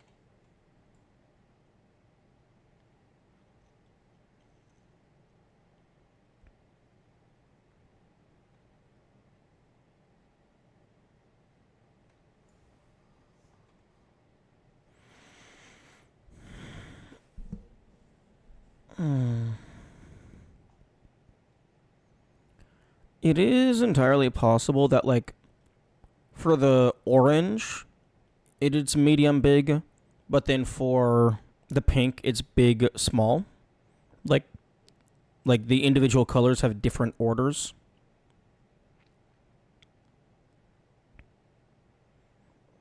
But I don't know how I would derive that.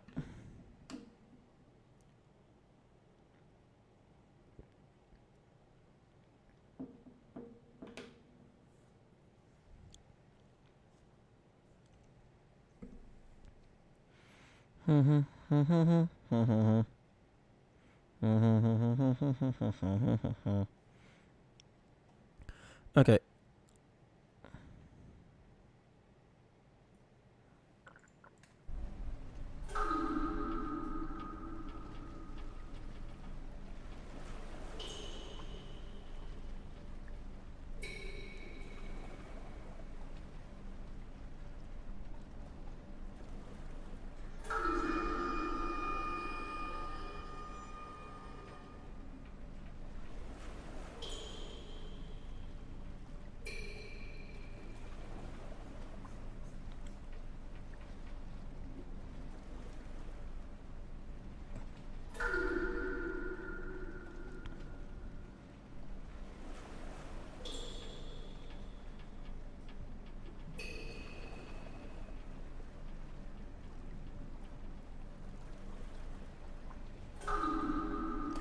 I don't even know what it's supposed to be telling me from the audio. Because looking at the spectrogram and also just listening to it, the first note sounds like a large note. But for the orange, it is not possible to have large into medium. I mean, I guess maybe you could do something like this.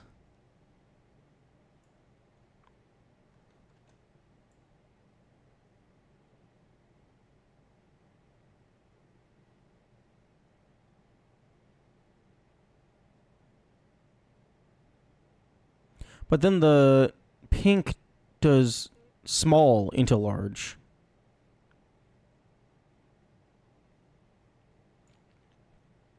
So I guess this is a valid path that goes through all the notes. I mean, I can try this one.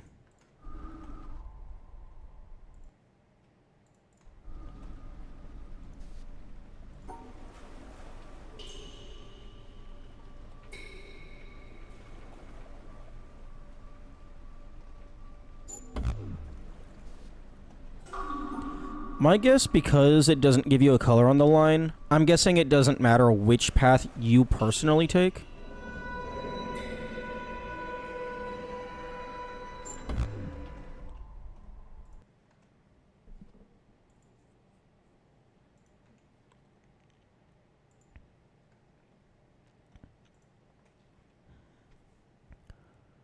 I could potentially do something like this.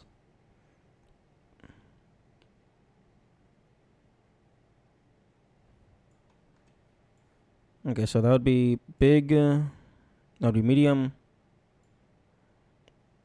Okay, then big,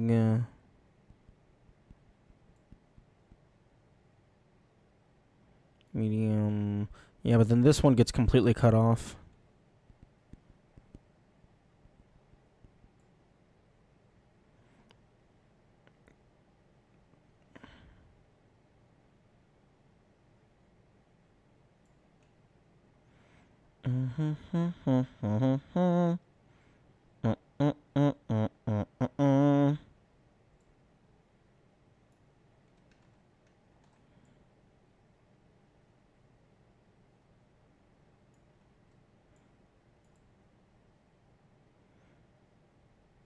Yeah, every path that I try to take to get to the big first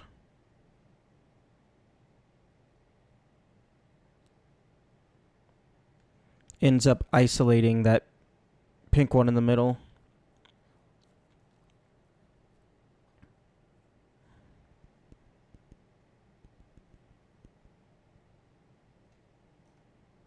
Actually, let me go ahead and just give me a big old red.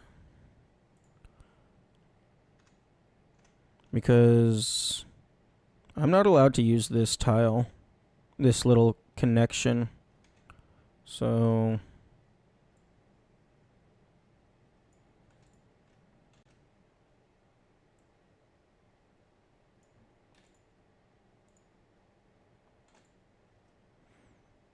yeah, because if I try and go through here from any direction, you just get fucked.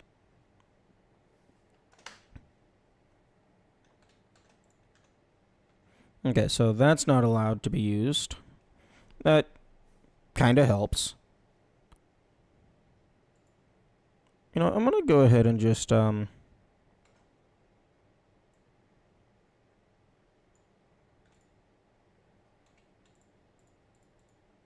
just going to do that.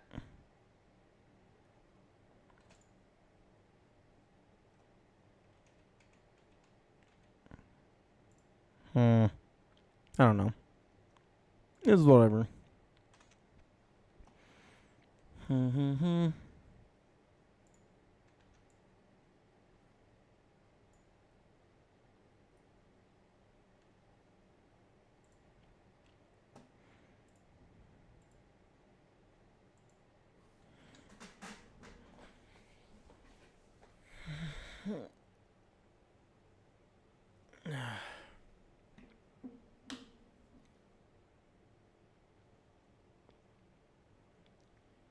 I guess maybe the lower notes could be considered the smaller values.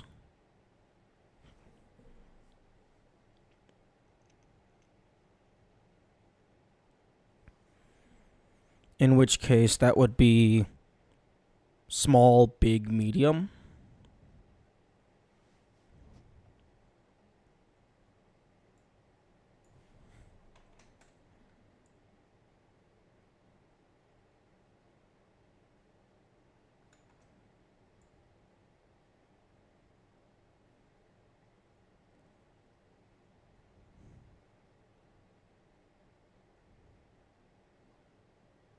But if it's small, big, medium...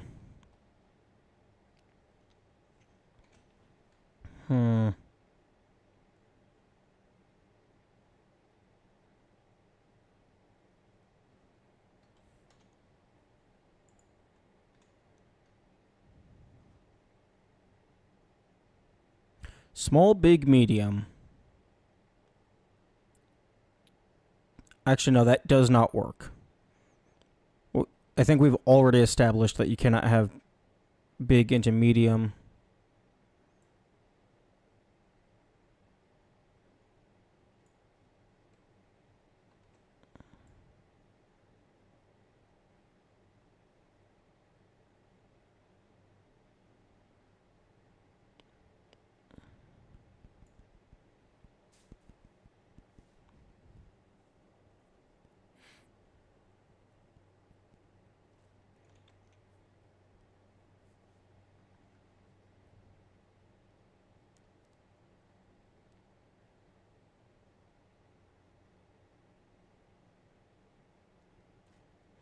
Actually, assuming that the black is allowed to be collected... Actually, no, the blacks are absolutely allowed to be collected independently.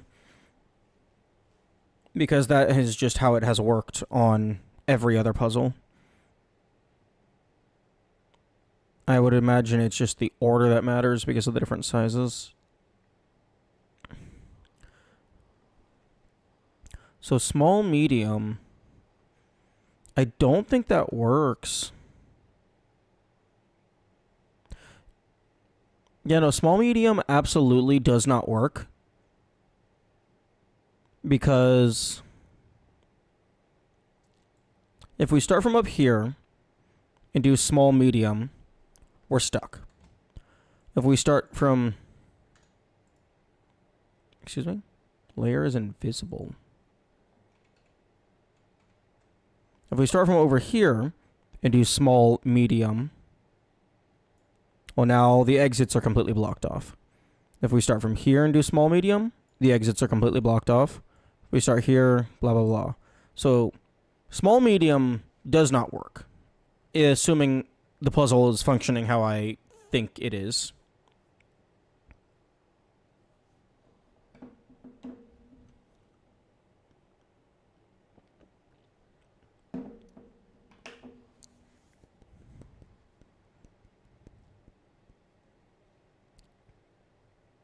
So let me go ahead and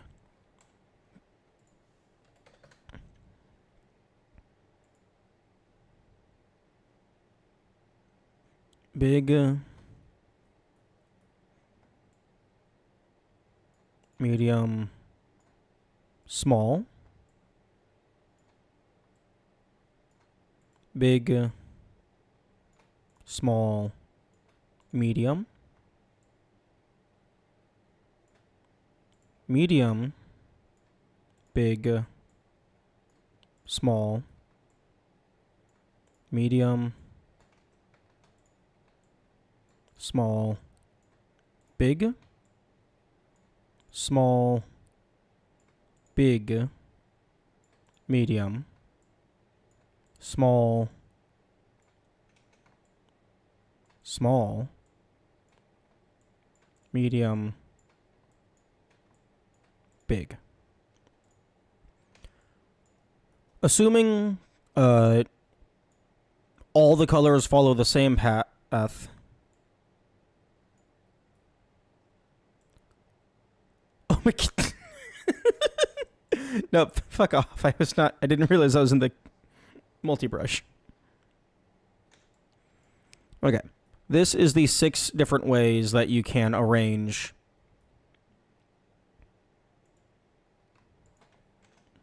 three unique objects.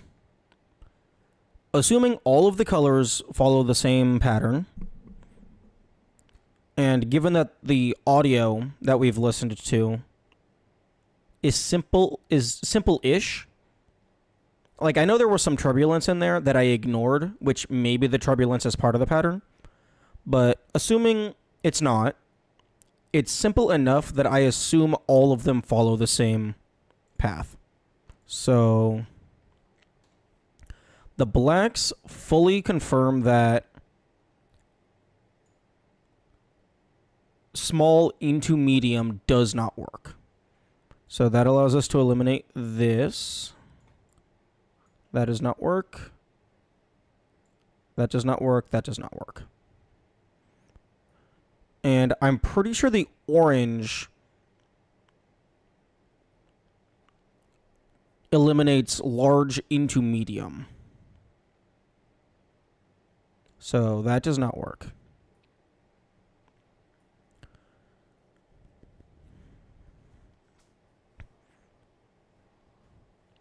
So that means we have medium, big, small, and then small, medium, big, small, and then medium, small, big.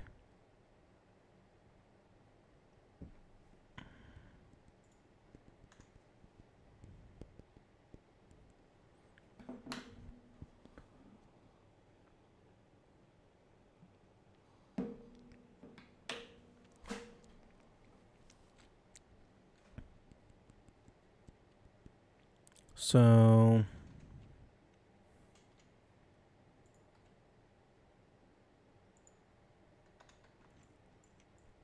get my brush a little bit bigger. Okay, so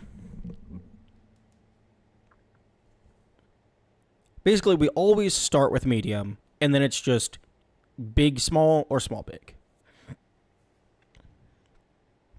So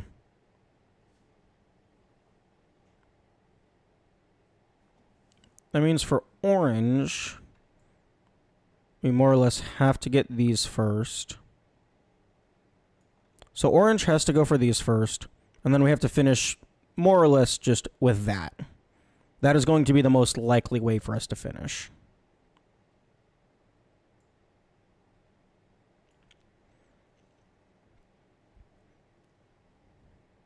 So let's go big, small.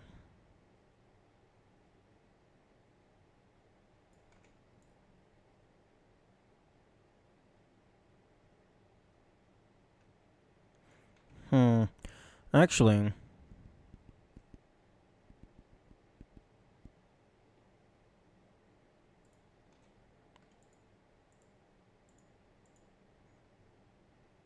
we're going to have to either go through one of these. So that means finishing off like this.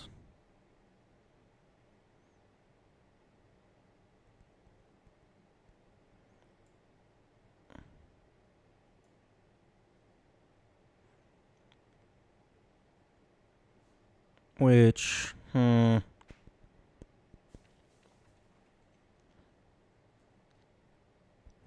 guess I could go like this.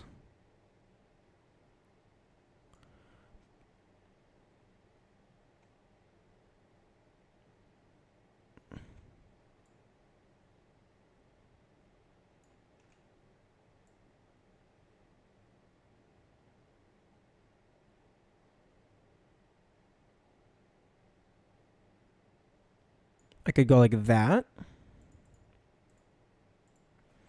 So that would be medium into big for the black and the orange. And then it would be big into small for pink.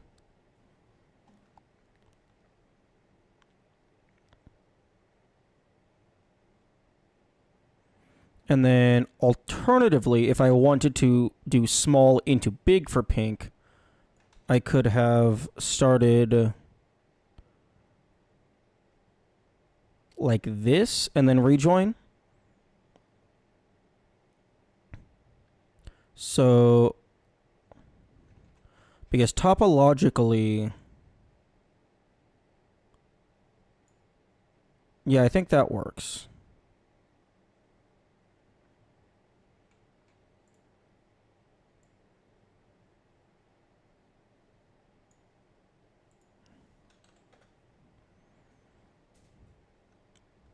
Okay, so I think, assuming my logic over here is correct, orange is accounted for because it's always medium into big.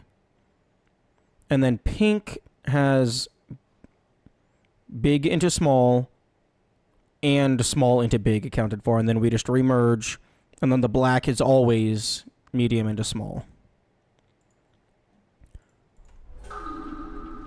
So, do do do do do do do do do do. Was that correct? Okay, right one, 1, 2, 3, over, all the way down, up, left, up, right. Okay. Right. 1, 2, 3.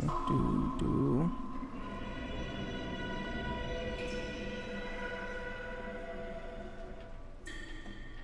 Just double check. Okay. Then up. Do.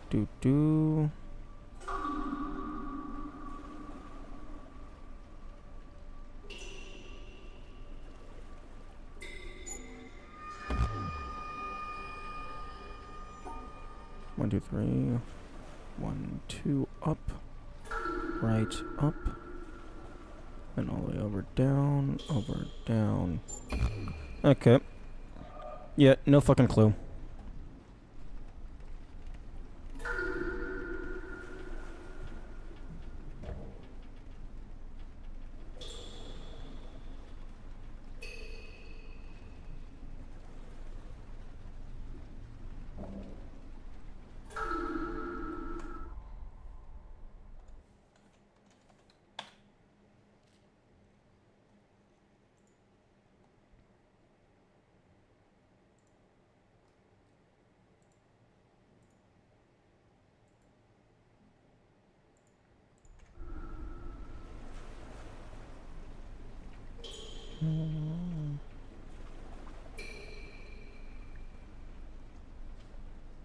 Duh. Okay, it is grabbing the game audio.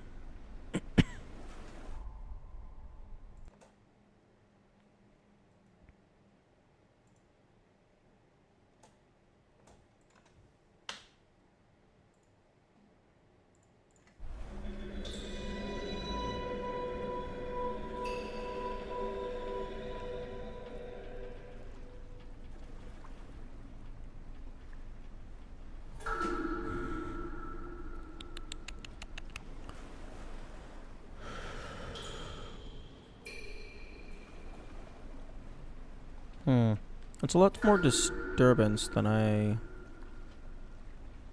was expecting.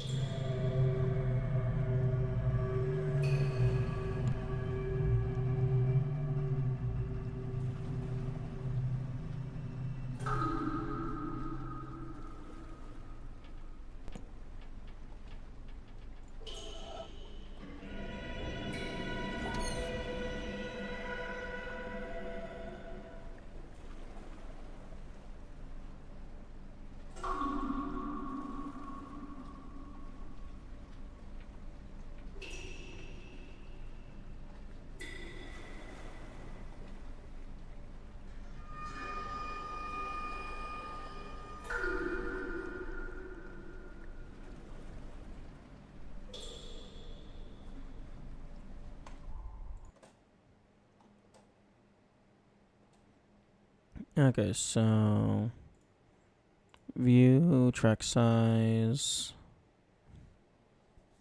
fit to height, view, zoom, zoom normal.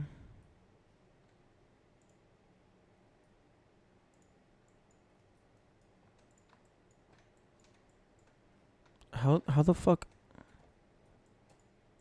How the fuck do I move? Middle click does not drag in this application, apparently.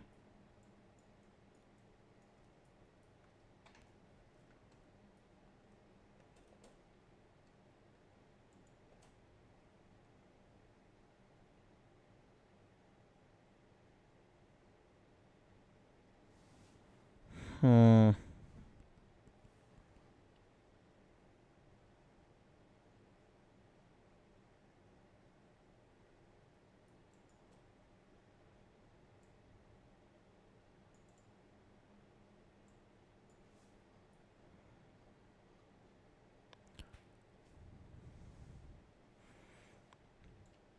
So yeah, this is the segment with the plinks.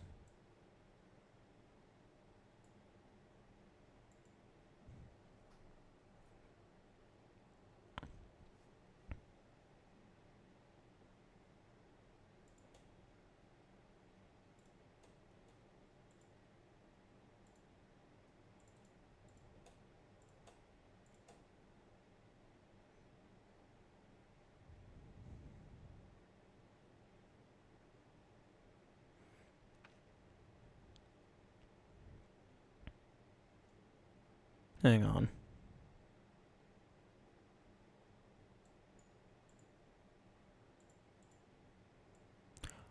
Oh.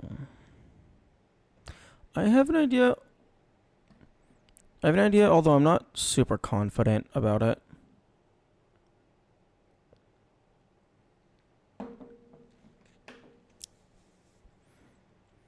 I was thinking maybe, like, the plinks is for orange, and then whatever this is like pink. Like, these two interruptions are pink. And then maybe there's, like, another set of interference that's for the black. But the plinks have 3 different sounds. Good morning, Bitfreeze. And none of the colors have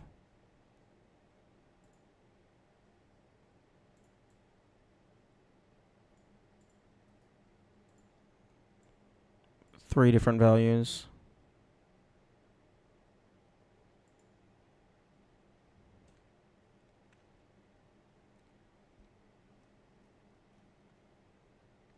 Oh, it's shift scroll. That's how you move.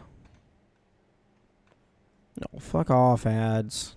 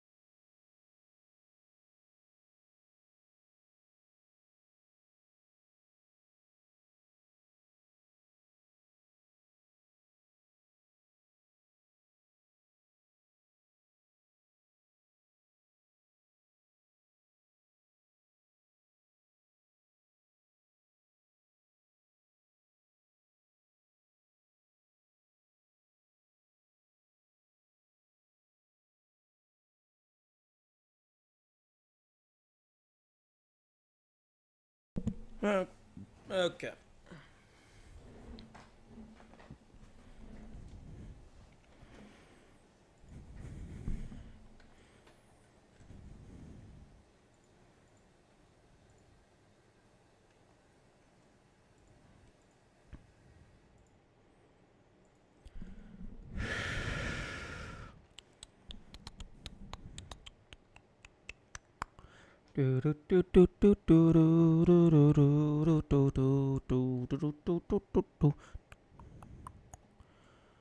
Yeah, what if I did something like this?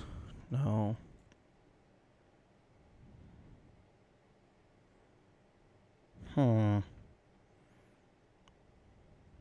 This would get all of the dots.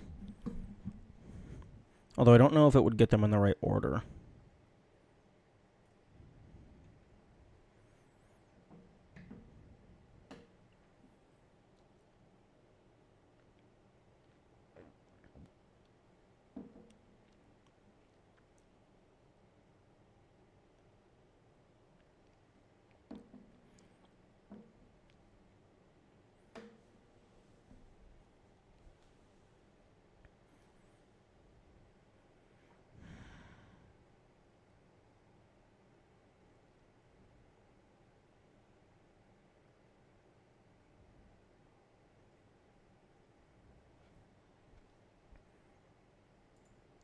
Okay, I believe my understanding.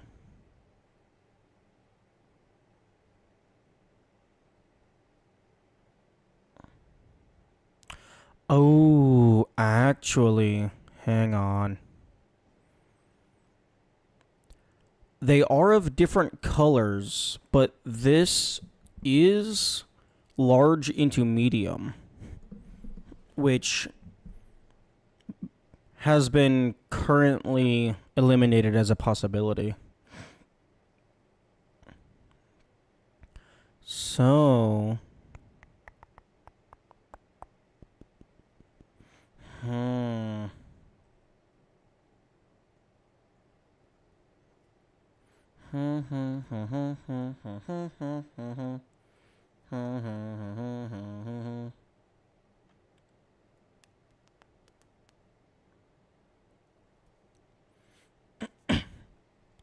And by that same logic, this would be a small into a big into a small.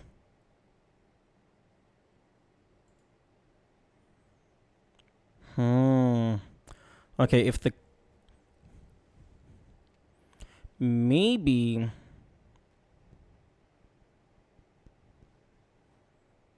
Well, if the...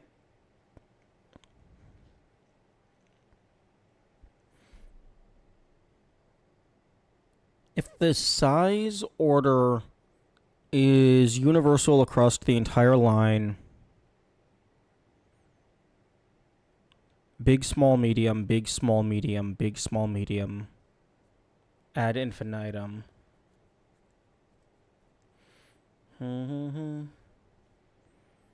Big, small, medium. So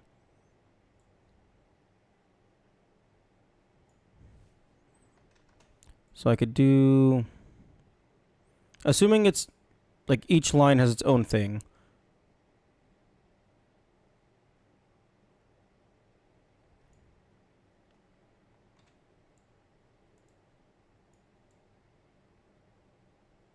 Okay, so... That's big, small. That's medium into big. But then this one doesn't have a small to come after the big.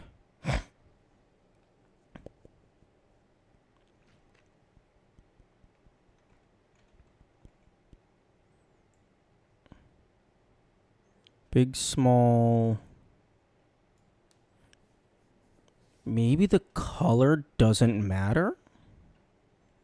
Maybe it's exclusively just the note order? But that wouldn't make any sense. But then again... Piss off, fucking gnat. Then again, our line color is like a weird whitish thing. It's not pink or orange.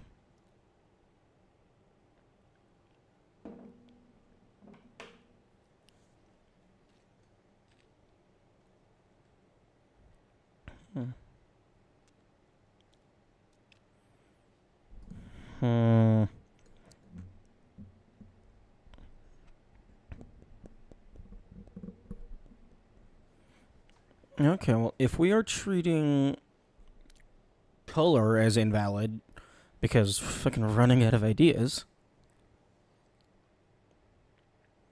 big, small, medium.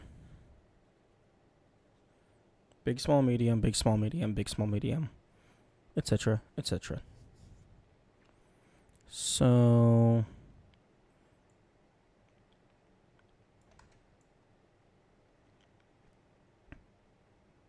Big, small, medium.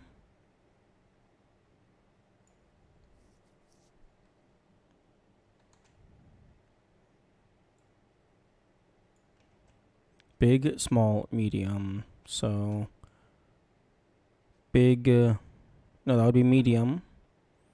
So that would be into a big.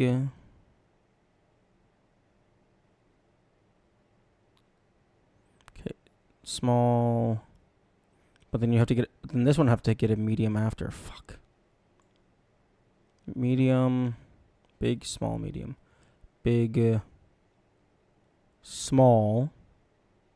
So this is big, medium, big, small, medium, and small. But then that leaves this open. Actually, hang on. 1, 2.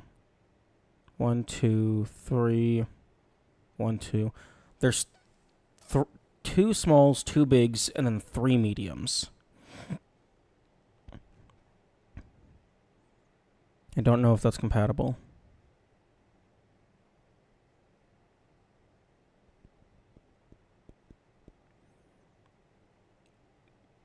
So big, small, medium, big, small, medium, medium. So if I only had one line, this would be impossible. Now, I am aware of the possibility that it's just all of the bigs, all of the smalls, all of the mediums, but I'm working on repeated at the moment. So with one line, this does not work.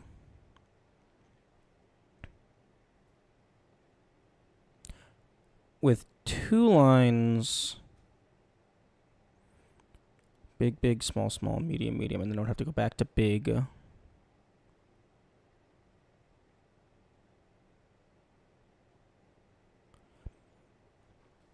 Big, small, medium, medium, small, big, medium. So if one of them starts as a medium, it can then grab the last medium on the way out. So medium, big,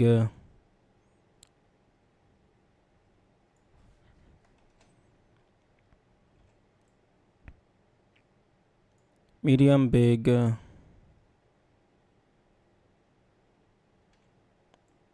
big, small, medium, fuck.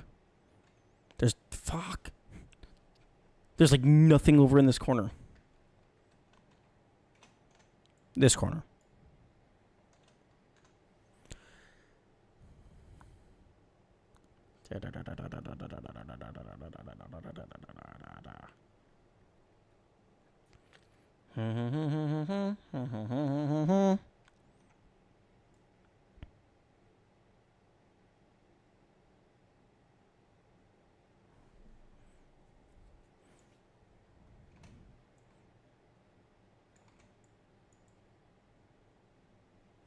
Okay, so that's the bigs.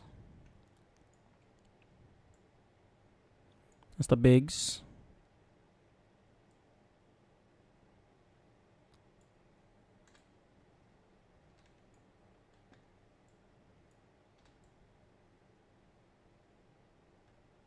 Small.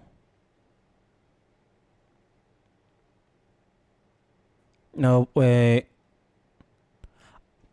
I'm like fairly confident that you have to do a small last.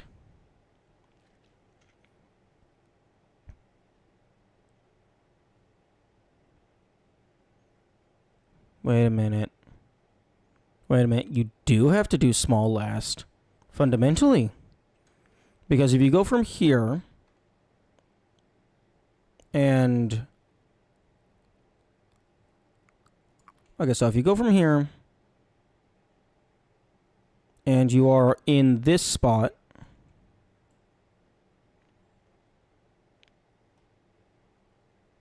I guess you could get out and go and do other shit.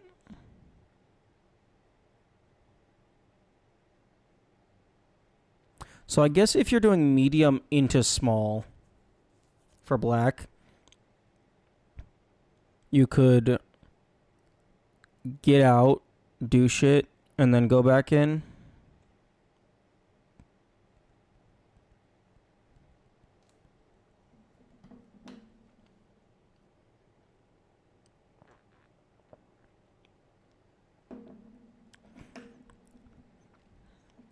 Hey, witness, guess what?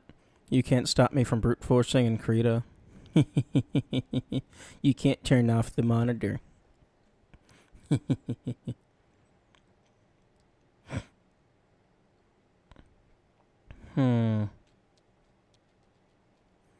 Okay, so there's two... Okay, if we assume all of the colors have different orders, there's 2 states for each of them. So I think that would be 2 to the 2 to the 2. So 8? No, wait. 16? 16 permutations? Because we could have medium, big, big, medium. Small, big, big, small. Medium, small, medium, small, big. Small, medium, rather. Except orange, I do not think orange can be big, medium. I mean, yeah, you could do something like this. But I've already tried that. It didn't work.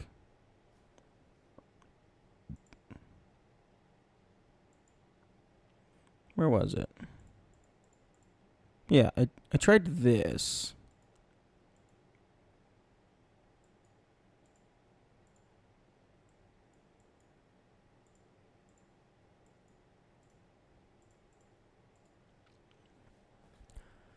This was big, medium for orange. And that was small, big for pink.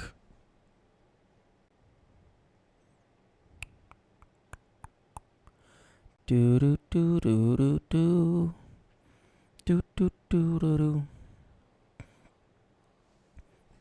Black, I think I did prove has to be medium into small.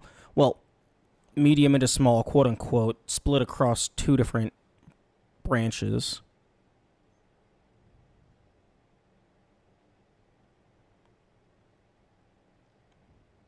This puzzle's rough.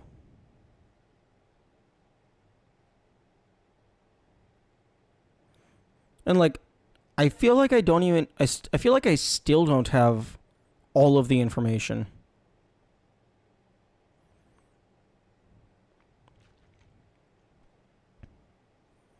Because this is the first time you have multicolored dots.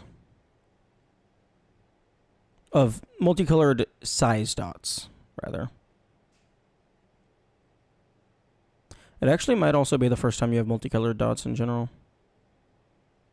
Nah.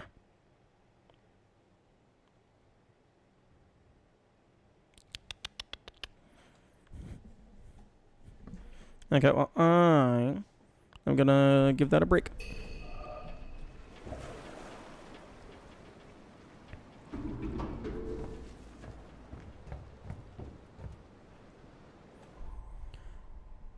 Okay, let's see what we have remaining.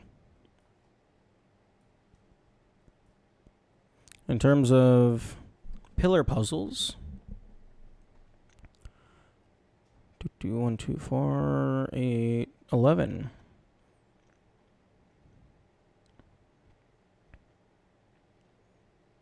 Pillar puzzles, an unknown amount of audio logs, 1 video which is trapped behind the boat,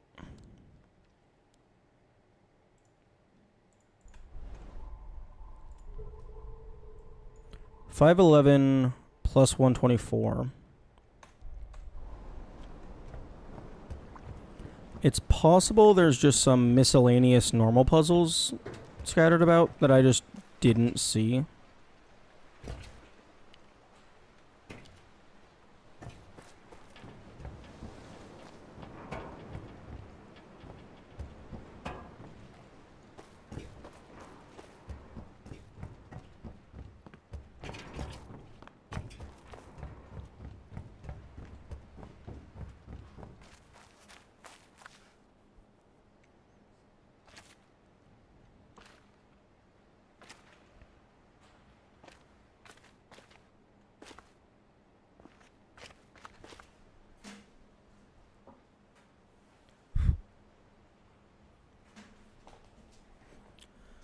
What is it with gnats just literally flying into the faces of the giant fucking monkeys? Like I get that there's the aspect of, like, they know that we generally can't hit them, but still, why would you go near the giant thing? Like, it's ridiculous. I mean, I guess insects don't really have the same kind of fear of death as mammals, because whenever they reproduce, it's fucking thousands, so it doesn't matter if one of them dies.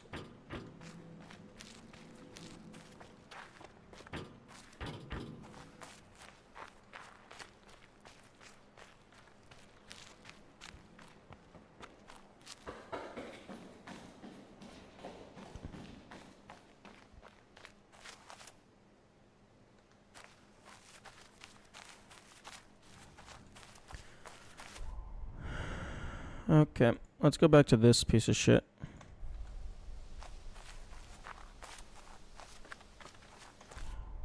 Actually,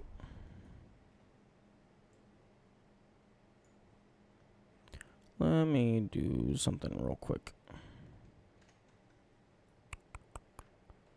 Okay, brush, magic wand, fill with white.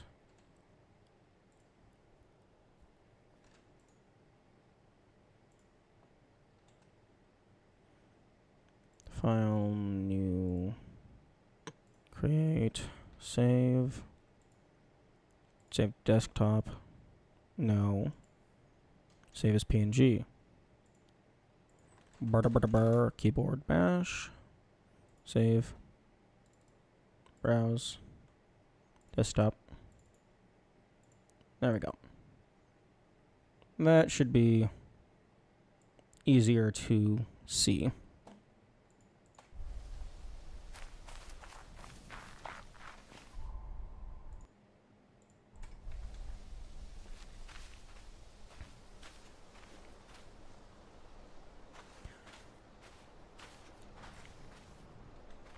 Currently, the best working theory, or like the thing that seems like it might be closest, is something to do with the boat.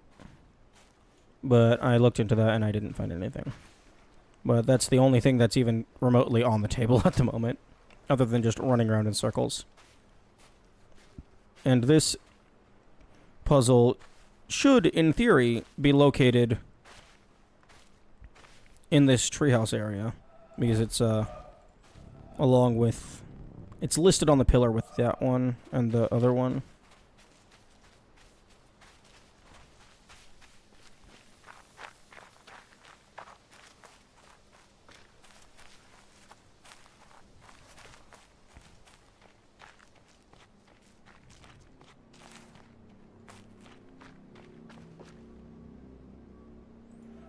Because this was the one where you go from the boat onto the buoy, and then this one was the one that I just pointed out, with the orange leaves. I feel like this could be something to do with the boat again. Like drag down to the front of the boat, then along its hull. But I tried that and I couldn't get it to do anything.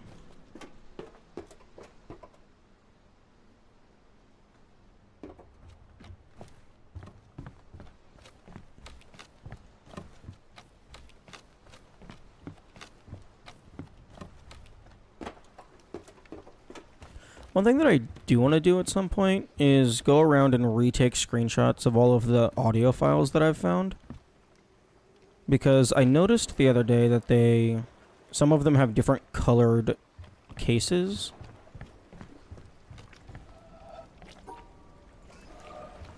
So I want to get better screenshots just in case the color of the case matters.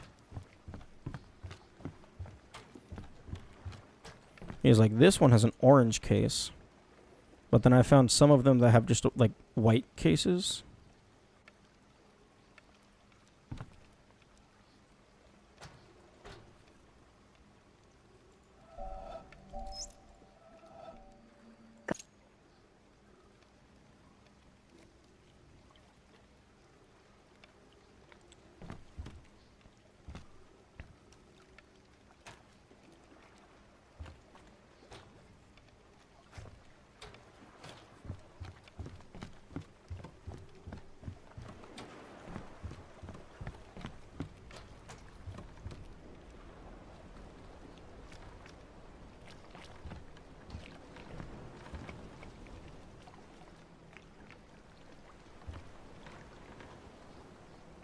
Yeah, because I could absolutely see this being go down and then over.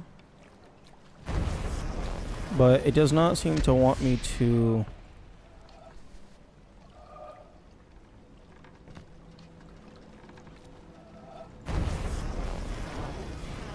go along the edge of the boat.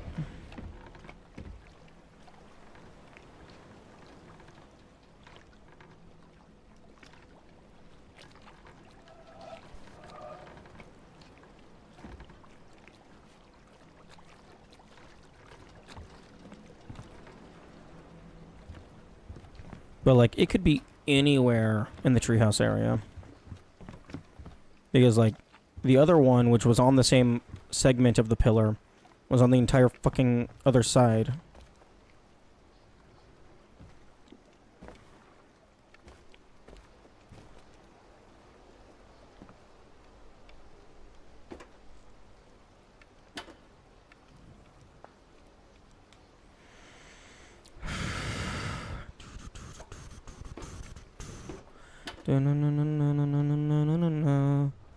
The only other thing that I've found that is, like, vaguely promising is, like, these somewhat round shapes in the leaves.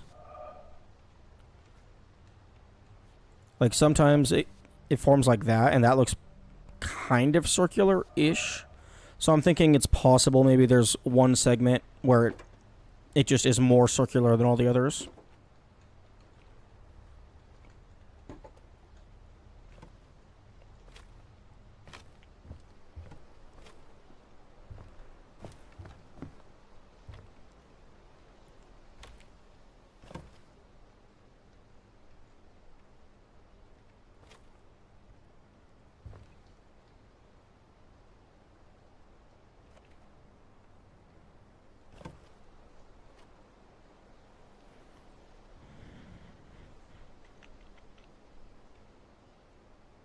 Started spotting circle line patterns everywhere yet. Yes, I have had a couple instances of the Tetris effect apply. But that's just the brain pattern recognition go Bert. It do what it do. It is what it does best.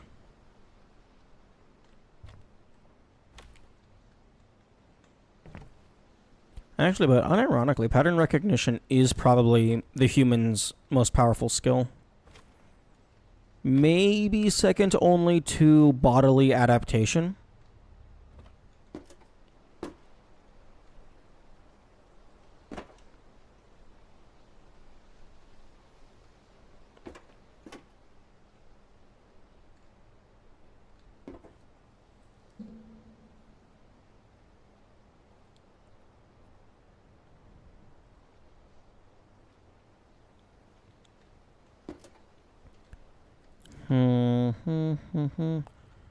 The worst part about having a puzzle that you just can't find, or solve rather, is it means one of two things. It's incredibly clever, or it's complete dog shit. And you won't know until you find the solution. Although actually, if it's clever, you'll never find the solution, because it might just possibly be something that you're not familiar with. Or maybe it's just really well hidden. Although sometimes it is just niche reference. And it's like, oh, you don't know the reference? Fuck you.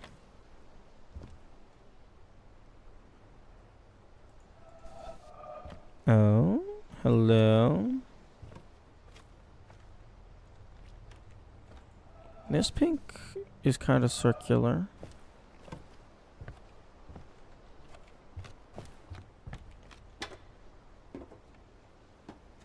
But I mean, fucking the entire tree doesn't seem to match up.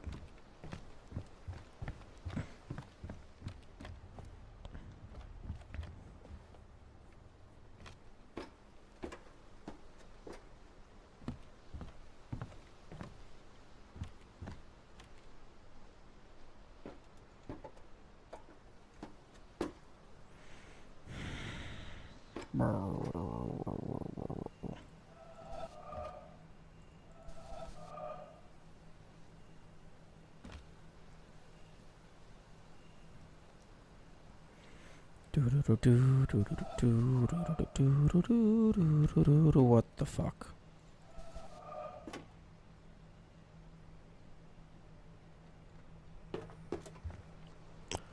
Where the fuck are the things? Where are they? There's also that fucking triangle thing, sheet thing. That's also, I got that left.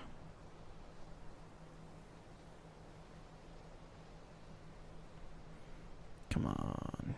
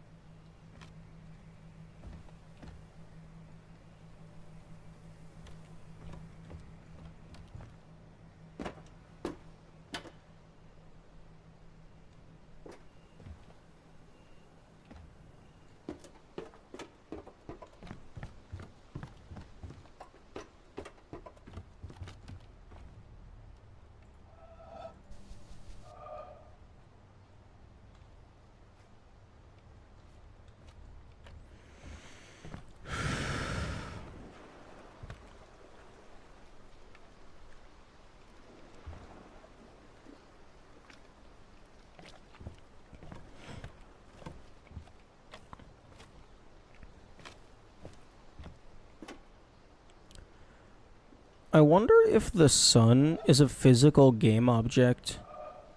Because it is reflecting in the water. The light source is probably just an invisible omnidirectional light. But the sun in the sky is probably a physical game object. I don't think it's part of the sky blocks.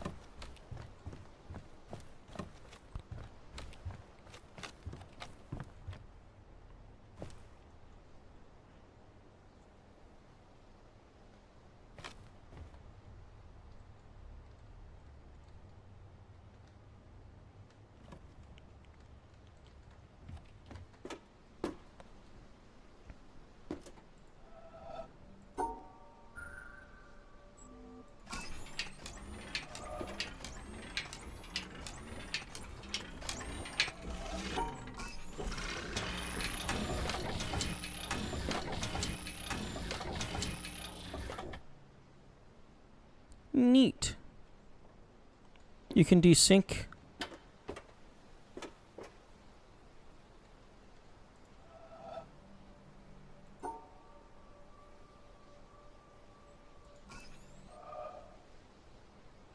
Oh wait, did I fucking break it? Please tell me I didn't break it. Oh no. Oh no, I think I broke it.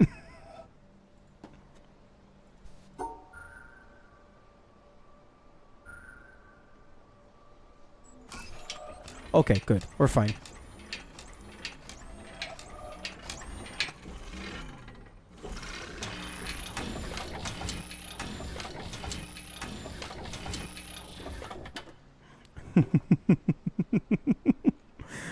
I thought I broke the platform. And right when I was about to like go out here to try and get a new perspective, see if I could click anything.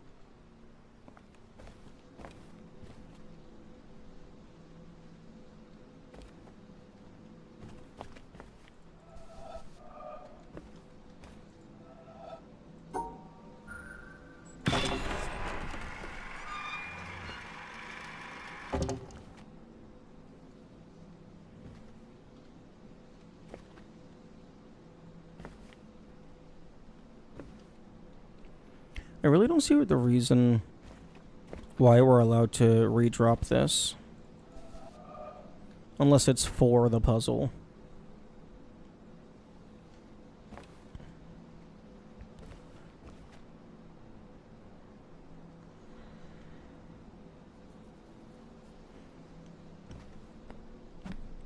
Ah.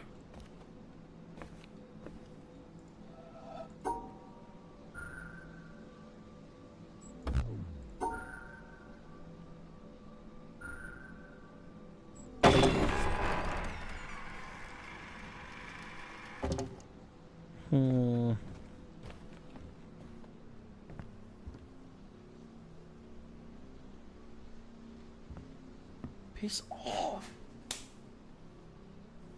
I'm not gonna just constantly flying. Bro, go take a nap.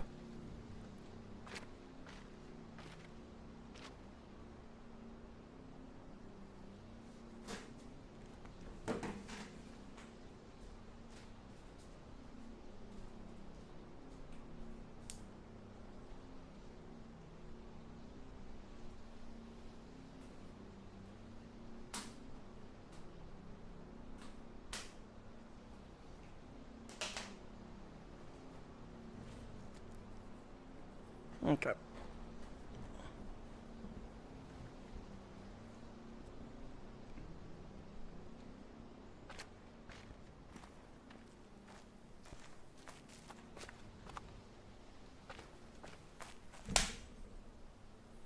I did not get it.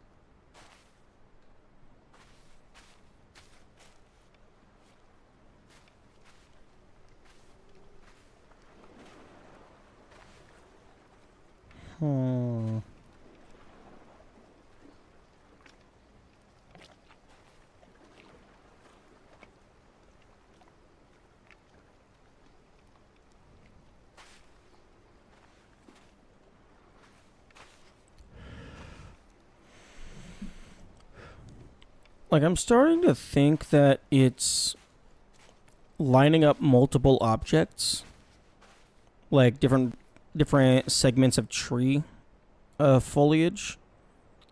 Because if it was like a solid object that made the ending point or whatever, if it was like a solid object that was the circle or the ending point, I feel like I should have noticed that by now, because they're very distinct shapes. And my brain has been tuned to find the circles. Pattern recognition is at maximum efficiency.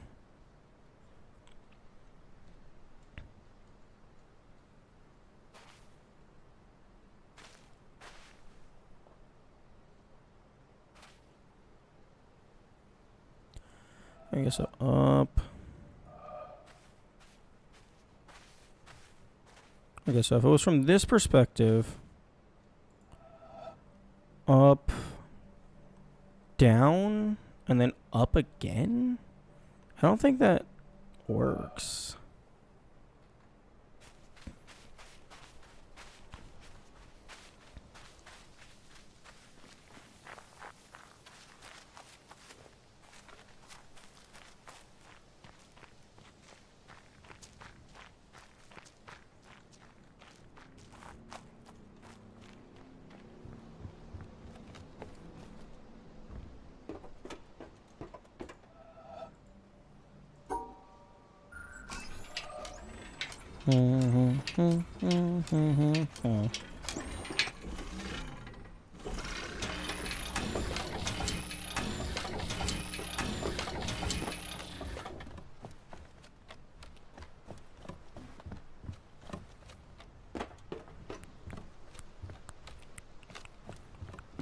But yeah, these angles are also a bit too diagonal for me to think it's using these platforms.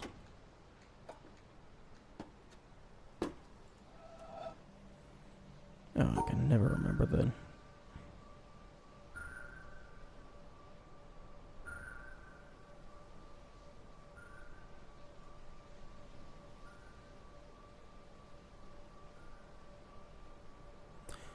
I can never remember the, pattern to swing it to the left.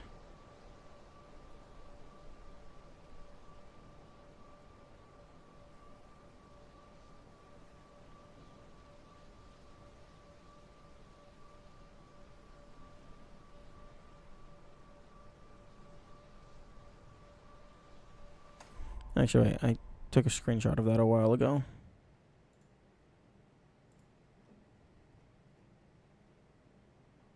Here we go.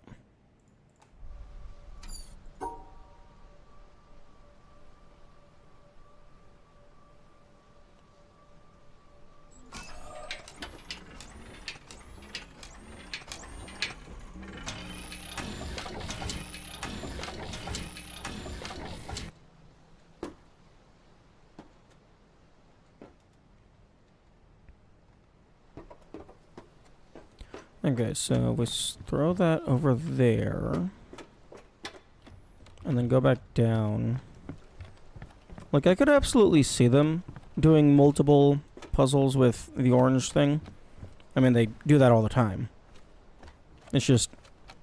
the... angles don't...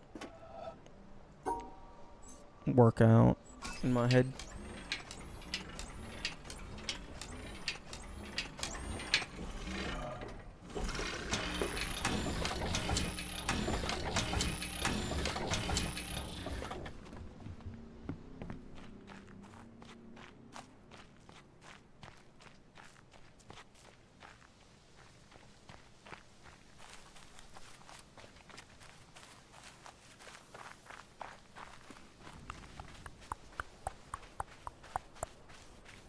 Okay, so if we go over here...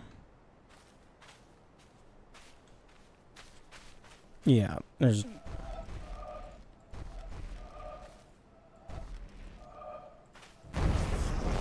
yeah, that doesn't do anything for us. Oh, I'm not even allowed. Oh, because of the paint, you have to go to that direction. Okay. So yeah, I highly doubt that's the play.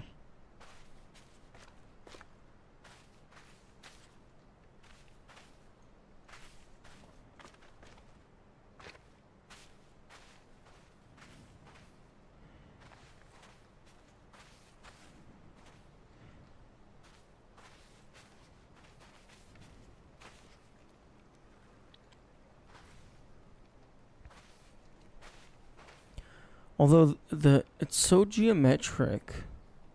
Like it's making me think that it's a not a flat shape. It's making me think that I'm just drawing a line across the edges of things in my vision. So it's not like a shape on a wall. It would be like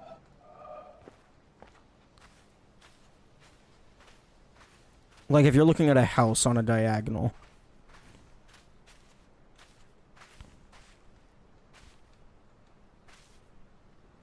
Except there's not very many. Like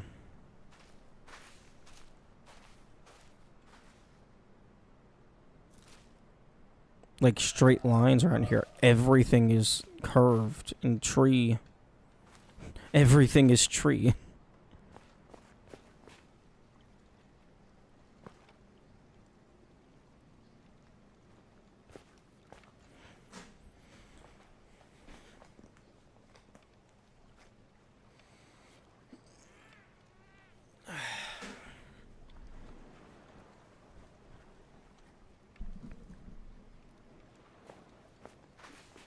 And the canopy of the tree is like super not straight line. Yeah. That one over there had an orange case. This one has a white case.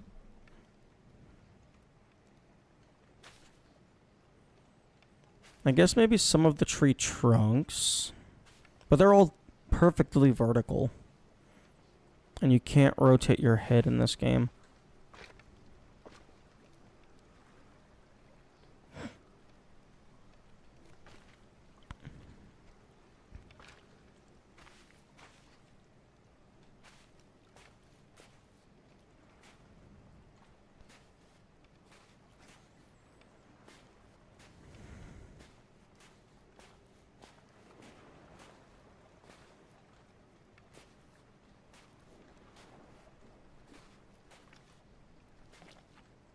Honestly, this looks kind of suspicious.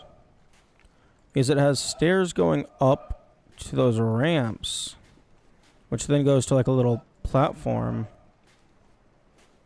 but there's no path to it.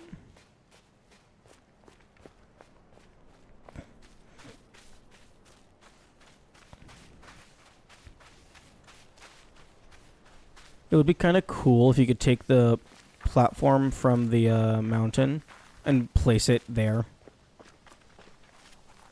And then it looks like you would need 2 or 3 more platforms. Just have those things hidden around the map and then collect them to rebuild.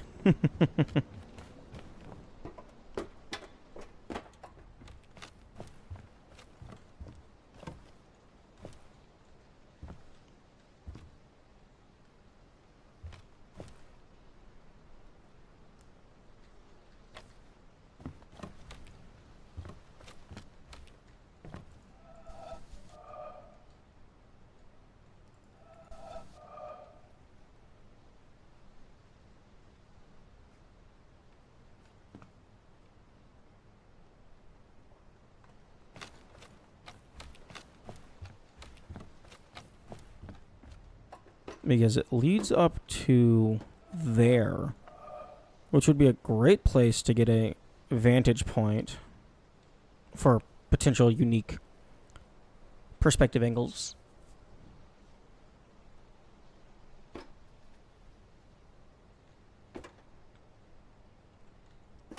But we did make progress today, which is good.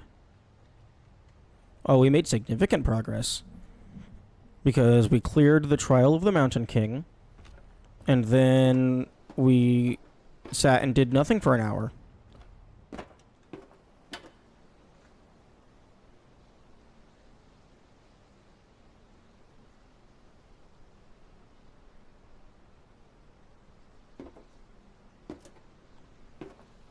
Also, the official name for that challenge is incredibly lame. You got a couple EPs? Yeah. I got a couple.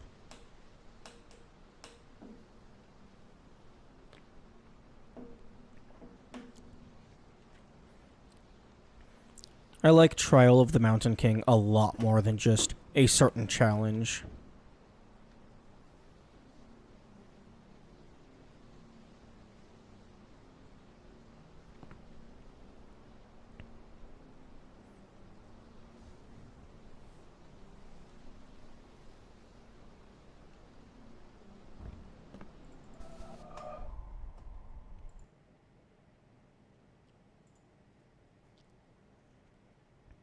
Okay, so 4, 8. Okay, so 11 more EPs. I believe. Okay, so this is 10. Okay, I have 25 audio logs.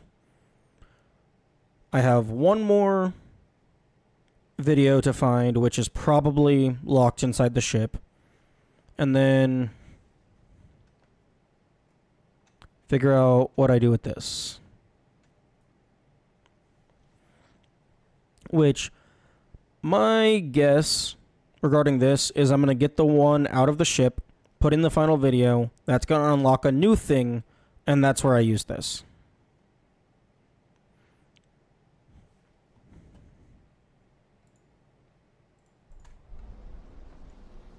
I have an idea.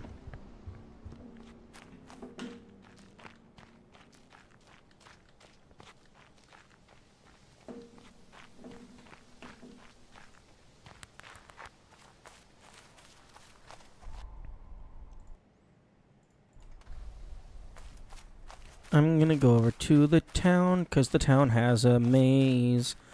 And maybe it's a 4x4. Doo-doo, doo-doo, doo-doo, doo-doo, doo-doo, doo-doo, doo-doo, doo-doo. Oh? This is a 4x4.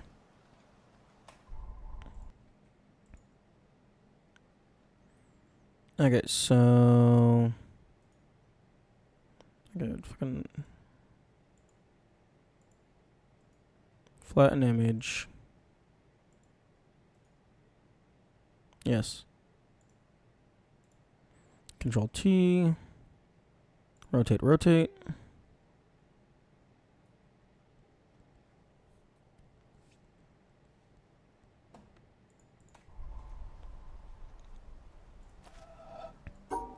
Up, over, over, up, left, up, over, over, down, right, up.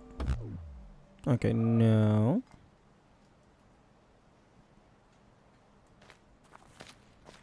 Okay, so we enter through here.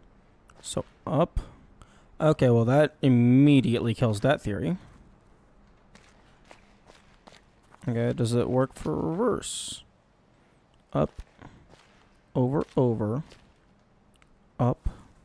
Okay.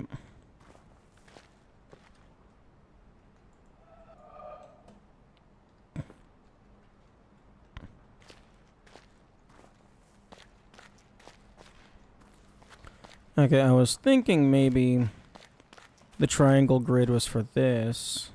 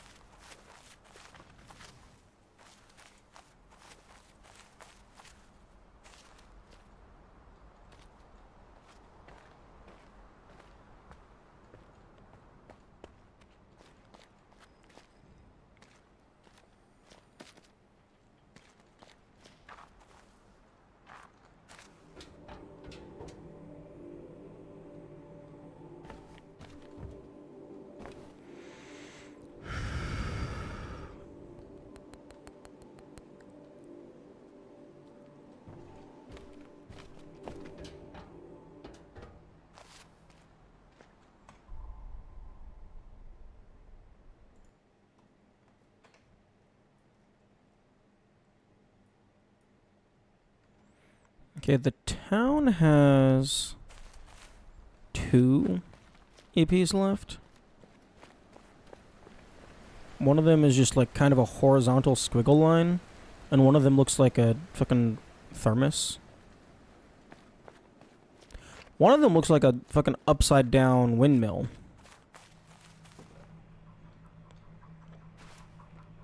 That's what that one is.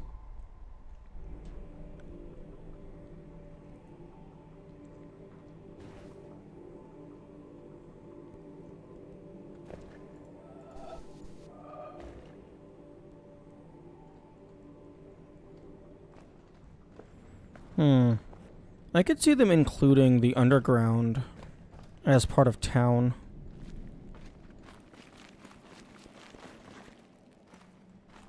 Except all of the puzzles regarding that room were all, like, coalesced together.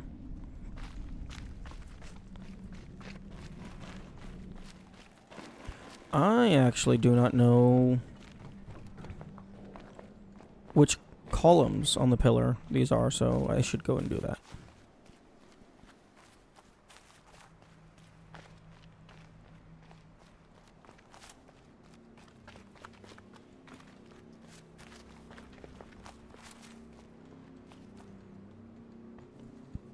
Okay.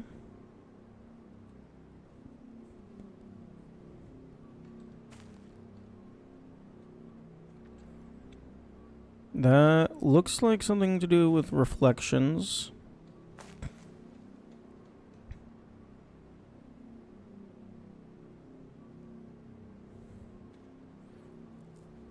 And then that...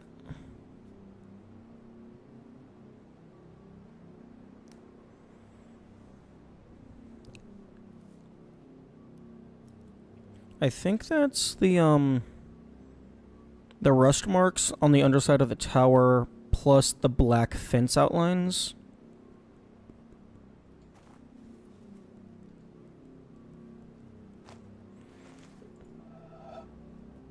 Those are all... Oh no, this one's also a black fence outline. But most of these are the underground.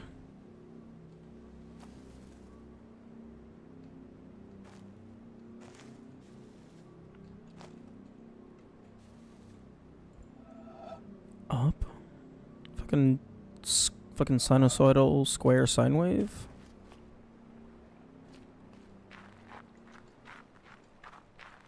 Where the fuck was that? Oh wait, that was the that was the color flowers.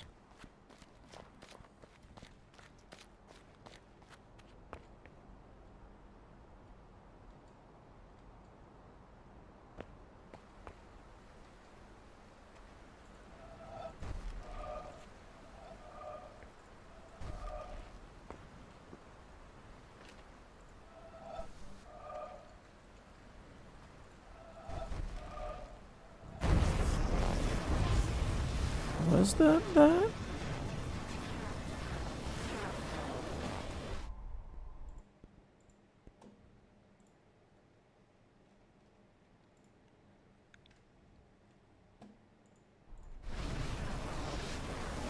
Up. And then up no. No, this was something else.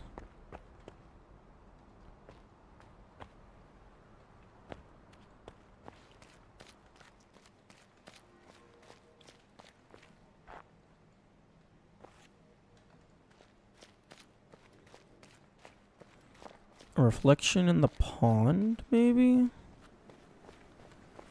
No, the reflection in the pond was from left to right.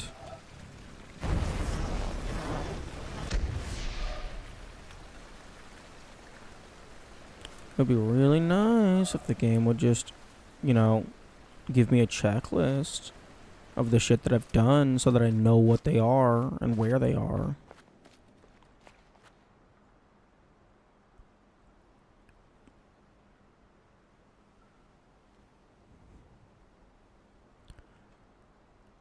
I don't think it's the windmill, because the windmill has 3 finishing points.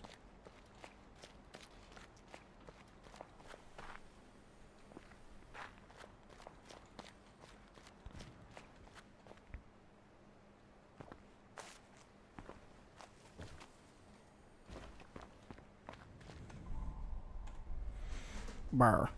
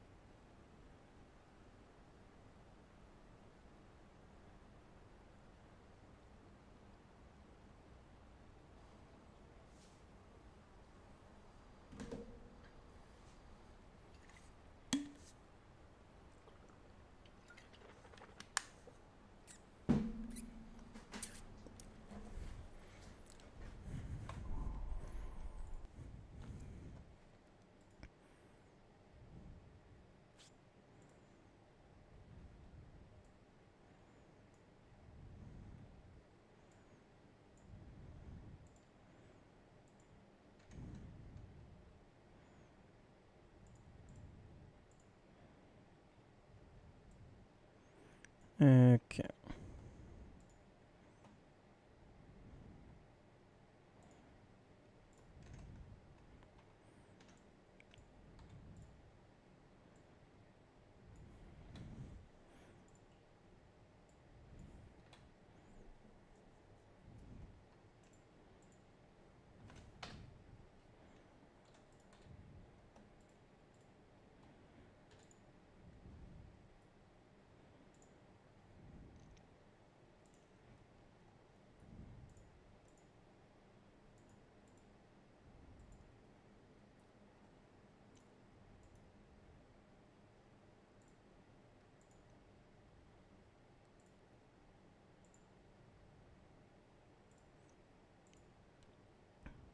Damn.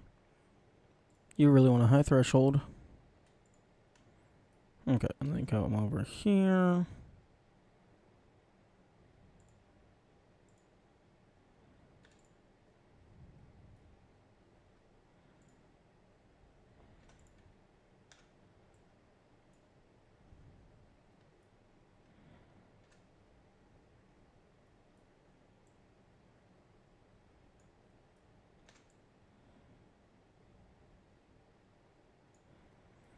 Okay, so these are all together. This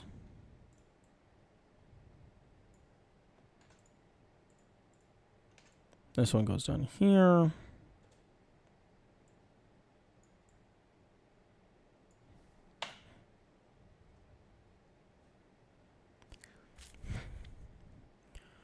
Okay.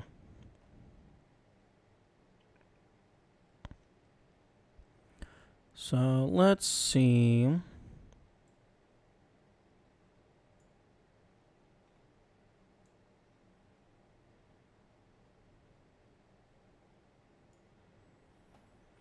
If I can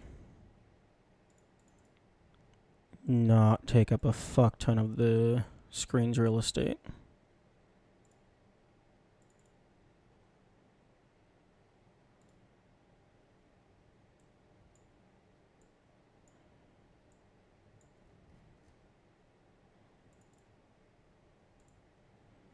Okay, put that there.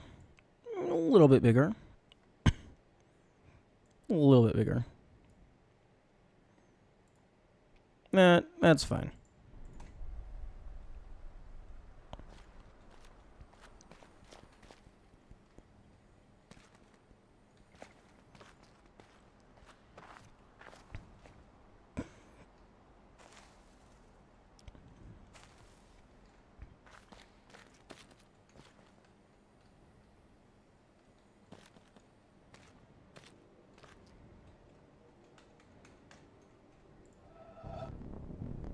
So, yeah, okay, so the one with the thermos looking thing is definitely holding all of these.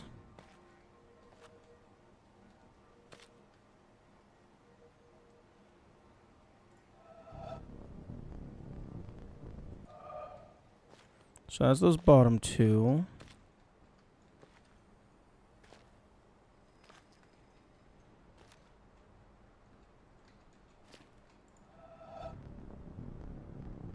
And then, okay, so that's the three on the right.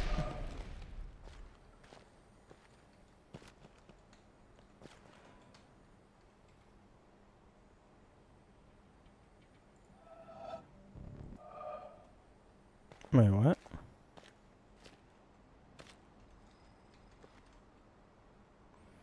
Down, up. Okay, no, wait. That's middle, top. Then this one's those four.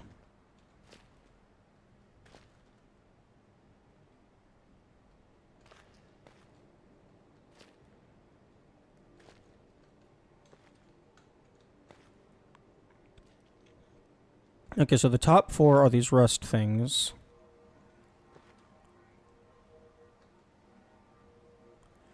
Those other two could maybe be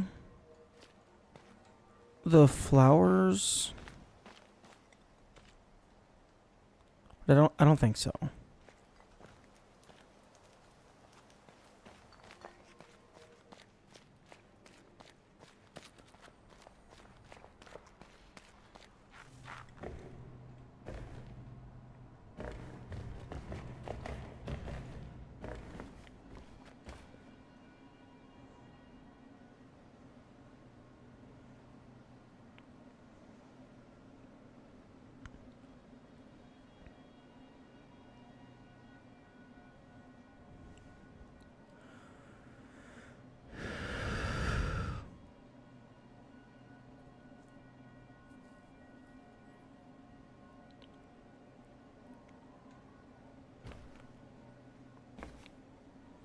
Do I have this one on my notes? Yes, I do.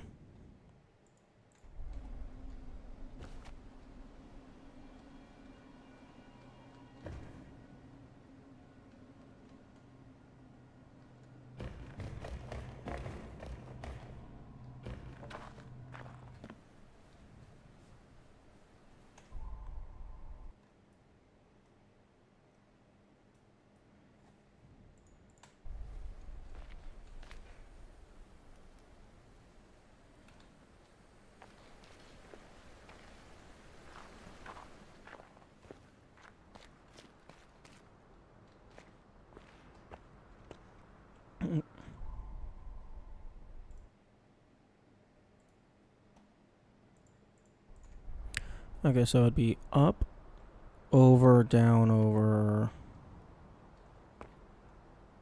Okay, so that red one does match.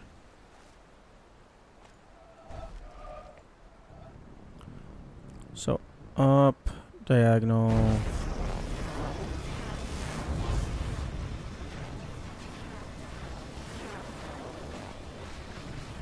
Okay, that... Wait.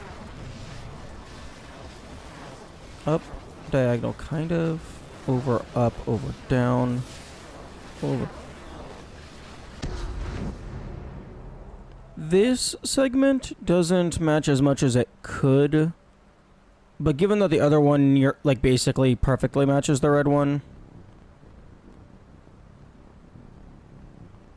I'd say that's green one. And maybe something changed in development at some point.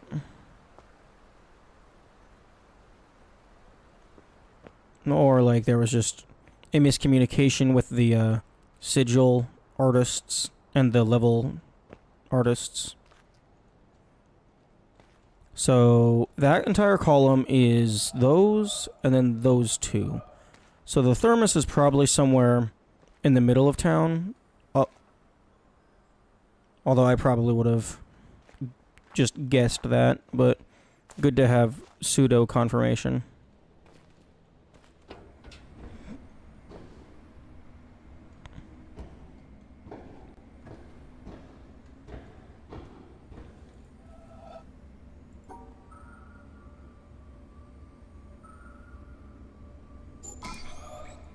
Why is it BGR? It's supposed to be RGB.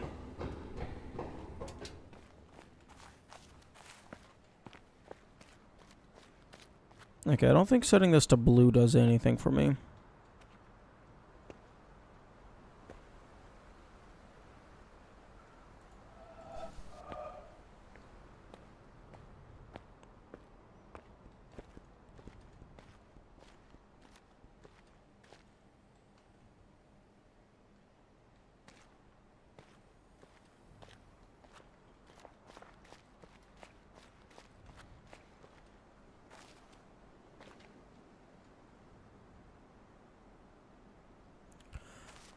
Okay, due to the shape of it being narrow at the bottom and like wider at the top, I'm guessing the player is going to start standing near the circle, click out, and then as you drag up, due to the vanishing point phenomenon, it's going to get closer to the middle of the screen, and then it's going to get closer to the outside of the screen.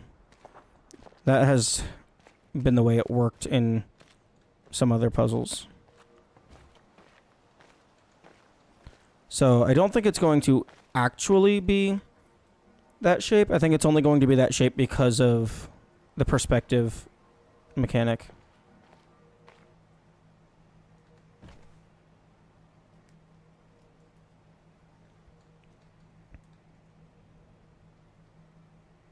Yeah, like something like this. It looks wider at the base even though they're actually parallel. Just because the base is physically closer.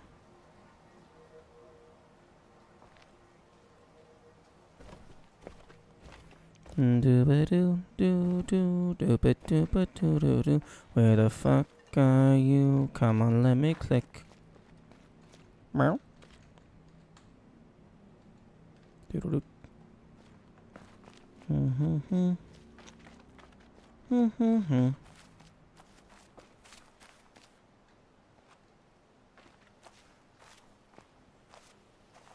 And I am still, as of yet, to find where the other ones that I've already solved are located.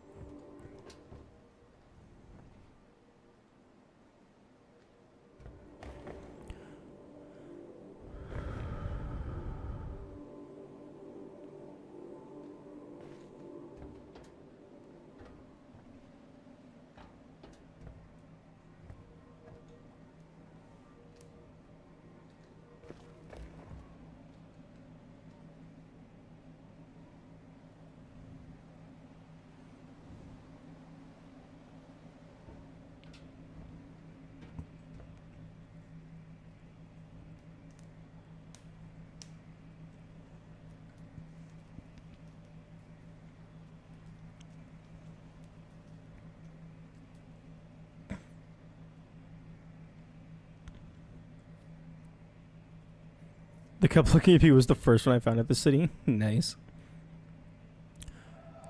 Different ways of playing, different perspectives, different knowledge bases.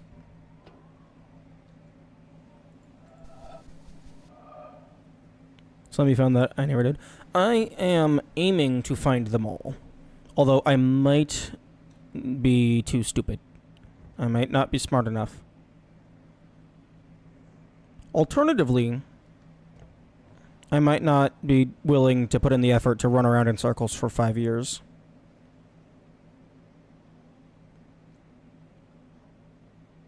Because some of them aren't even clever. It's just look around, stand in the right spot. But I mean, I guess that's just part of the level design. You have to find... That is the puzzle. Find where you need to stand. Which isn't necessarily bad. It's just sometimes annoying.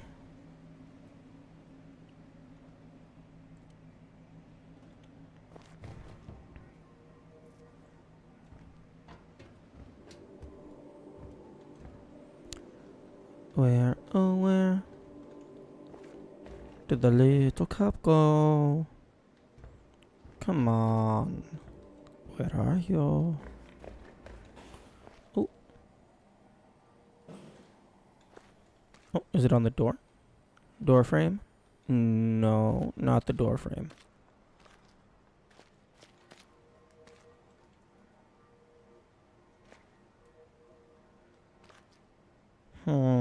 Well, if it narrows based on perception and not based on structure, I should be looking for rectangles rather than thermos shapes.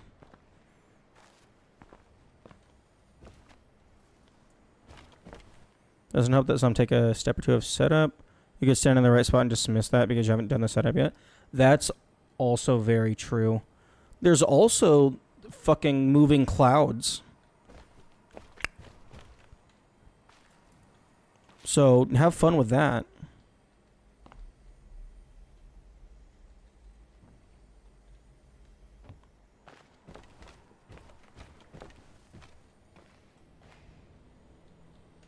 Hope you're just standing in the right spot and just at the right time.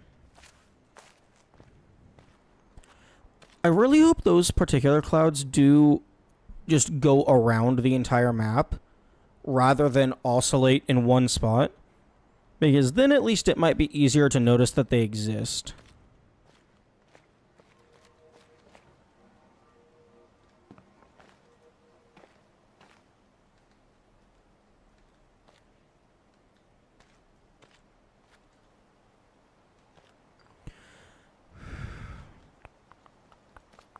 Oh, that would have been a great spot for a audio log.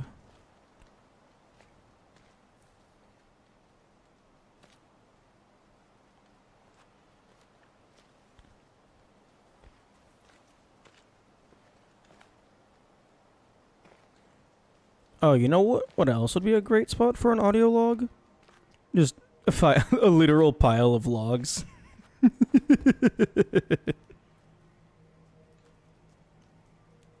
Pattern recognition skill does also come with long-term memory. I don't think so. I get easily distracted, and if I only did something the one time, I am not going to remember where it was or what the fuck it was.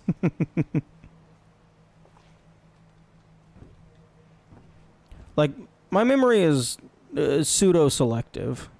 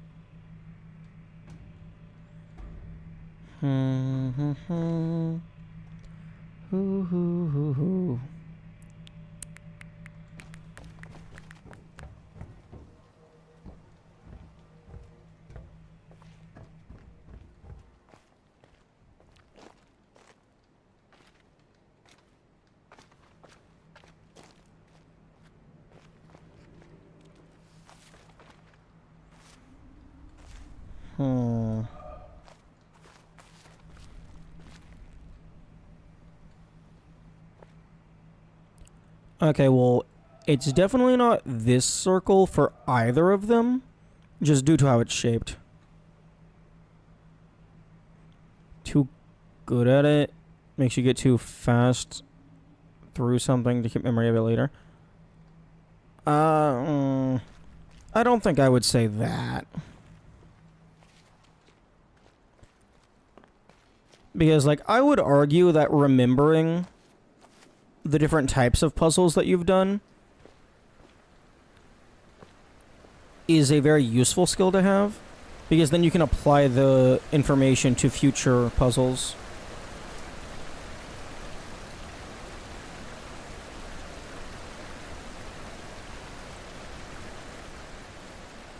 So I don't think I could consider myself to be too good at it, given that I lack that skill. And also I have to fucking pull up Krita every 5 seconds. There was one around here somewhere.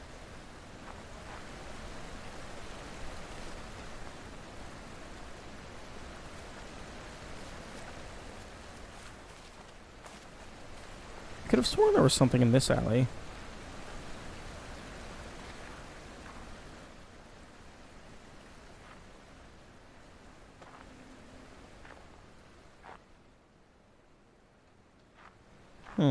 Maybe not.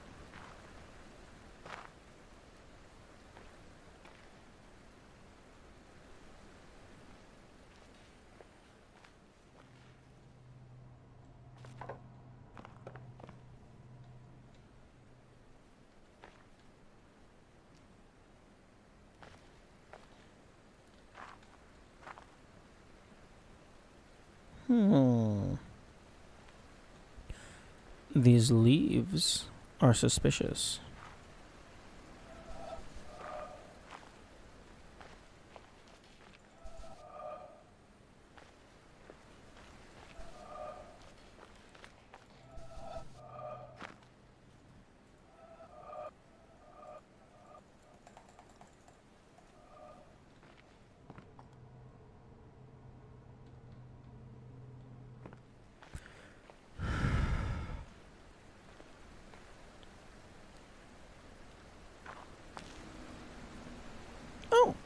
Where the... Excuse me. I swear I've been up here before. I guess I never looked down at the ground.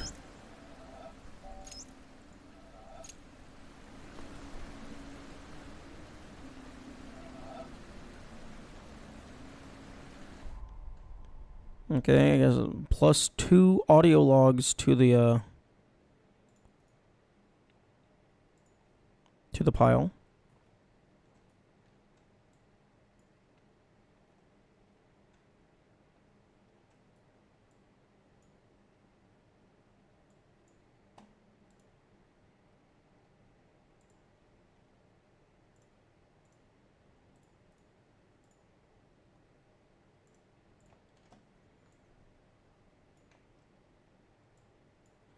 Okay, so take these, drag them down here. And then take these, put them here.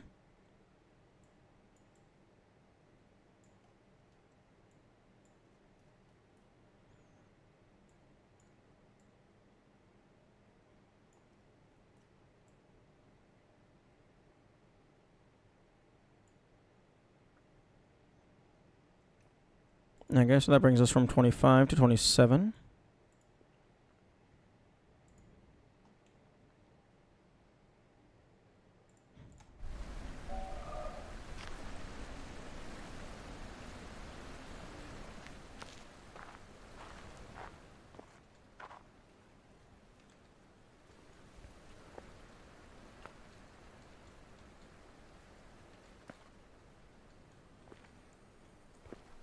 But yeah, a lot like this type of thing, just like find the hidden things.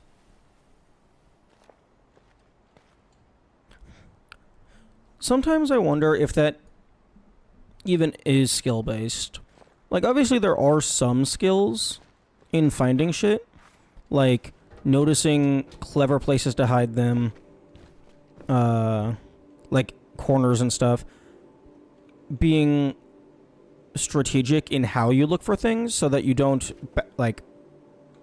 backtrack too many times. But also sometimes it just feels like it legitimately just is run around in circles until you happen to see the thing sitting in a corner. Which that doesn't feel super skill based. It feels like just how effectively can you systematically check the entire part of the map?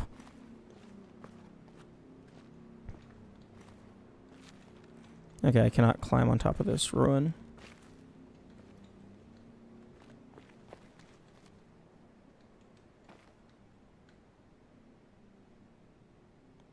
This would have been a good room to put it in.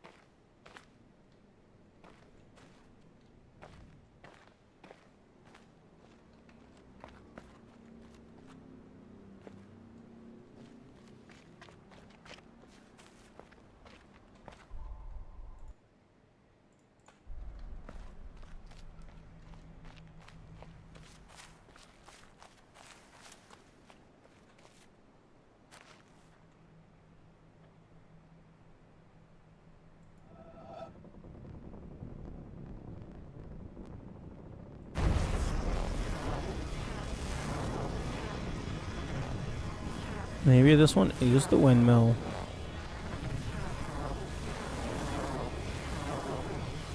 Down. No, that would have been too long a line. Oh, but then it might not fit. So down left. Up left. I don't know. Maybe. Maybe. But if it is the windmill...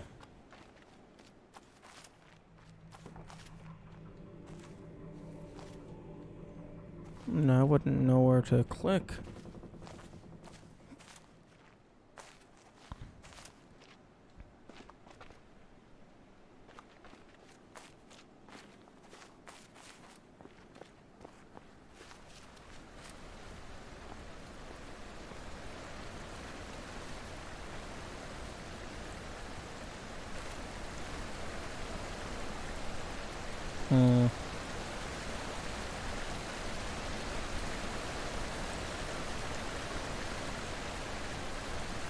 Okay, but I think I am going to have to end stream there. I have to go and do important adulting things like buying food so that I stay alive a little bit longer. Okay. 511 plus 124 plus 27 audio logs. Nice. Okay. Let us see if there is anybody to raid. There's probably somebody playing the witness. No. No, there is not. Nobody else is playing the witness.